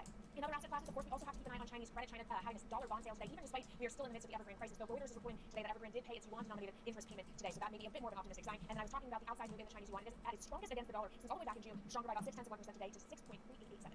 Now here in the US, the S&P 500 is coming off of a 4-day winning streak, actually the longest winning streak for the index since back in August. We'll see if we can make it 5 days today. At the moment, S&P 500 futures are in positive territory, up about 0.3%. You are seeing some easing in the bond market, selling pressure here stateside as well. We're down about 2 basis points on the US 10-year yield, back below 160 at 158.27. Crude gains continuing to be at its highest since 2014. And of course, it is the day we've been all waiting for, that the ProShares Bitcoin futures ETF will begin trading today in anticipation of that. Bitcoin is higher this morning by above $62,000. You know, on the one hand, I feel like I've been waiting for it for a decade. On the other hand, it's just a futures ETF, right? I don't get why we can't have a Bitcoin ETF that's just backed by Bitcoin. Well, I do get why, but it's a longer conversation. In terms of what's going on here in Europe, we don't have a lot of movement on the equity indexes. Right now, you can see a lot of gray on the screen, which means not a lot of movement to the upside or downside, with the exception of the Iberian Peninsula. You can see some gains there. The interesting thing, I think, is what we're hearing in earnings, Anna. So we heard from Danone that the supply chain issues are a problem. From Ericsson, on the other hand, that problem shouldn't be exaggerated. Yeah, absolutely. That problem shouldn't be exaggerated, but we add to the list, don't we, Matt, the number of companies that have spoken to us about this being an issue. Philips yesterday, Ericsson, we'll get to that conversation shortly. And now let's take a look at what is on our brief for the day ahead. Asset manager ProShares, as you just mentioned, Katie, plans to launch the first Bitcoin-linked ETF on the New York Stock Exchange. It is a future-backed one, as Matt was pointing out. Around 8 a.m. New York time, Bank of England Governor Alan Bailey speaks on climate change. The joint Bank of England and Bank of Italia research conference is talking climate change. They've said a lot, of course, reset market expectations around rates, around interest rates recently. So we'll see how that conversation develops. Netflix reports its third quarter results at 4 p.m. New York time. It's expected to show solid subscriber growth and include an upbeat outlook. And I'm only laughing, Katie, because I was expecting Squid Games to feature there somewhere. The journalist in me says I should have watched this thing. The contrarian says I might not have. You? I have not, and I have not yet given into the peer pressure. But the question is, how many people have it? How many more people signed up for Netflix in the last month since Squid Game came out, just because they want to get in on the hype and be part of that kind of cultural moment? Yeah, for some reason I feel like I don't need to ask Matt whether he's watched it. You have, right? No, of course, I've watched it. And the thing is, it starts out so good that you're excited and you feel a little sophisticated also because it's a foreign series, but I thought it turned out poorly. I wouldn't recommend it. Okay, we should not go this way. We should probably go around the back. The Global Investment Summit today. Bloomberg is speaking. I'm going to go around the back. That's way too much heat. New York Time. There's a lot coming out of this around climate change. You can keep stay there if you want. Now, Matt, you mentioned supply chain. Supply chain issues are weighing on global businesses. Telecom I'm going to get rid of this turret too. Largest Yogi makers Danone warned they will continue to pose a risk. Let's get more on this. Bloomberg Tom McKenzie is with us. Tom, very good morning to you. So we're just adding more and more names to the list of companies that are warning supply chains are taking a chunk out of their business. Yeah, absolutely. So we heard this from Dan on talking about the input prices in terms of milk, packaging as well. Of course, they rely on that to get their products to our shelves and to hold them there for us, but also the transport and logistics snarls that we see. We saw cost inflation. This is their forecast. It increased in the first half by 7% cost inflation. They see it increasing again by 9% in the second half. And what they've also said is they're going to have to pass on some of this cost now to consumers, as well as cutting costs across the rest of the business. So they're looking at those cost savings, but they are going to have to pass it on to consumers. So that's a clear warning. And they say that we should also prepare and continue to prepare for additional supply chain disruptions going forward. Ericsson, now, sales were hit because of the increase or in difficulty in sourcing individual components. Overall, their profits beat, yes, it was the sales numbers that came in below some of those estimates. Margins were higher, but they are also pointing to the fact that we're having to invest in our supply chains because of these concerns. And crucially, they said that the supply chain risks will continue for Ericsson, of course, to make telecom equipment into the fourth quarter. You know, I was looking at the Apple supply chain page on the Bloomberg Tom, and I think it's really interesting to tell a story about what's going on. If you sort by projected sales growth, you can see huge expected gains for all of the suppliers, right? Because there's so much demand out there. But if you look on the right side, the customers, there's a lot of red because they just can't get the stuff that they need. Yeah, the shipping issue is prominent, of course. For China. Oh, how'd you get behind me? What the fuck? Incredibly sophisticated supply chain within China. What we heard yesterday, we had this launch of new products where they upgraded the MacBook Pro, but they also unveiled this new chip. We knew it was coming. They put some of their new chips, the M1, for example, into some of their lower-end products, but now they're really moving up to the top tier and the most expensive products in their range with their own processors. So part of this, of course, is about Apple becoming less reliant on the likes of Intel and building out its own semiconductors. So you have, for example, the M1 Max and the M1 Pro, 70% faster. Now, I talked about the relaunch. They changed up the MacBook Pro. That's the first time in a number of years. The question is, are you actually going to be able to get hold of one of these, Matt? Because we know that the new iPhones, iPads, customers have been told they probably won't get those until November or December. So question marks about how the supply chain is going to impact the delivery of these newly revamped MacBook Pros. That's right. I ordered an iPhone in September. Oh my god. Until November, but they keep pushing that date back. Even the cleaning cloths for the iPhones have been delayed. So chips and ships, a real problem. Hey, Matt, thanks very much for joining us. Tom McKenzie covering our tech stories for us out of London. I'm going to get over now to Washington, D.C., where Democratic Senator Joe Manchin is casting doubt over reaching a deal on President Biden's economic agenda by the deadline at the end of the month. Joe Matthew joins us with the details, and Joe Manchin has been a real thorn in President Biden's side. That's true. That part hasn't changed. Not a lot of the story has actually changed here, as we consider the senator from West Virginia saying out loud really what everyone in Washington already seems to know. This self-imposed October 15th deadline to get infrastructure and reconciliation done, not likely, not terribly realistic, as I remind everyone. They haven't even agreed on the points of the bill, never mind the legislation. That takes time, but they did get this together by the end of the week, which no one is predicting. They're still having the CEO sworn in, one they could be time to read the bill, then we'd set up a series of procedural and actual votes, getting that done in time for Halloween. not so likely right now, although I read President Biden has said that Turkey today one of the moderate members of the House, one of the progressive members, as they try to get some kind of power. Especially after Senator Joe Manchin threw some cold water on climate programs within this package. Is there any likelihood that something on climate gets done ahead of Glasgow? It's a great question, and this is the latest sticking point here. Not a huge shock that Joe Manchin is not a fan of this clean power program that would effectively green up the power grid, which would incentivize utilities to use green sources and penalize those who do not. Joe Manchin's from the coal state of West Virginia, so that's not going to fly. There is a question about maybe there's an opportunity for the Indians. If in fact they can rewrite that provision to allow coal plants in West Virginia to receive incentives if they use carbon capture technology, that's not on paper yet, but it is something that's being talked about. I think it's a Senate your point. Joe Biden will operate and so Senate, so it keeps it actually months of negotiation. Thank you very much, Joe Manchin, for the latest on the domestic hospitality he sent on 26. You can listen to Joe Manchin on Shield is down and I can't move. Like there's no reason after the shield goes down. It's just all damage pumped into me, and there's no time to move around anything.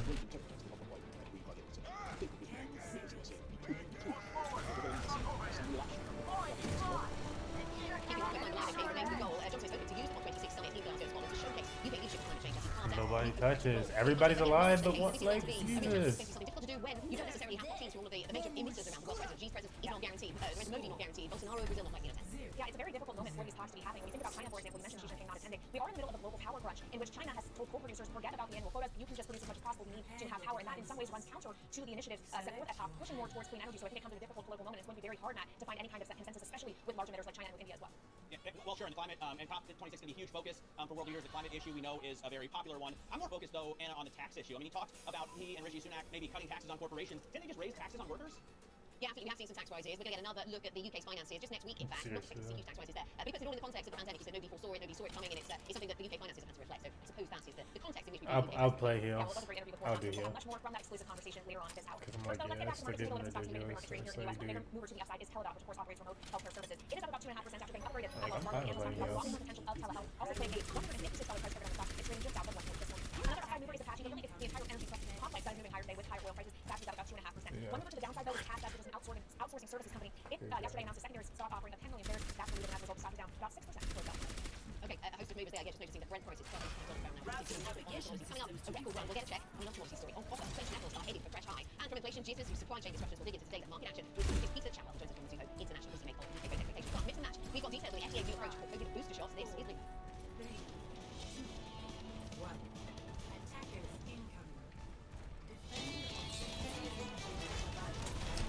This is Bloomberg Surveillance Early Edition. I'm Matt Warren, and Edwards in London and Gay Lines in New York. Now, Anna alerted us early this morning to a really interesting chart on Copper that popped up on the MLive blog. I could not believe it. When I went on the chart, I would walk through the tax price of Copper right now. And it is 3-month futures Copper. It is absolutely soared to a spread of more than $1,100 a ton. Now, before it was $60 a ton. 2 weeks ago, only $7 a ton. This spread is absolutely blown out. We're probably market 500 one does now to walk us through what is going on here. What are you seeing? Well, look, it's not called Dr. Pepper's or nothing, right? Because this is one aspect of this, but this is a manifestation of those inflation concerns finding itself in the energy market, but also realistically, well, you've got that demand actually, but the energy supply prices are going on. You're seeing that manifest itself in copper. They're just healers.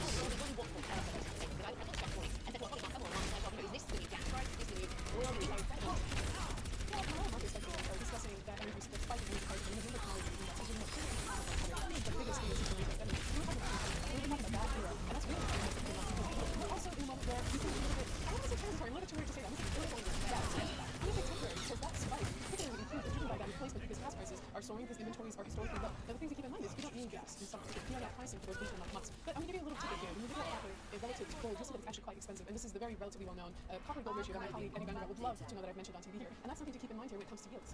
What does it mean when it comes to yields? What does that signal about the copper rates?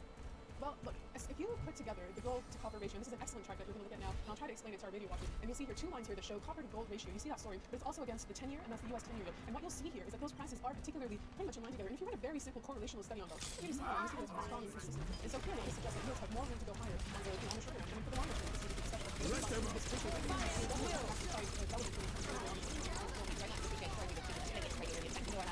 markets live. For more market analysis, check out MMG Go Markets Live. That is on the terminal. This is Payback.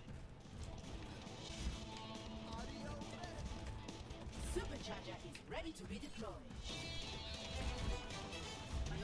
This is Bloomberg Surveillance Early Edition. I'm Kaylee Lines in Europe, Anna Edwards in London, and Matt Miller in Berlin. Now let's get the first word news. And the UK will allow London Heathrow Airport to raise ticket surcharges by as much as 56%. Heathrow has been at odds with airlines for months after seeking to raise charges by as much as 95%. Yep.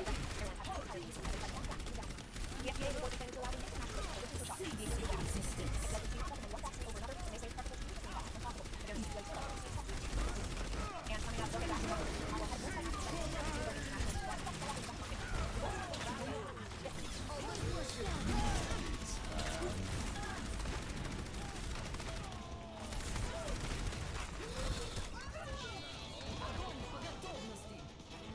is Greenback Surveillance Early Edition. I'm Matt Edwards in London with Matt Miller in Berlin, Haley Lines in New York, and Matt, watching European equity markets a bit stronger this morning. US futures also moving in a little stronger. Despite companies citing all these supply chain concerns, it's as if that's all priced in, markets moving a little higher and able to dance.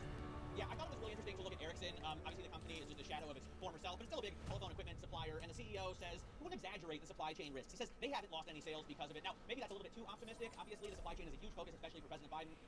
And for earnings season, we're hearing about supply chain issues from pretty much every single company that reports. But maybe it should be taken with a little grain, a small grain of salt. Okay, important words to tone down the supply chain talk there. Kate, what are you seeing in markets this morning? Well, as you said, Anna, it is positive, though it's a much more muted positive than we saw in Asia overnight, where the tone was risk on, and that was very obvious. In Europe, the stock 600 is up by less than 0.2%, though you are seeing some sectors within the index moving more materially higher. Basic resources leading the charge. It is up 1.4%. I'll have more on that in just a second. And here in the US, we are coming off of a 4-day winning streak for the S&P 500, and at the moment, we are in positive territory when it comes to futures, up about 0.25% on S&P E-minis. The bond market is chilling out just a touch. They were down a little more than a basis point on the US 10-year yield. We're just south of 1.59%. And then, of course, we've been talking copper all hour. It is up about 1% when it comes to futures this morning, but that, of course, is what's feeding into the basic resources screen in Europe. That too looks like it will be the case here in the US. Come the opening bell in about 4 hours' time, because the free market trading level, like Supreme Court, back ran up about 2%, as well as the entire energy complex really getting a lift because oil prices are higher as well, higher at its highest since 2014. As a result, the likes of Apache is up 2.5%, and Occidental Petroleum up about 1.7%. You know what I think is really interesting, Kaylee? It's not all about, with copper, it's not all about the spot price or the 3-month price, but more about the spread. And I think the same is true with bond prices. Yesterday felt like a real sea change because we had 2-year yields jumping across geographies as the prices plummeted. But it wasn't really about the single price action, but the curve. Take a look at this chart. For our listeners on radio, I will tell you it's the U.S. Treasury 5/30s spread. It is the flattest that we've seen since April of 2020. So something is going on here. Even today, we see a lot of action in the curve flattening. Joining us to help us understand is Peter Chatwell, Mitsuo, head of multi-asset strategy. So Peter, why do we see, what is this flattening curve telling us? Well, yesterday was an important day to discuss because there was such extreme volatility in the front end of most interest rate curves. We actually had some technical factors at play causing that curve flattening. So there was basically some hedging technicalities which caused there to be... Why did everybody switch off of to buy the long end of the curve? Part of that was stopping out of positions, but part of it was because the interest rate regime had moved so much higher that there was a need to re-hedge some exposure. So technical factors were at play, but there was a bigger macro theme. Right, yes, so let me ask you about that, Peter. So yesterday, you think there were technical factors involved. Does that mean the bond sell-off that we were talking about so much yesterday, was that overdone? Is it over? Look, in our view, it was overdone, but I can't say that it's yet finished. Okay, because essentially what we've had is some of the rates markets have gone through something called a bar shock. So there is a metric which many trading desks and hedge funds use, value at risk, and it works on historical volatility. So when volatility rises a lot, it can mean that the market's risk-taking capacity becomes lower. When that happens, then you can have moves getting even more outsized. And so what about the volatility that trigger that? Is it because of New Zealand inflation and expect level, or with expectations shifting a lot in quite a short space of time? Is it all these different geographies coming together to sort of build the pressure on inflation? Yeah, it's those many factors. I mean, it shouldn't be a surprise that New Zealand's inflation is running at 4.9% year-over-year. No one should really care that it came in there versus 4.2. But that's what happened, and the market sold off. And there is this limited ability to take down these sort of price moves. Then Governor Bailey of the Bank of England gave a speech on Sunday, which, as far as I saw, he was scheduled to give on Monday. Giving the speech outside of market hours meant that the market came in on Monday morning with something to immediately react to, and that caused that excessive volatility movement. So a number of idiosyncratic factors. Yeah, well, here, Anna and Matt were talking at the top there about all these companies talking about supply chain issues, and yet it hasn't necessarily translated into a negative reaction in the equity market. The S&P 500 is only about 1% from its record high. Is all of that supply chain market president? Yeah, absolutely. So our view has been the companies are going to be able to provide sufficient demand for their products because the consumer is in a really strong position. That's balance sheets in great shape. Savings rates have been very high through the pandemic. And we think that what we should see during the earnings season is that the market's overdone because we fear that companies wouldn't be able to maintain margins. Actually, the results of the market are that margins are pretty resilient compared to their expectations. So what do we buy right now, Peter? I mean, say I right now, well, it depends on your horizon, Matt. If you think that the interest rate sell-off is overdone, if you think we don't need rates to go lower, we just need rates to be stable. If there is going to be stability from here, then I would think that what we call the risk assets, so equities and high beta credit, I would think that they've got a lot of upside from here. Certainly that's our view. But I would caution that. I think that the rates market sell-off, because the market's become a bit idiosyncratic, can't quite price itself correctly, is at risk of going further. If it goes further, it will then start to hurt on the perceived valuation in equities, and that will start to then cause make volatility. If the rate sell-off goes further, then bonds don't really act as a hedge. What does? Yeah, very good. So what does act as a hedge? Clearly, the treasury products in that environment still do have some upside. And so this is really challenging to suggest because if you look at rate deals in the US, any rate deals in the US, any rate deals in a number of markets, they're not up. What is not so much is the forward inflation rate. So if one can trade in the derivative market, then the 5-year forwards are still relatively low. Again, because the inflation that's expected in the near term is not expected to be as excessive over the medium term market, so valuing the 5-year forward inflation rate. But otherwise, yeah, you have to view, I view equities and to a lesser degree, high beta credit as having better inflation protection characteristics than the rate market. So yeah, the hedge is different. Boris Johnson's plan to get more money back into Britain. Our exclusive interview with the UK Prime Minister.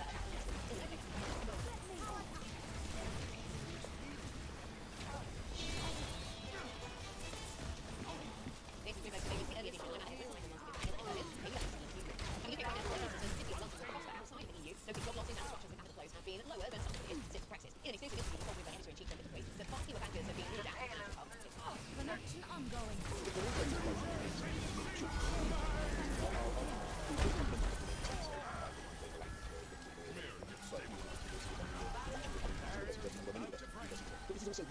easy to learn because we've got a series of things coming in.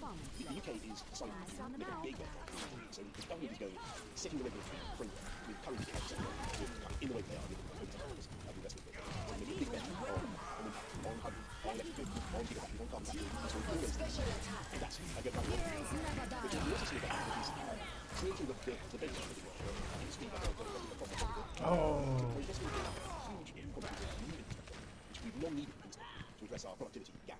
And so we think that's 600 billion into property infrastructure and all kinds into technology and that's different to the approach that you're leveling up agenda. You have the global captains of BlackRock, Goldman Sachs, JP Morgan. They're all coming from Scotland, and they would all say the same thing. That yes, they like the city of London, but they're also hedging their bets. They're putting some different gold for Paris and that. But behind all of it, they would say, look, we are an industry financing insurance $60 billion a year. British dollar. Issue brings in less than a billion. Which put most of the energy into. They would want to interest rates. They're arguing the French.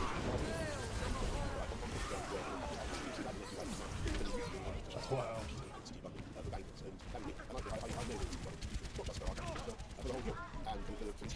And that's why it's profoundly the interest of our partners to ensure that we do have the relationship, we do continue to see the proper flow of capital services between London and all other parts of the world.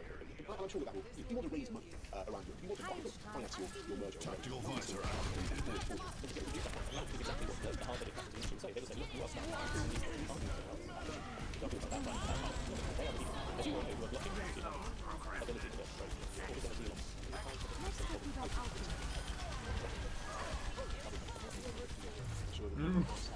I like how they're they die. How do they do it?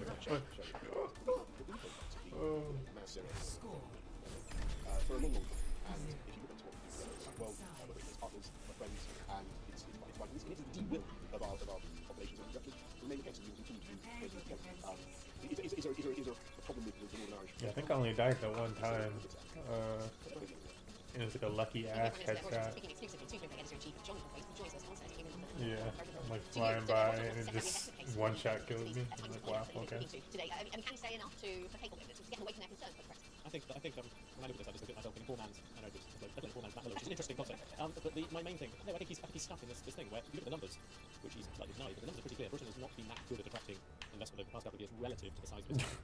And I think there are, people outside this come look at Britain, they see the queues of reports, they see these problems with truckers, they see a possible energy crisis, and they see also taxes have gone up. So I think he does face a tougher battle. And notwithstanding what he said then, I do think that the financiers, people listen to him, they are suspicious of him because he has to argue for efficient and then he has to finance it. Well, I don't know about the poor man's anagrams, but you have to be there to understand the Latin, John, because there was some of that. The French tried to be okay, but the Latin not so much. There was a bit of Latin. But in terms of the things that we could really easily understand and the investment climate, I mean, you tried to ask him, we often try to ask the British government about financial services and the role of the city post-Brexit, and they often want to come back talking about fintech. Who? We talk equivalents, they talk fintech, and that's where these conversations And he wants to begin. And he is right. I mean, he's right that if you look at fintech, actually London is doing quite well. And he's absolutely right that the city still has lots of strengths, but it's got all these people across. You've got Ben Solomon on later.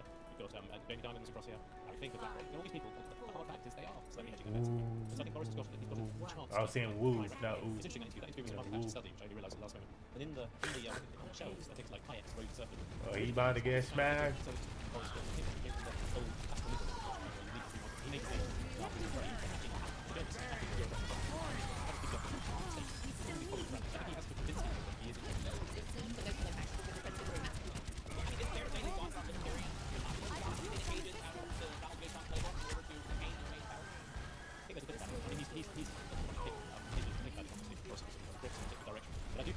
They mad? Nobody dead? What's up?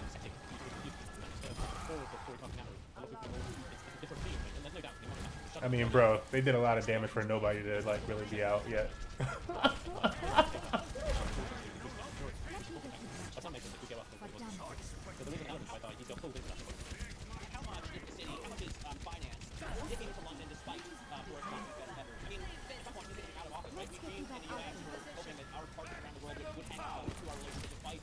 Oh, come on.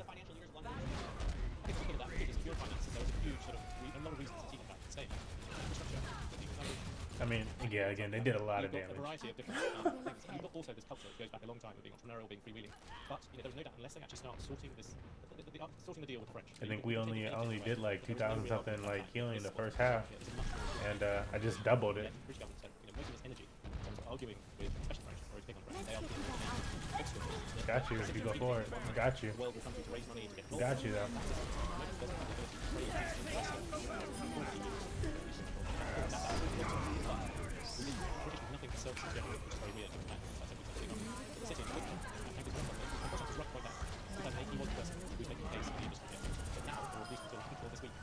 you up. Oh, if she don't die, I don't know. She might choose to die. I don't know why Arissa wanted to fight all of this. I thought she was just going to back up and be like, Blake, gun off.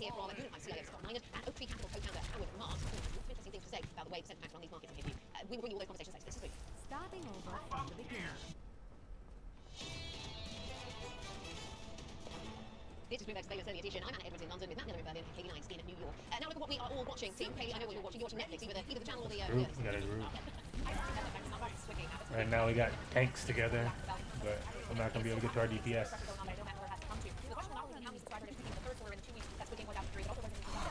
I need somebody to peek. I need somebody to peek. I know. I need somebody to peek so I can jump up. Important to remember, I find the real life is scary enough, not sure I need to be doing. Right, Walking Back is ahead, including Goldman Sachs CEO Jeff Bezos. A speedy recovery. Justice reigns from above.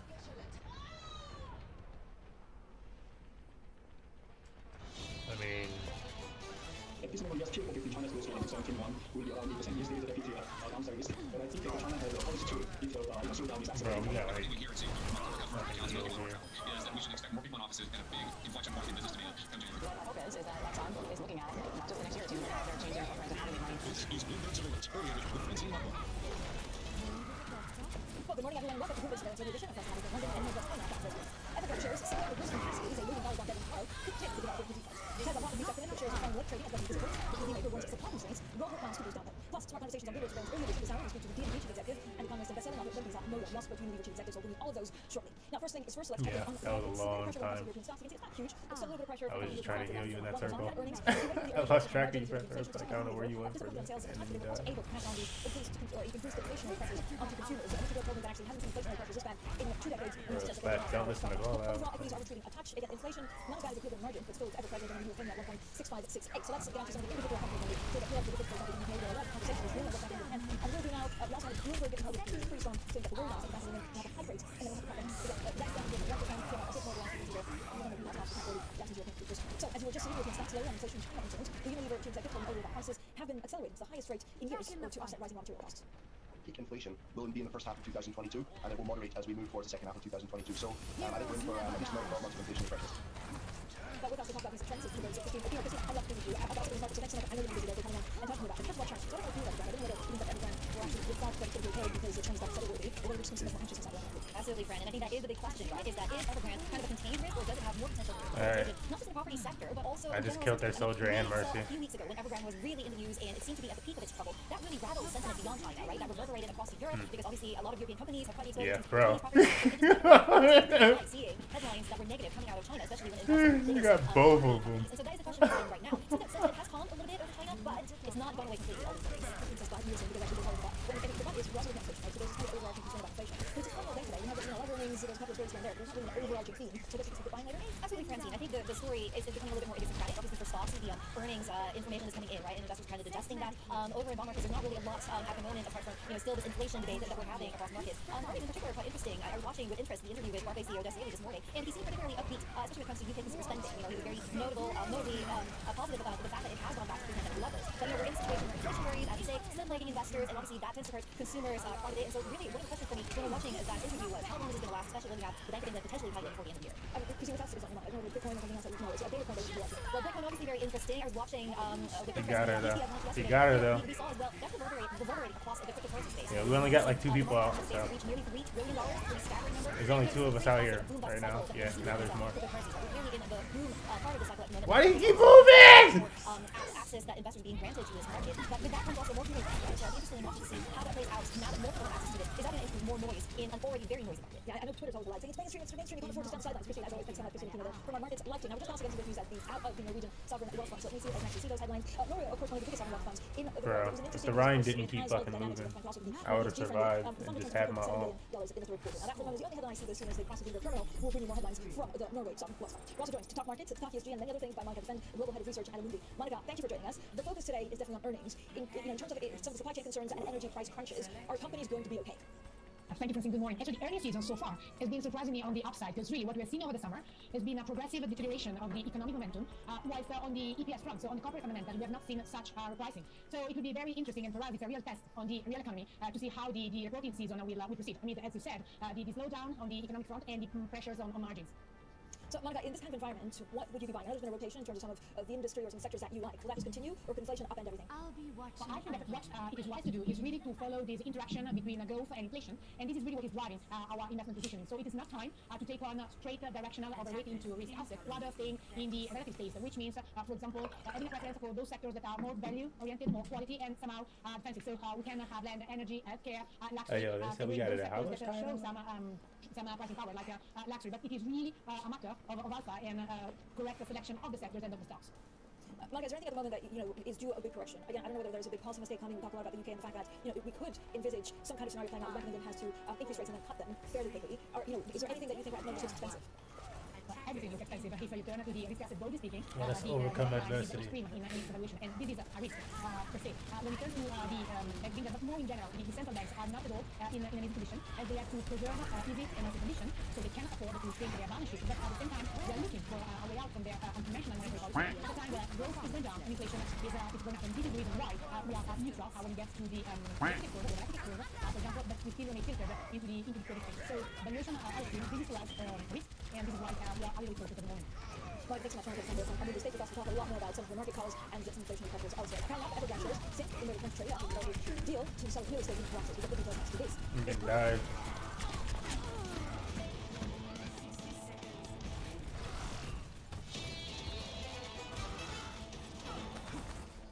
Economics, finance, politics. This is Bloomberg Surveillance Early Edition. I'm from Sinapa here in London. Now, Evergrande's troubles continue. That says it talks to sell a stake in its property management arm fell through, and real estate sales plunged about 97% during Q4 balances. Now, it adds to the conglomerate liquidity crisis of the day before the great report is Evergrande payments. X, well, for more knowledge, we're joined by Rebecca Junior-Wilkins, our China credit reporter in Hong Kong. So, Rebecca, thank you for joining us. How problematic is it to actually see Evergrande default?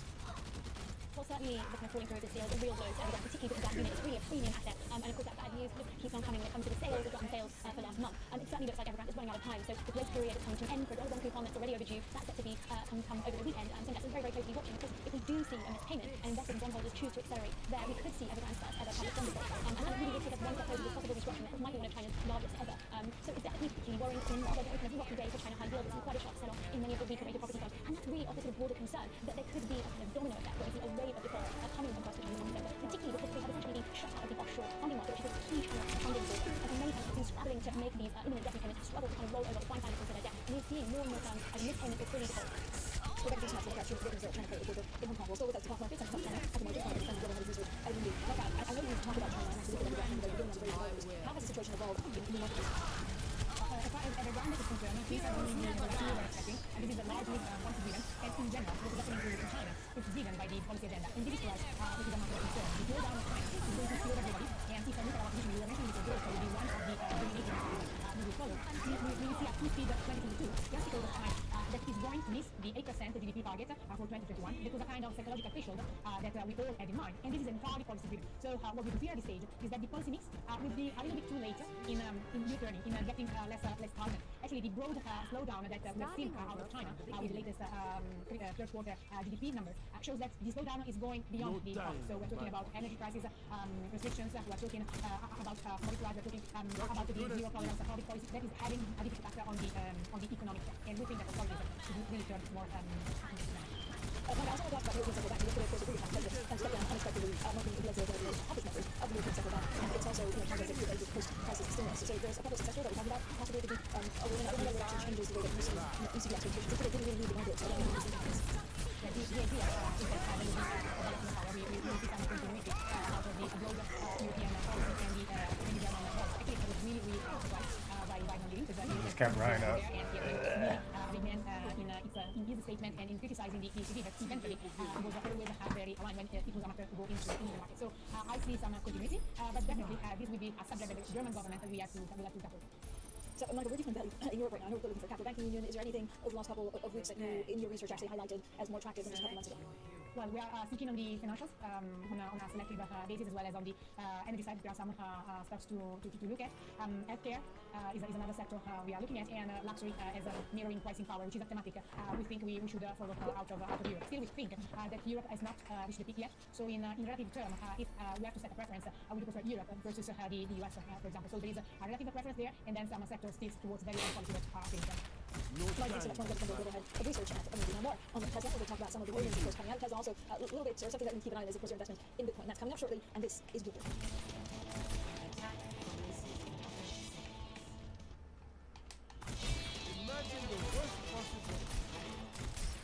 Economics, finance, projects. This is Windows 11's early edition. I'm Fox, not Profit. So Tesla posted third quarter profits that beat estimates, but reported revenue that fell short and walked with expectations. Now the results. Mark Tesla's ninth straight quarter profits, despite some of the obstacles posed this year, such as chip shortages and blackouts in China. We'll discuss all this is at level in Frankfurt, who's been covering the auto sector for us. Thank you for joining us. So were you actually surprised by anything because of the results? I mean, it seems like by comparison, we're managing pretty well. Yeah, I think as you mentioned, the actual numbers will probably give a mixed picture. Slightly weaker revenue than expected, but profitability very strong. Delivery is also something to highlight. I think what really stood out was the resilience of the company in what are really difficult circumstances. We all report about the chip shortage on a daily basis, running energy costs, right, commodity costs, and I think given the effect of it and really difficult market environment, they did really well. So what the next step is that for Yeah, the next big step will certainly be the challenge to basically ramp up production on 3 continents simultaneously. They're preparing for production in Texas, in Austin. At the same time, they're building the factory outside Berlin, here in Europe, while at the same time also increasing output in Shanghai, in China. And to manage all these 3 highly complicated and complex programs is definitely going to pose a big challenge. Crystal, where do you see the biggest risk for Tesla right now?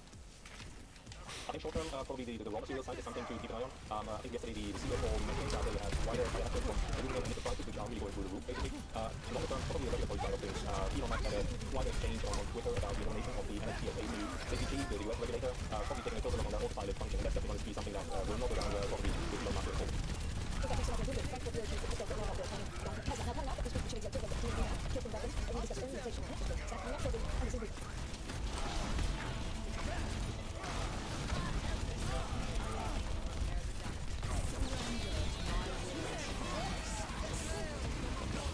Shares at 6 worsening costs, really better than tomorrow, but to develop it into default. Tesla profit, who tested the shares fall in late trade and revenue this morning, the EV maker brings a price constraints and their plans to reach them. Plus, some conversations on Twitter today on early edition shortly, we think the chief executive of DMB, Kristen Beckman, and economists been best-selling opportunities at familiar, and he said your questions and housing costs to Well, good morning, everyone. Welcome to the early edition. I'm Fox, not the first day is first, we always check on the markets, and picture overall kind of subdued optimism. So optimism with margins taking, of course, expected in the spring season. Caution because of concerns about China, of course, some of these inflationary strongholds that could be driven. I mean, though, pretty much it will change. Of course, it's elevated inflation, but forward, concerns some of the contributors with the results of people tempered, they're not difficult to raise cost pressures, state banks, energy crunch, and supply chain snarl, could really be after that. Now, DMB back, we're letting come back to average estimates. The Norwegian bank said portfolio quality and macroeconomic prospects puts it in a good position for further growth and growth. We're doing nice to check of DMB, just going to put that in the next semester. We're doing that to MMG program, and we're looking at the opportunities for DMB actually being a full. Oh, no. The results were pretty strong. Where do you see the main activity coming from in the future? Well, 80% of our activity stems from the Norwegian economy, and there is a very strong and robust situation in the Norwegian macro economy going forward. The society opened up in September. Optimism is on the rise. Vaccinations are at more than 90% in most groups, and we see a rising optimism and a desire to invest both across the business sector and spending in property in consumer business. So opportunities for our business is growth on the opportunity to grow our efficiency, savings, investment banking, asset management, and insurance. So these were all strong drivers of this quarterly result, which was our strongest quarterly result ever. Yeah, and so you've also gone back to the significant amount of shares. Our dividend policy stands very firm, and it takes us still paying more than 2% of our cash dividend. We target a nominal increase dividend per share per year, and then we use our exceeding that level of our targeted capital position. We have at length talked about the resilience of our earnings and delivering on our dividend. Trying to keep the tanks up. What we know how to do, so we did it for our dividend per share. Resilience is held up. Now, we will continue to consider share buyback as a priority. Has been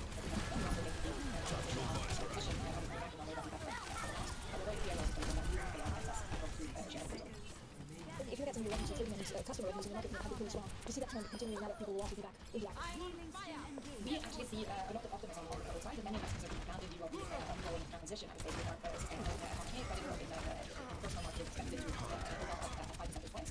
We are pleased to see that the customers continue with their customers. We see a healthy growth in personal customers. It's been at 3.7% year to date, and a very strong growth in SME that is underlying more than 8%. The large corporates are very mindful of these capital markets. He's gonna kill me. Using the very active capital markets to underwrite them, sell out exposure. This is very accretive to return. Capital markets is 6% to return to the large corporate. So we expect to be 3.5 this year, 3.5 next year. So of course this bodes well for a very healthy dividend level. Right now, dividend is higher than before the pandemic. So you also mentioned the acquisition of, I think, Spankin. Is it likely that we could see actual more acquisitions in 2022, and what kind of size and scope? I think think we're very clearly saying that organic growth is sort of our main engine. Growing organically and paying excess capital to shareholders is the main engine of our business. It's needed to be growing and from our mission piece that we said over time should grow at a pace of 5% per year, slightly faster than lending, where we're saying 3 to 4. We've also said that we will opportunistically select acquisitions. Scotland being the largest we looked at in the wild, because it's relatively small. We've also done a small acquisition in contribution pension and a couple of other areas. So I think this is a part of the normal ongoing business. But organic growth is where we put our main focus. Can you talk us through a little bit of climate change ahead of COP26? So how's your progress in actually helping world companies transition to a carbon emission world? I think in our view this is going in the right direction. And there's tremendous shift in the situation today because of the pandemic. I like to say that it's not only pushing the we talked about it for 2 years, but the sensation in the past, I'd say, 9 to 12 months, is that businesses turn around and really pushing on us, wanting to have advice and discussion and a dialogue on how they best can transition their business and what they need to do in order to be able to access capital ahead in time. So there's a lot of investor appetite for sustainable investments. There's a lot of innovation in the companies, I'd say. We are not going to solve this by 1 or 2 single innovations. I think here we need a variety of innovation and a variety of partnerships and cooperations across value chains in various industries. And in this sense, we're very optimistic, I'd say, and positive about what we see. Being a small country and being a country that has strong traditions to cooperate is something we see yielding fruits in a lot of companies together initiating innovations in areas such as renewable floating wind, offshore wind, hydrogen, and battery production, to mention a few. Kirsten, thanks so much for joining us today, DNB's Chief Executive Officer there. Now, coming up, Global Economist and Visa Mother joins us for an exclusive conversation. We'll also talk to her about ESG investing. She was MC at the Global Investment Forum by Boris Johnson. That was just again in the news from Git Gud on this UK. This is Bloomberg.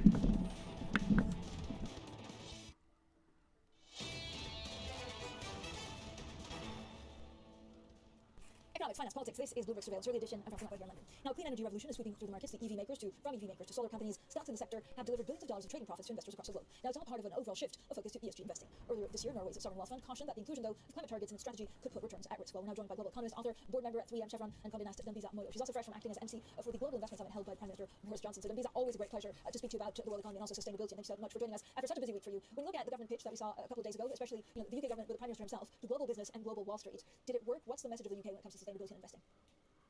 So thank you so much for hosting. I'm delighted to be here. The message I think was very clear, that there is a commitment in all sectors, government, private, as well as civil society, towards a low carbon future, one in which we can all sort of get behind. I think too often the conversation's been about risk mitigation, so things like emissions, things like scope 1, 2, and 3, which are all clearly important. But this was really a big push, telegraphed as an investment summit, looking at opportunities into the upside from solar, wind, geothermal, biofuels, nuclear Gen 4, etc., etc. So very clear message. We need money to flow into these areas. As you know, it's not just about the D in R&D, it's also about R. We need to fund innovation. It's critically important that large sums of money go into these research areas in order to meet the targets and hopes to achieve net zero targets by 2050. Are we going to see actually the UK, and and especially the City of London, is now trying to be the green capital of the world? What needs to happen for that to become a reality? Well, I think that one of the key areas that was discussed, and I think is really important, is this notion of a green premium, that actually there is a delta between the cost of energy today, relying on the current energy stack, which is highly skewed towards fossil fuels and existing sources of energy, into moving into more green-based energies, which unfortunately are still very expensive. And really, as part of what the goal for the city, as well as broader investors, is to show that the UK is at the tip of the spear of trying to help, by that I mean the UK government, trying to help close that gap by funding, or at least providing a baseline for interventions and innovation in the R, in particular, both in R&D. In offshore wind and solar, they've already made considerable investments, and they really are trying to drive and attract additional investments into the space. Debbie, I know you also sit on a number of boards. You wrote a wonderful book explaining exactly how boards work. What's the relationship right now amongst a lot of board members and the head of ESG and sustainability? Do we actually need a chief executive that does sustainability instead of a lot of times dishing it out to a unit? Yeah, so I think just if you think back to the way that the evolution of ESG, certainly post 2019, and the whole effort around the business roundtable statement, we've moved from sort of ESG being a sort of ancillary, secondary piece into very much integrated into how businesses are operating. I was delighted to see Jamie Dimon as well as Steve Schwartzman and Larry Fink in the audience at the Global Investment Summit, because they really do influence a lot what institutional investors want to see, but also they understand that sort of split between people who focus on sustainability versus portfolio managers that gap needs to be closed. And so I think that the conversation, the lexicon of business has become much more focused on continuing to generate returns, but understanding it's not just financial returns, it's also about returns to society. And we talked a lot about in the presentations and discussions that we had at the summit. So I'm pretty optimistic that we won't have the schism between sustainability on one side and sort of financial returns on the other. We need to clear the cost of capital, of course, but I think that the conversation is becoming much more integrated and therefore much more sensible. Are they going fast enough? Some of the discussions that you're having at board levels, either on the board where you sit on, or also others, because I know you speak to a lot of people. Is there a feeling that actually the sense of urgency is now, or are they still being distracted by the COVID and actually dealing with the fallout from the pandemic? I think that's a great question. We have to understand where we are. We are now in a situation where we know that we're consuming 100 million barrels of oil every single day in the world economy. We know that we have 50 billion tons of emissions, and we're coming out of COVID and emissions were still rising, even though we've been sitting at home for the last 18 months. We also know that we're looking for $5 trillion of capital according to the IEA to meet the targets by 2050. So we have a very steep climb. There's no doubt about it, whether it's in public policy boardrooms, corporate boardrooms, or even endowments. I serve on the Oxford University Endowment Investment Committee. The conversation is very committed to coming up with solutions that actually generate upside returns without losing people. We have 1.5 billion people around the world who have no access to energy. We can't lose those people in sort of haphazard and unthoughtful approaches to dealing with this very serious crisis of climate and the need for action. But we are losing people, aren't we, Visa? Even if you look at vaccine distribution, I know you've spoken about this extensively. It seems that the gap between the have and the have-nots is getting much darker in a society, in a country, but also between countries. Yes, absolutely, and that's what we need to remember. We don't want to end up so vigilant to deal with one crisis that we lose sight of the broader construct. And one of the things that I emphasize in my MC role at the summit is that there shouldn't really be an either or. It's very hard to prioritize, of course. Do you pick COVID over climate, or do you think about growth and long-term structural challenges of digitization, inequality? I mean, the list is pretty long, but I think if we start to think about this as a more holistic approach and bring more people around the table from different backgrounds instead of having sort of disparate conversations, COP26 focusing on policy, but over here, investment summit, people are talking about investment. We really ought to all be in the same room thinking about these issues because they are multi-generational, they're multi-dimensional, and therefore very complex. So I am sanguine that those things are starting to happen more and more. There is a clear recognition that this is urgent, it's enormous, and we should not be leaving people behind. And I think that's where the sensible conversation opportunity comes from. Debbie, I know you spend a lot of time looking at inequality and these crossroads. If the bad effects of what we're living through gets unevenly distributed, how much time do you spend thinking about inflation? A lot, because obviously that could undermine a lot of efforts put in place. Obviously there's an ongoing debate. Is it temporary? Is this more structural? I mean, I tend to lean more sanguine with the view that, and a lot of the stuff is things that I see in the boardroom. Certainly there are inflationary worries. We saw the 5.4 print in the US recently, but I am pretty sanguine that sort of at the very latest by Q2 we should see a lot of the container concerns, port blockages relieved, and potentially even before that, if we can actually have better, more cooperative conversations going on, not just between US and China, but also across Europe and elsewhere. So clearly supply chain problems. We know about the work from home challenges as people are coming back to the office, and COVID's not gone. We need to continue to manage through that, but I am fundamentally optimistic that technology will continue to keep prices relatively down. That means that this is why in the shorter term, actually, the prices go back to a more normal level. And if the energy crisis keeps on going, what does it mean for, again, the people that have the least? So I just wrote an article that was published yesterday in the Financial Times looking at that risk, the risk of too much money essentially going into the ESG space and what those risks are. And you're right, that if it's done in an undisciplined way without due consideration to business principles, there is a real risk that we end up with inflation, that the traditional energy companies start to reduce their investment in the energy stack today, and we end up with a lot of money, a wall of money, chasing ESG assets or renewables assets. And we're seeing that already in market pricing. The multiples, even before Series A, so early investment rounds for renewables is incredibly high. That is a real issue that if it's mismanaged, could transfer energy costs and make it much more expensive for households. And that is something that I really know from discussions with policymakers. They're very focused on that and trying to make sure that we manage this transition in a very careful way. And I think that's the real point I want to leave with people, that the transition is going to take a long time. It's much more complicated to move from one equilibrium to another. We don't want to lose people, as I said earlier, but there are these second order costs and considerations we need to think about. What do you think will be the pandemic legacy away from some of these supply chain concerns? Is everyone going to have more flexible working hours, or is it return to the office back like 2019? I think it varies really by different organizations. I think that I can see how creatives might want to be in one room, but people who are in sales potentially could be at home and do it that way. But I personally have enjoyed being in rooms where I can debate and have conversations and look in the whites of people's eyes. But I totally understand that this is not something where you can just sort of legislate from on high. I think it'd be very much tailored to the unique businesses and how organizations operate. But from a specific individual career perspective, I have certainly benefited from being in the office, but I understand the considerations that go into that decision. Davisa, thanks so much. As always, Davisa Moyo there, a global economist and author, joining us this morning. Now, coming up, we'll have plenty more on the markets. We'll look at earnings, a bit of inflationary pressures, but actually could have been much worse on margins. Some markets kind of tailing off on that. This is Bloomberg.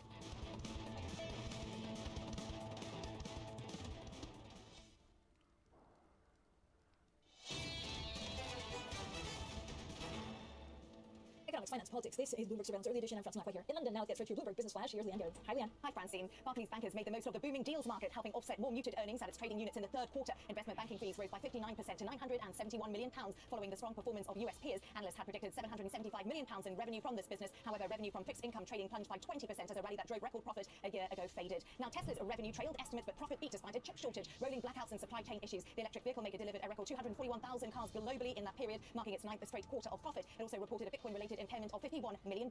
And PayPal is said to be exploring an acquisition of Pinterest in a deal that would value the social media company at about $45 billion. Sources say PayPal recently approached Pinterest about a potential buyout worth around $70 a share, an 11% premium over Wednesday's closing price. And that's your Bloomberg Business Flash. Francine. Oh yeah, I'm so torn. I'd love everything. I mean, if you have like a super app, a little bit like WeChat or Pay or Alipay in China, you don't need the 300 passwords that certainly I forget. I know you have better memory than me, but then you give all the data away to everyone as well. Francine, I just have to say one thing. Pinterest, my latest obsession. I bought a new house and my whole house looks like Pinterest. Well, check it out. Pinterest. Bloomberg Surveillance Early Edition continues.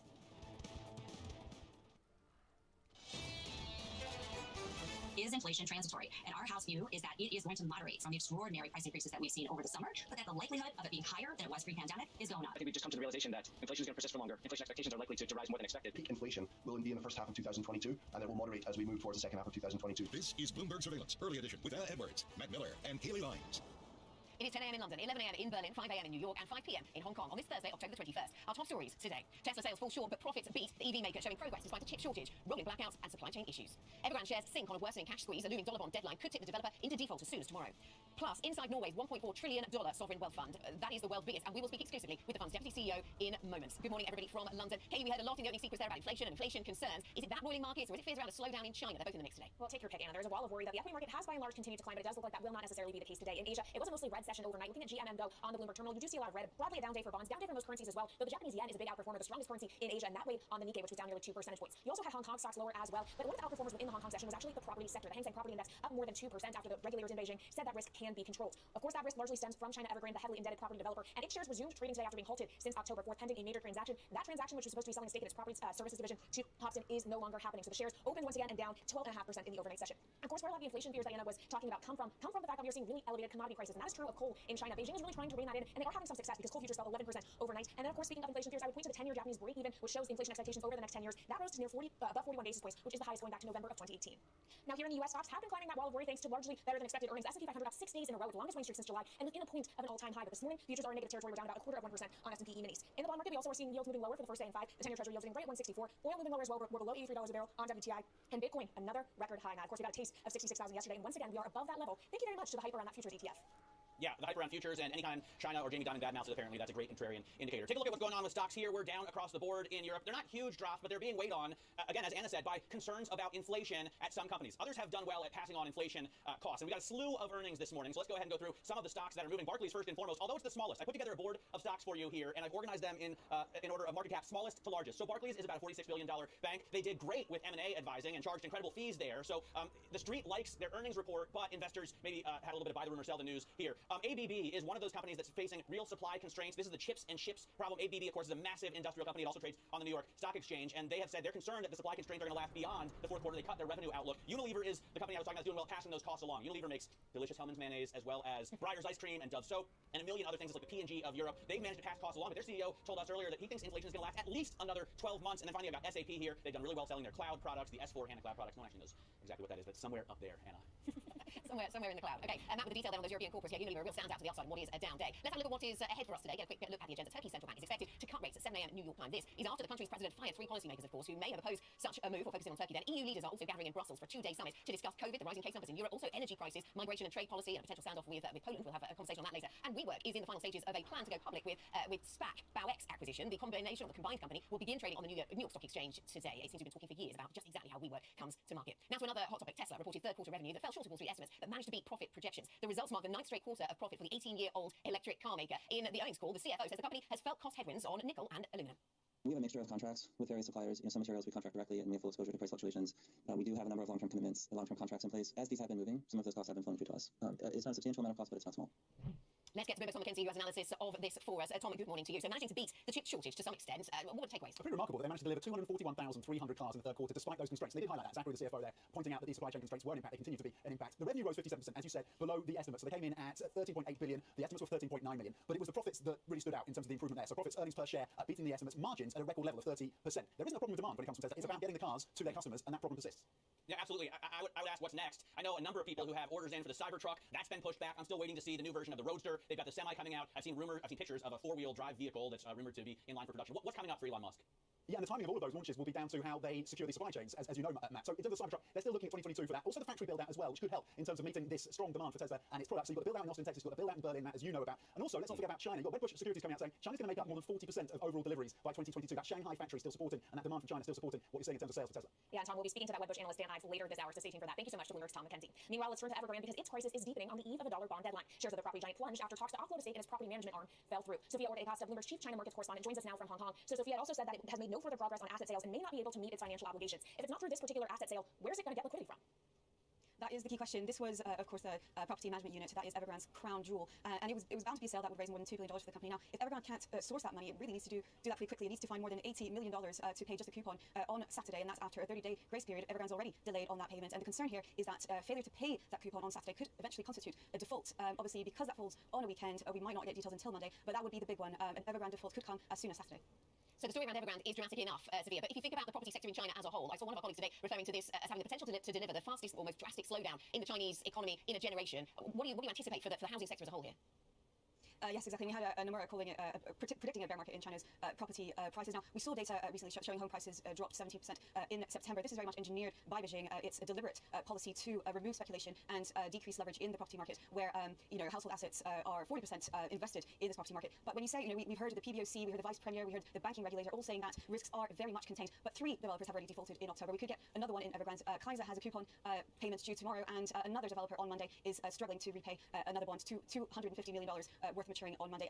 And it could get a lot worse in January, where obligations are actually more than twice as much as they are in October. So it's not we haven't seen the worst yet. We will be paying close attention. Sophia, thanks very much for joining us. Sophia Ortega-Acosta, they're talking to us about Evergrande. Now to Washington, D.C., Democrats are split over President Biden's economic agenda. Negotiators are reworking tax hike and climate plans to help win the support of Senators Kyrsten Sinema and Joe Manchin. Jack Fitzpatrick, Bloomberg government reporter, joins us out of D.C. to help us understand what we're going to actually get at the end of the day. Jack, what do we know? Lawmakers even don't know very much right now. One of the big issues they're facing in the last couple of days is that Senator Kirsten Sinema is said to be opposed to increases in the corporate tax rate and the top income tax rate, which are two of the cornerstones of what Democrats plan to do to raise revenue for everything else they want to do in terms of spending. It's also clear that some of these spending ideas are going to have to come down. Lawmakers have discussed leaving out entirely the free community college provision of this reconciliation bill. And of course, there's ongoing skepticism that Senator Joe Manchin will sign on to many pieces of the climate agenda in this bill. There's still outstanding questions of how hard everybody's red lines are on this, and especially if Senator Sinema will hold to that idea of stopping increases in the corporate tax rate and top income tax rate. So there's a bit of confusion in Washington right now, but overall the view seems to be of a massive scaling down of Democrats' ambitions at this point. And it seems every time there's a step forward, there's two steps back in terms of progress. Where we are getting some more progress maybe is on the vaccine booster front after the FDA cleared Moderna and J&J boosters and also said you can mix and match the different vaccines. Where do we stand, Jack, in terms of vaccine politics and how divisive it has been within the U.S. populace? Yeah, that recent news on booster shots and mixing and matching probably is good news for millions of Americans, but it doesn't really get to the core issues that we've seen the president talk about in terms of vaccine hesitancy. It doesn't necessarily simplify things for how you get your kids vaccinated either. Probably bigger news eventually would be an expansion of availability to kids under 12 years old, and obviously anything that could get people who were hesitant in the first place to get vaccinated relegated to the main political questions here in the U.S. But obviously it's not small news to approve the Moderna booster, the Johnson & Johnson booster, Moderna of course being for people 65 and older, Johnson & Johnson for 18 and older. So that can be significant news for people who already were probably vaccinated or looking to be vaccinated. Right, but boosters just one part of the conversation. There's still millions of people that need to get their first shots. Thank you so much to Jack Fitzpatrick of Bloomberg Government. And let's get back to the markets now and take a look at some stocks moving in pre-market trading here in the U.S. One big mover to the upside is Tri-State Capital, and this is on news overnight that Raymond James is going to buy the company for $1.1 billion worth of cash and stock. As a result, that stock is up more than 24% in early hours. To the downside, though, is Globe Life, which is a life insurer. It missed expectations in its report after the bell yesterday. Also cut its full-year outlook. As a result, that stock is down about 2.5%. And of course, a big Bloomberg scoop from yesterday was around Pinterest and the possibility that PayPal is looking to buy the company for $45 billion. The shares rose 13% on that news yesterday. Maybe just a touch of profit taking though this morning because now they're down about 0.6% before the bell, Diana. Kelly, thank you. Coming up on the programme, we'll speak exclusively with the Deputy CEO of Norway's Sovereign Wealth Fund, which holds the world's biggest stock portfolio, exposure to equities, to fixed income, to real estate, and increasingly also to transition energy products. We'll talk about that. And Wedbush analyst Dan Ives gives his take on Tesla's third quarter results as the EV maker beats on profit and disappoints on revenue or impress him. Plus, the view from Barclays. We'll hear from our interview with the CEO of Barclays, Jess Staley, as the European bank earnings season really ramps up. This is Bloomberg.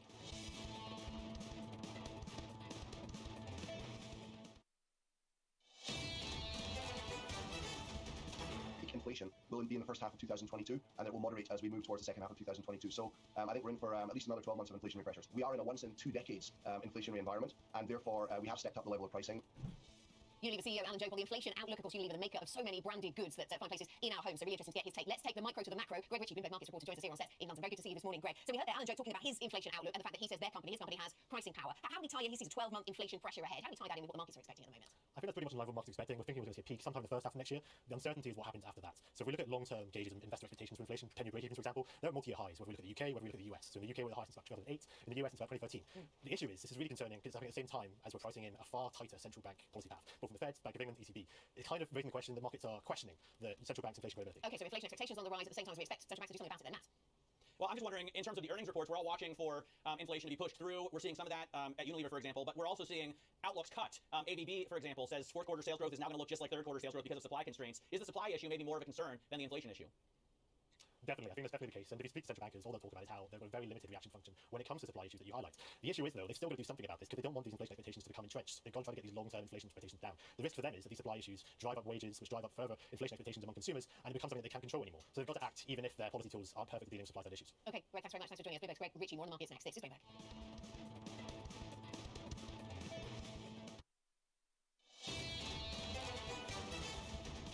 This is Bloomberg Surveillance Early Edition. I'm Kaylee Lyons in New York with Anna Edwards in London and Matt Miller in Berlin. Now let's get the first word news. And the Fed's Randy Quarles has added his voice to the chorus calling for tapering to start in November. Quarles spoke at the Milken Global Conference, denying that the Fed is behind the curve in responding to rising inflation, which he still believes is transitory. Elsewhere, Cleveland Fed President Loretta Master told CNBC that the central bank will not be raising interest rates anytime soon. The UK and New Zealand have agreed to a trade deal which includes improved business travel arrangements and reduced tariffs on clothing, buses, ships, and bulldozers. It's a symbolic and political boost for UK Prime Minister Boris Johnson, but government analysis last year estimated such a deal would have no long-term impact on the British economy. China reported 20 local COVID infections on Thursday, following a flare-up in some northwestern provinces. At least 8 provinces have reported infections in the past week, with cases spreading across the country to areas including Beijing. That's fueling concerns that China could see yet another widespread outbreak. And Bitcoin rallied to a record, topping $66,000 for the first time as optimism surges for greater mainstream acceptance. That follows the successful launch of the first exchange-traded fund for investors. The cryptocurrency added more than $1,000 in a single minute just after the open in the U.S. on Wednesday. Coming up, we know that Tesla holds Bitcoin on its balance sheet, and we will talk about its results that we got after the bell yesterday with Dan Ives, Wedbush Securities Senior Equity Research Analyst. That conversation is coming up next. This is Bloomberg.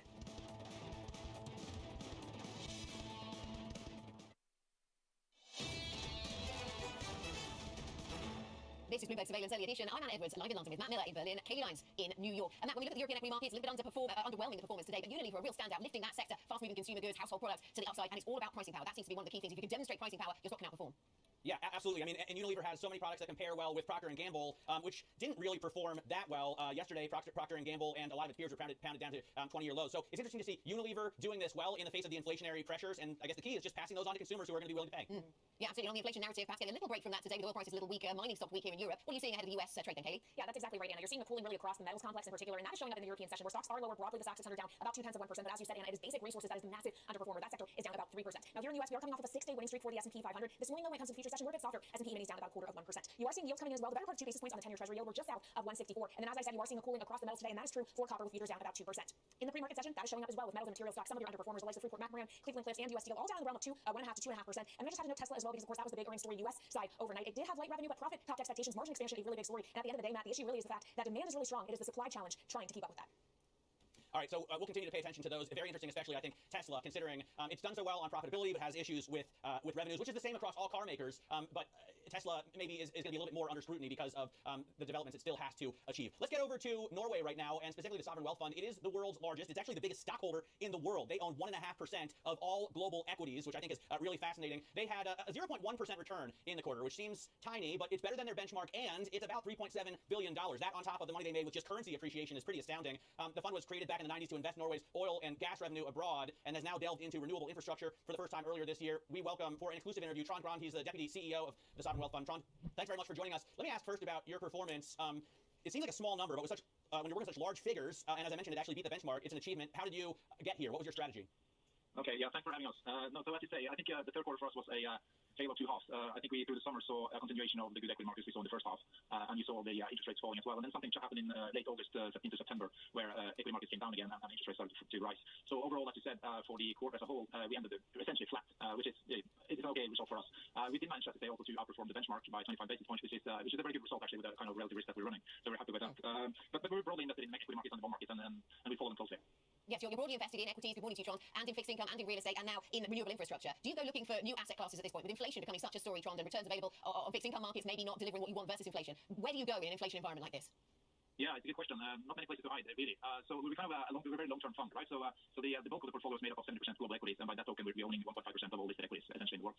And then we're adding a few asset classes. You mentioned real estate, which was added 10 years ago, and quite recently we added unlisted infrastructure for renewable energy as well. So those are new asset classes for us, which brings diversification and stability, and hopefully also some more inflation protection going forward.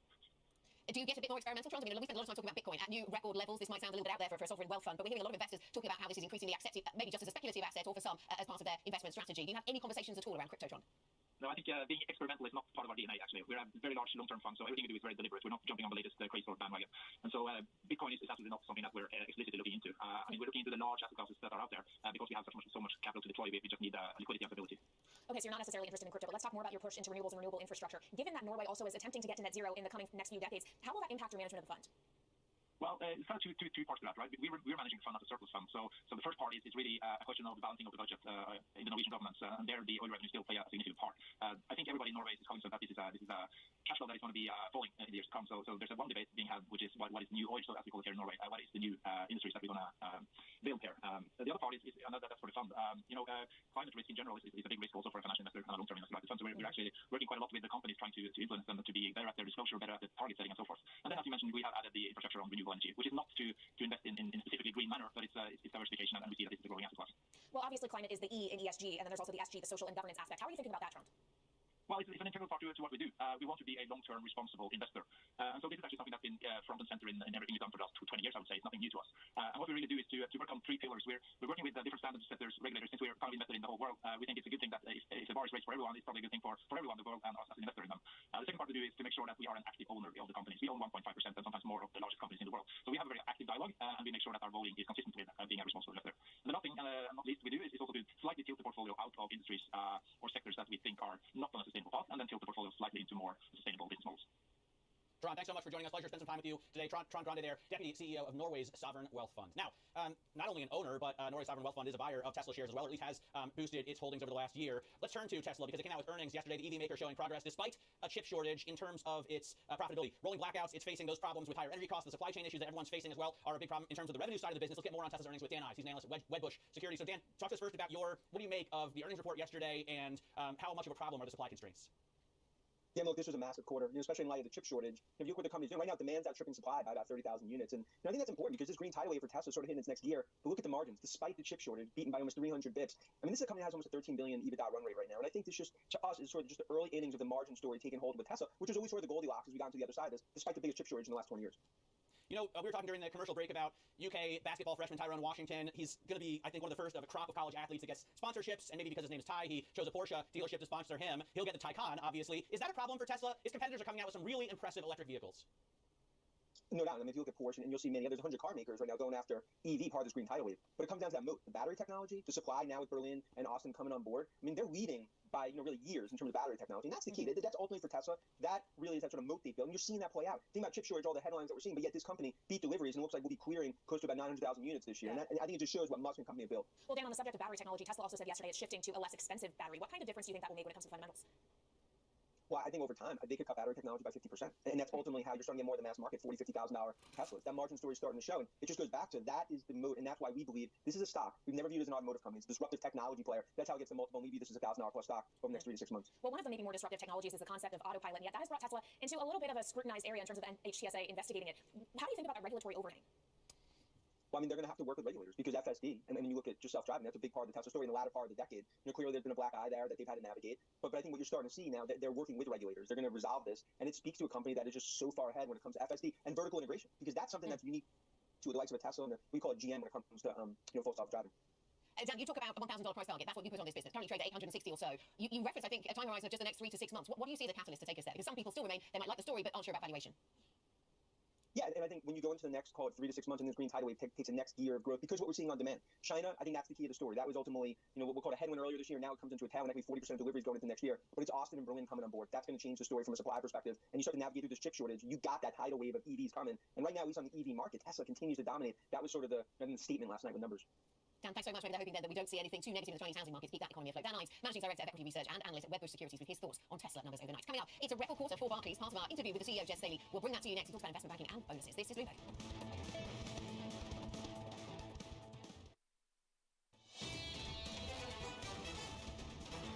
This is Bloomberg Surveillance Early Edition. I'm Anna Edwards in London with Matt Miller in Berlin and Katie Lyons in New York. Back to banking, and Barclays bankers made the most of the booming deals market, helping offset more muted earnings at its trading units in the third quarter. The CEO of Barclays, Jess Staley, spoke with Mark Cudmore and I earlier today. Overall, the investment bank had a very solid quarter. In investment banking fees on the primary side, whether it's advisory, debt capital markets, equity capital markets, we had the highest quarter in the history of Barclays. In the markets business, they continued with very strong profitability, and you'll have mixes between FICC and equities and other parts of the business. But overall, we were very pleased. We delivered a record £7 billion year to date. Barclays has never been this profitable and never been this well capitalized. In the markets business has done its part. When we look at the environment for our business in the UK, I think there are two things that we sort of have our eye on. One is obviously the UK consumer focused on their balance sheet during the course of this pandemic, and borrowings, particularly under our credit card, has gone down. It's gone down by quite some measure. What we're seeing now is actually the number of cards being held by UK consumers is now higher than it was pre-pandemic. The spend level by UK consumers is also now higher than it was pre-pandemic. But it'll take some time for the balances for borrowings by consumers to return to pre-pandemic levels, and that will have a headwind on the revenue level of our consumer bank. On the other hand, as you say, interest rates we think are going to start to move. And if you think about, in a simple way, a bank balance sheet, it sort of has 6 cylinders to it. 3 cylinders are where we extend credit, whether it's unsecured or secured through mortgages, and that's doing, I think, reasonably well. But then it's the deposit side where we receive cash, and that is very much the profitability is tied to where interest rates are. And right now, with interest rates close to zero, that's the side of the engine that really has been sort of stalled for the term of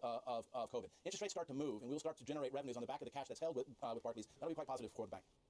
Barclays CEO Jess Staley speaking to Mark Cudmore and me a little bit earlier on today. Really interesting, Matt, though, to hear him. He went on to talk, he was talking there about interest rates, rising interest rate environments in the UK. He went on to talk about bonuses, the variable compensation pool, as he calls it, will be increasing because of these record results. But a lot of similarities here in terms of the themes, at least, in the US earnings story and in Barclays, whether that's M&A being a real boom area, or consumers, and consumers not having to borrow so much on credit cards because of the savings they've achieved on aggregate during the pandemic. Yeah, absolutely. Loan growth is a problem. We've seen higher savings rates in the U.S. as well as in the UK and Europe. Also, FICC trading was down 20%, right? So not everybody is likely to get bigger bonuses. The M&A advisors did really well, but fixed income trading was down 20%. I think equities trading was up about 10%. So it's not the entire bank that's firing on all cylinders. Maybe I can say the bank isn't firing on all cylinders. It's just doing incredibly well on the 2 or 3 that are running. He, I have to say, didn't seem too concerned about performance of the FICC business. Equities cushioning out just a little bit for capital markets. The stock down 0.3% this morning. This is Bloomberg.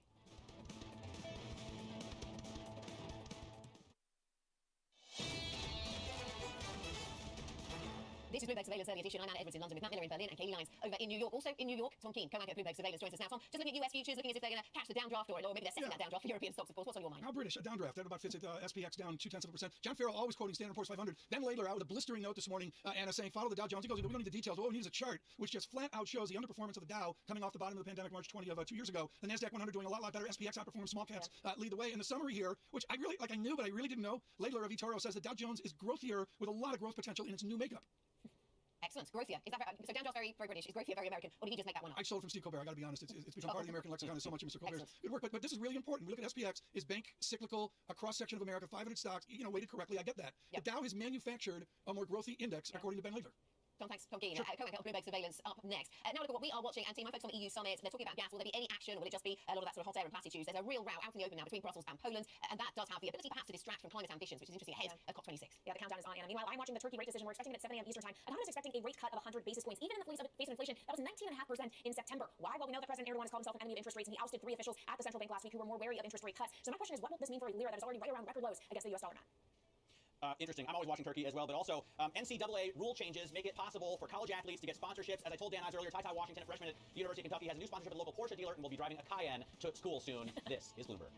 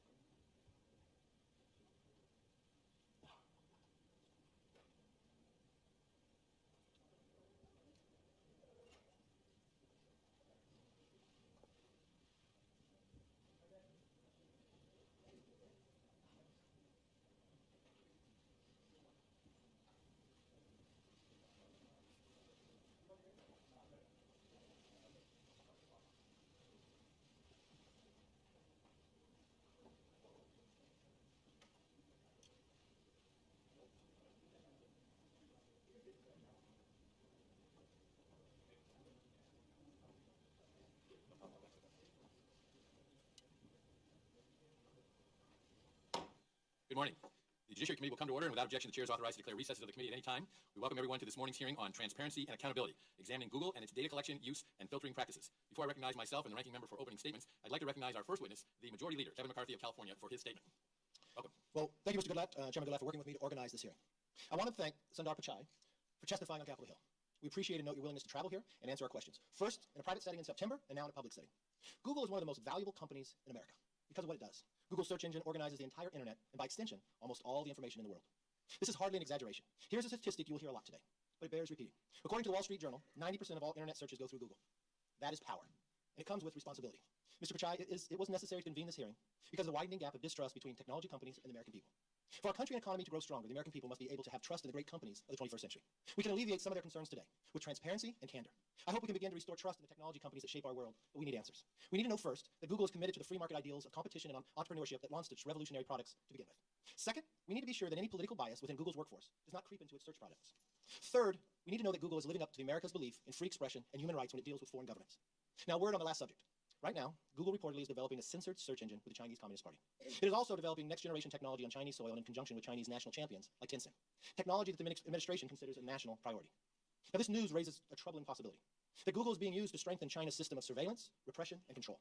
Right this very second, China's authoritarian system detains more than 1 million religious minorities in re-education camps. Mr. Pichai, I urge you to reflect on that fact, and on the promise your company made when it pulled out of the China market in 2010, and I applauded you for that move in 2010. Back then, Google promised it would not censor its search results in China, or compromise its commitment to a free and open internet. Now, in light of these recent events, I think the American people deserve to know, is something changed? And if so, what? All these topics, competition, censorship, bias, and others point to one fundamental question that demands the nation's attention. Are America's technology companies serving as instruments of freedom or instruments of control? Are they fulfilling the promise of the digital age? Are they advancing the cause of self-government? Or are they serving as instruments of manipulation, used by powerful interests and foreign governments to rob the people of their power, agency, and dignity? I believe we need to grapple with these questions together as a nation.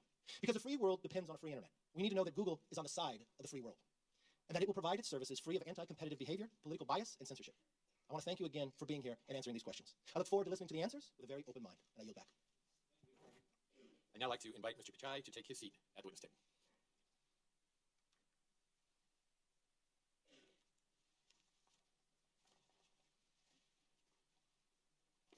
Without objection, the chair now recognizes the ranking member, Mr. Nadler, for a point of personal privilege to recognize a member of his staff, a very distinguished member of his staff. Thank you, Mr. Chairman. Mr. Chairman, I want to take a moment to recognize Danielle Brown, whose last working day for the committee is tomorrow. Danielle has served on the Judiciary Committee Democratic staff for more than a decade in a variety of roles, beginning as staff assistant and then going to counsel, parliamentarian, chief legislative counsel, and most recently, deputy chief counsel. Danielle has been essential to the operations of this committee, and she's been involved in nearly every important piece of committee business over the last decade. Her interests and expertise range from protecting vulnerable immigrants to ensuring reproductive freedom and preserving vital consumer protections. She is leaving us now, unfortunately, to become general counsel and parliamentarian of the Ways and Means Committee. Our loss is surely their gain. I wish her well. I appreciate her wise counsel. I thank her for all of her years of service to this committee, and I hope the committee will join me in thanking her for her years of service to this committee. Will the gentleman yield? I will yield to the chairman. I thank the gentleman for yielding. I would like to join him in thanking Danielle for her service to this committee. She has worked with members on both sides of the aisle. She has worked with the majority staff very productively, very cooperatively on a great many issues that have made this committee not only more productive, but also operating in a fashion that has resulted in a number of bills getting from this committee all the way to the president's desk, whether that president be Barack Obama or Donald Trump. That's an accomplishment that this entire committee should be proud of, and Danielle should be proud that she's played an important part in doing that. And I thank you. I now recognize myself for an opening statement. In the United States, Google operates the preeminent internet search engine, the leading email service provider, and the Android operating system, which runs most of the smartphones in the United States. When a consumer performs an internet search, sends an email, or uses his or her smartphone, Google collects information on that person. In fact, almost every minute of every day, the Android operating system sends information about the exact location, temperature, barometric pressure, and speed of movement of every phone that runs on the Android operating system. With Americans carrying their smartphones all day, every day, Google is able to collect an amount of information about its users that would even make the NSA blush. Of course, when users click through the terms of service for these services, they do consent to such collection. But I think it is fair to say that most Americans have no idea the sheer volume of detailed information that is collected. Today, I hope to get answers on the extent of data collection and use by Google. In addition, decades ago, Congress passed the Communications Decency Act, including Section 230 of that act, which allows service providers to remove lewd, lascivious, excessively violent, or otherwise objectionable content from their platforms. This law allows service providers to remove illegal materials, including child pornography and content that is illegal under our intellectual property laws. While meant to allow them to block illegal, obscene, and harmful materials, there is some discretion that service providers, by necessity, must use to make decisions about what content is harmful or objectionable.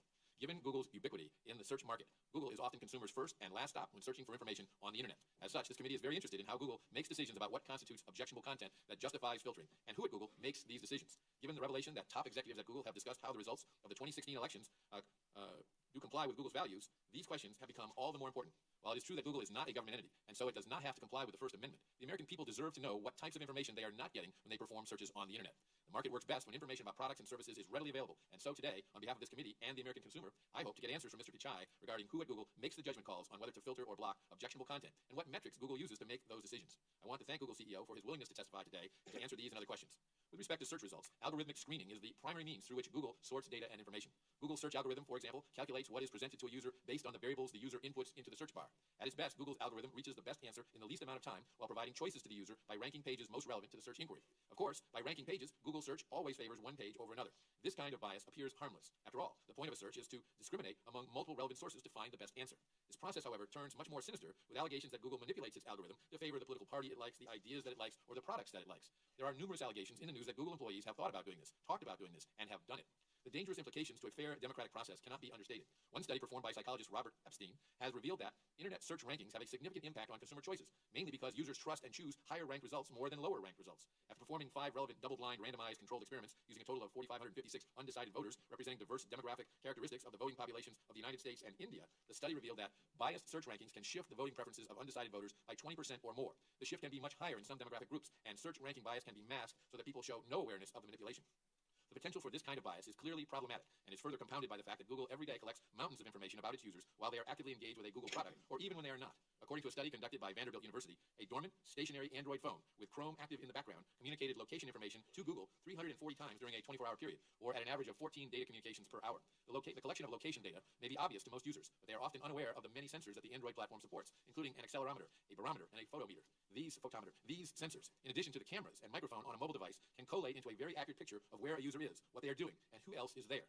The shocking amount of information that Google collects via its phones was recently featured on Good Morning America, in which a reporter using an Android phone with no SIM card that wasn't connected to the internet discovered that the phone collected the device's movement, even identifying the mode of transportation, such as the subway or even a bicycle, and at times taking 10 sensor readings per minute. Moreover, Google's practice of reinforcing its dominance in light of allegations of self-serving bias creates little choice for consumers across the spectrum of internet-based products or services. Given that Google's ads show up on non-Google websites and Google's search engine is being used as the default search tool on other products, such as the Apple phone, it is almost impossible to avoid Google altogether. Google is many things. It's one of the largest data collectors ever seen in human history. It's an advertiser that can get the right product to the right customer at precisely the right time.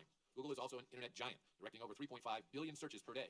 With this massive authority, however, comes the potential for far-reaching abuse. The mere suspicion that Google manipulates its products and features for self-serving or even political purposes raises serious concerns about its business practices, its impact on free speech and our democratic process, and Americans' trust that the information gathered about them in their day-to-day lives is done with their knowledge and is not being used against them. My hope is that through our inquiries today, we will ensure more transparency and accountability going forward. Last, despite the nature and scope of today's hearing, Google is still the story of the American dream. The company was started by 2 individuals in a garage and grew to be one of the most successful companies in the world. 2 decades ago, we could not fathom instantaneous access to more information than that which is contained in all the encyclopedias in the world. Now we take that for granted because of the innovative services Google provides. With that, I want to again thank our witness for his presence here today. I look forward to your testimony. It's now my pleasure to recognize the ranking member of the committee, the gentleman from New York, Mr. Nadler, for his opening statement. Thank you, Mr. Chairman. Mr. Chairman, our society has become increasingly reliant on social media and other online platforms to obtain, create, share, and sort information. This information helps us make decisions ranging in importance from where to make dinner reservations to which candidate to vote for in a presidential election. The public's increasing use of these platforms has generated many positive benefits for society, but it has also given rise to some troubling trends. Google is among the dominant firms in this field. As such, given the public's widespread use and reliance on its products and services, there are legitimate questions regarding the company's policies and practices, including with respect to content moderation and the protection of user privacy. But before we delve into these questions, I must first dispense with a completely illegitimate issue, which is the fantasy, dreamed up by some conservatives, that Google and other online platforms have an anti-conservative bias. As I've said repeatedly, no credible evidence supports this right-wing conspiracy theory. I have little doubt that my Republican colleagues will spend much of their time presenting a laundry list of anecdotes and out-of-context statements made by Google employees as supposed evidence of anti-conservative bias. But none of that will actually make it true. But this fact-free propaganda does help generate the mistrust that the majority leader referred to a few moments ago. And even if Google were deliberately discriminating against conservative viewpoints, just as Fox News and Sinclair Broadcasting and conservative talk radio hosts like Rush Limbaugh discriminate against liberal points of view, that would be its right as a private company to do so, not to be questioned by government. During the Reagan administration, 35 years ago, the Federal Communications Commissioners appointed by Ronald Reagan abolished what we used to have called the Fairness Doctrine, which placed an obligation on broadcasters who use the public airwaves to be fair to different points of view. This question might be relevant if the Republican members wanted to bring back the Fairness Doctrine and expand its scope to social media companies. I doubt we will see any interest in doing so. But we should not let the delusions of the far right distract us from the real issues that should be the focus of today's hearing. For example, we should examine what Google is doing to stop hostile foreign powers from using its platform to spread false information in order to harm our political discourse. It has been more than 2 years since the 2016 election, yet this committee has not held a single hearing focused on Russia's campaign to manipulate online platforms to undermine American democracy, despite the fact that it is the consensus view of our intelligence agencies that Russia engaged in a massive disinformation campaign to influence the 2016 election. I hope that Mr. Pichai can tell us what actions Google has taken to counter this unprecedented attack and what gaps remain in its defenses without being so specific as to give a guidance to foreign powers. This may help Congress determine what more can be done to further insulate our democratic processes from foreign interference. We should also examine how Google enforces community standards that prohibit racist or bigoted threats and other inappropriate conduct. While internet platforms have produced many societal benefits, they've also provided a new tool for those seeking to stoke racial and ethnic hatred. The The presence of hateful conduct and content on these platforms has been made all the more alarming by the recent rise in hate-motivated violence. According to statistics recently released by the FBI, reported incidents of hate crimes rose by 17% last year compared to 2016, marking the third consecutive year that such reports have increased. The horrible massacre at the Tree of Life Synagogue in Pittsburgh, the recent murder of an African-American couple in a Kentucky grocery store, the killing of an Indian engineer last year in Kansas are sadly not isolated outbursts of violence, but the most salient examples of a troubling trend. We should consider to what extent Google and other online platforms may have been used to foment and to disseminate such hatred, and how these platforms can play a constructive role in combating its spread. As a dominant player in this field, Google possesses significant market power. It is also useful to examine its policies and practices to ensure that other companies are able to compete in an open and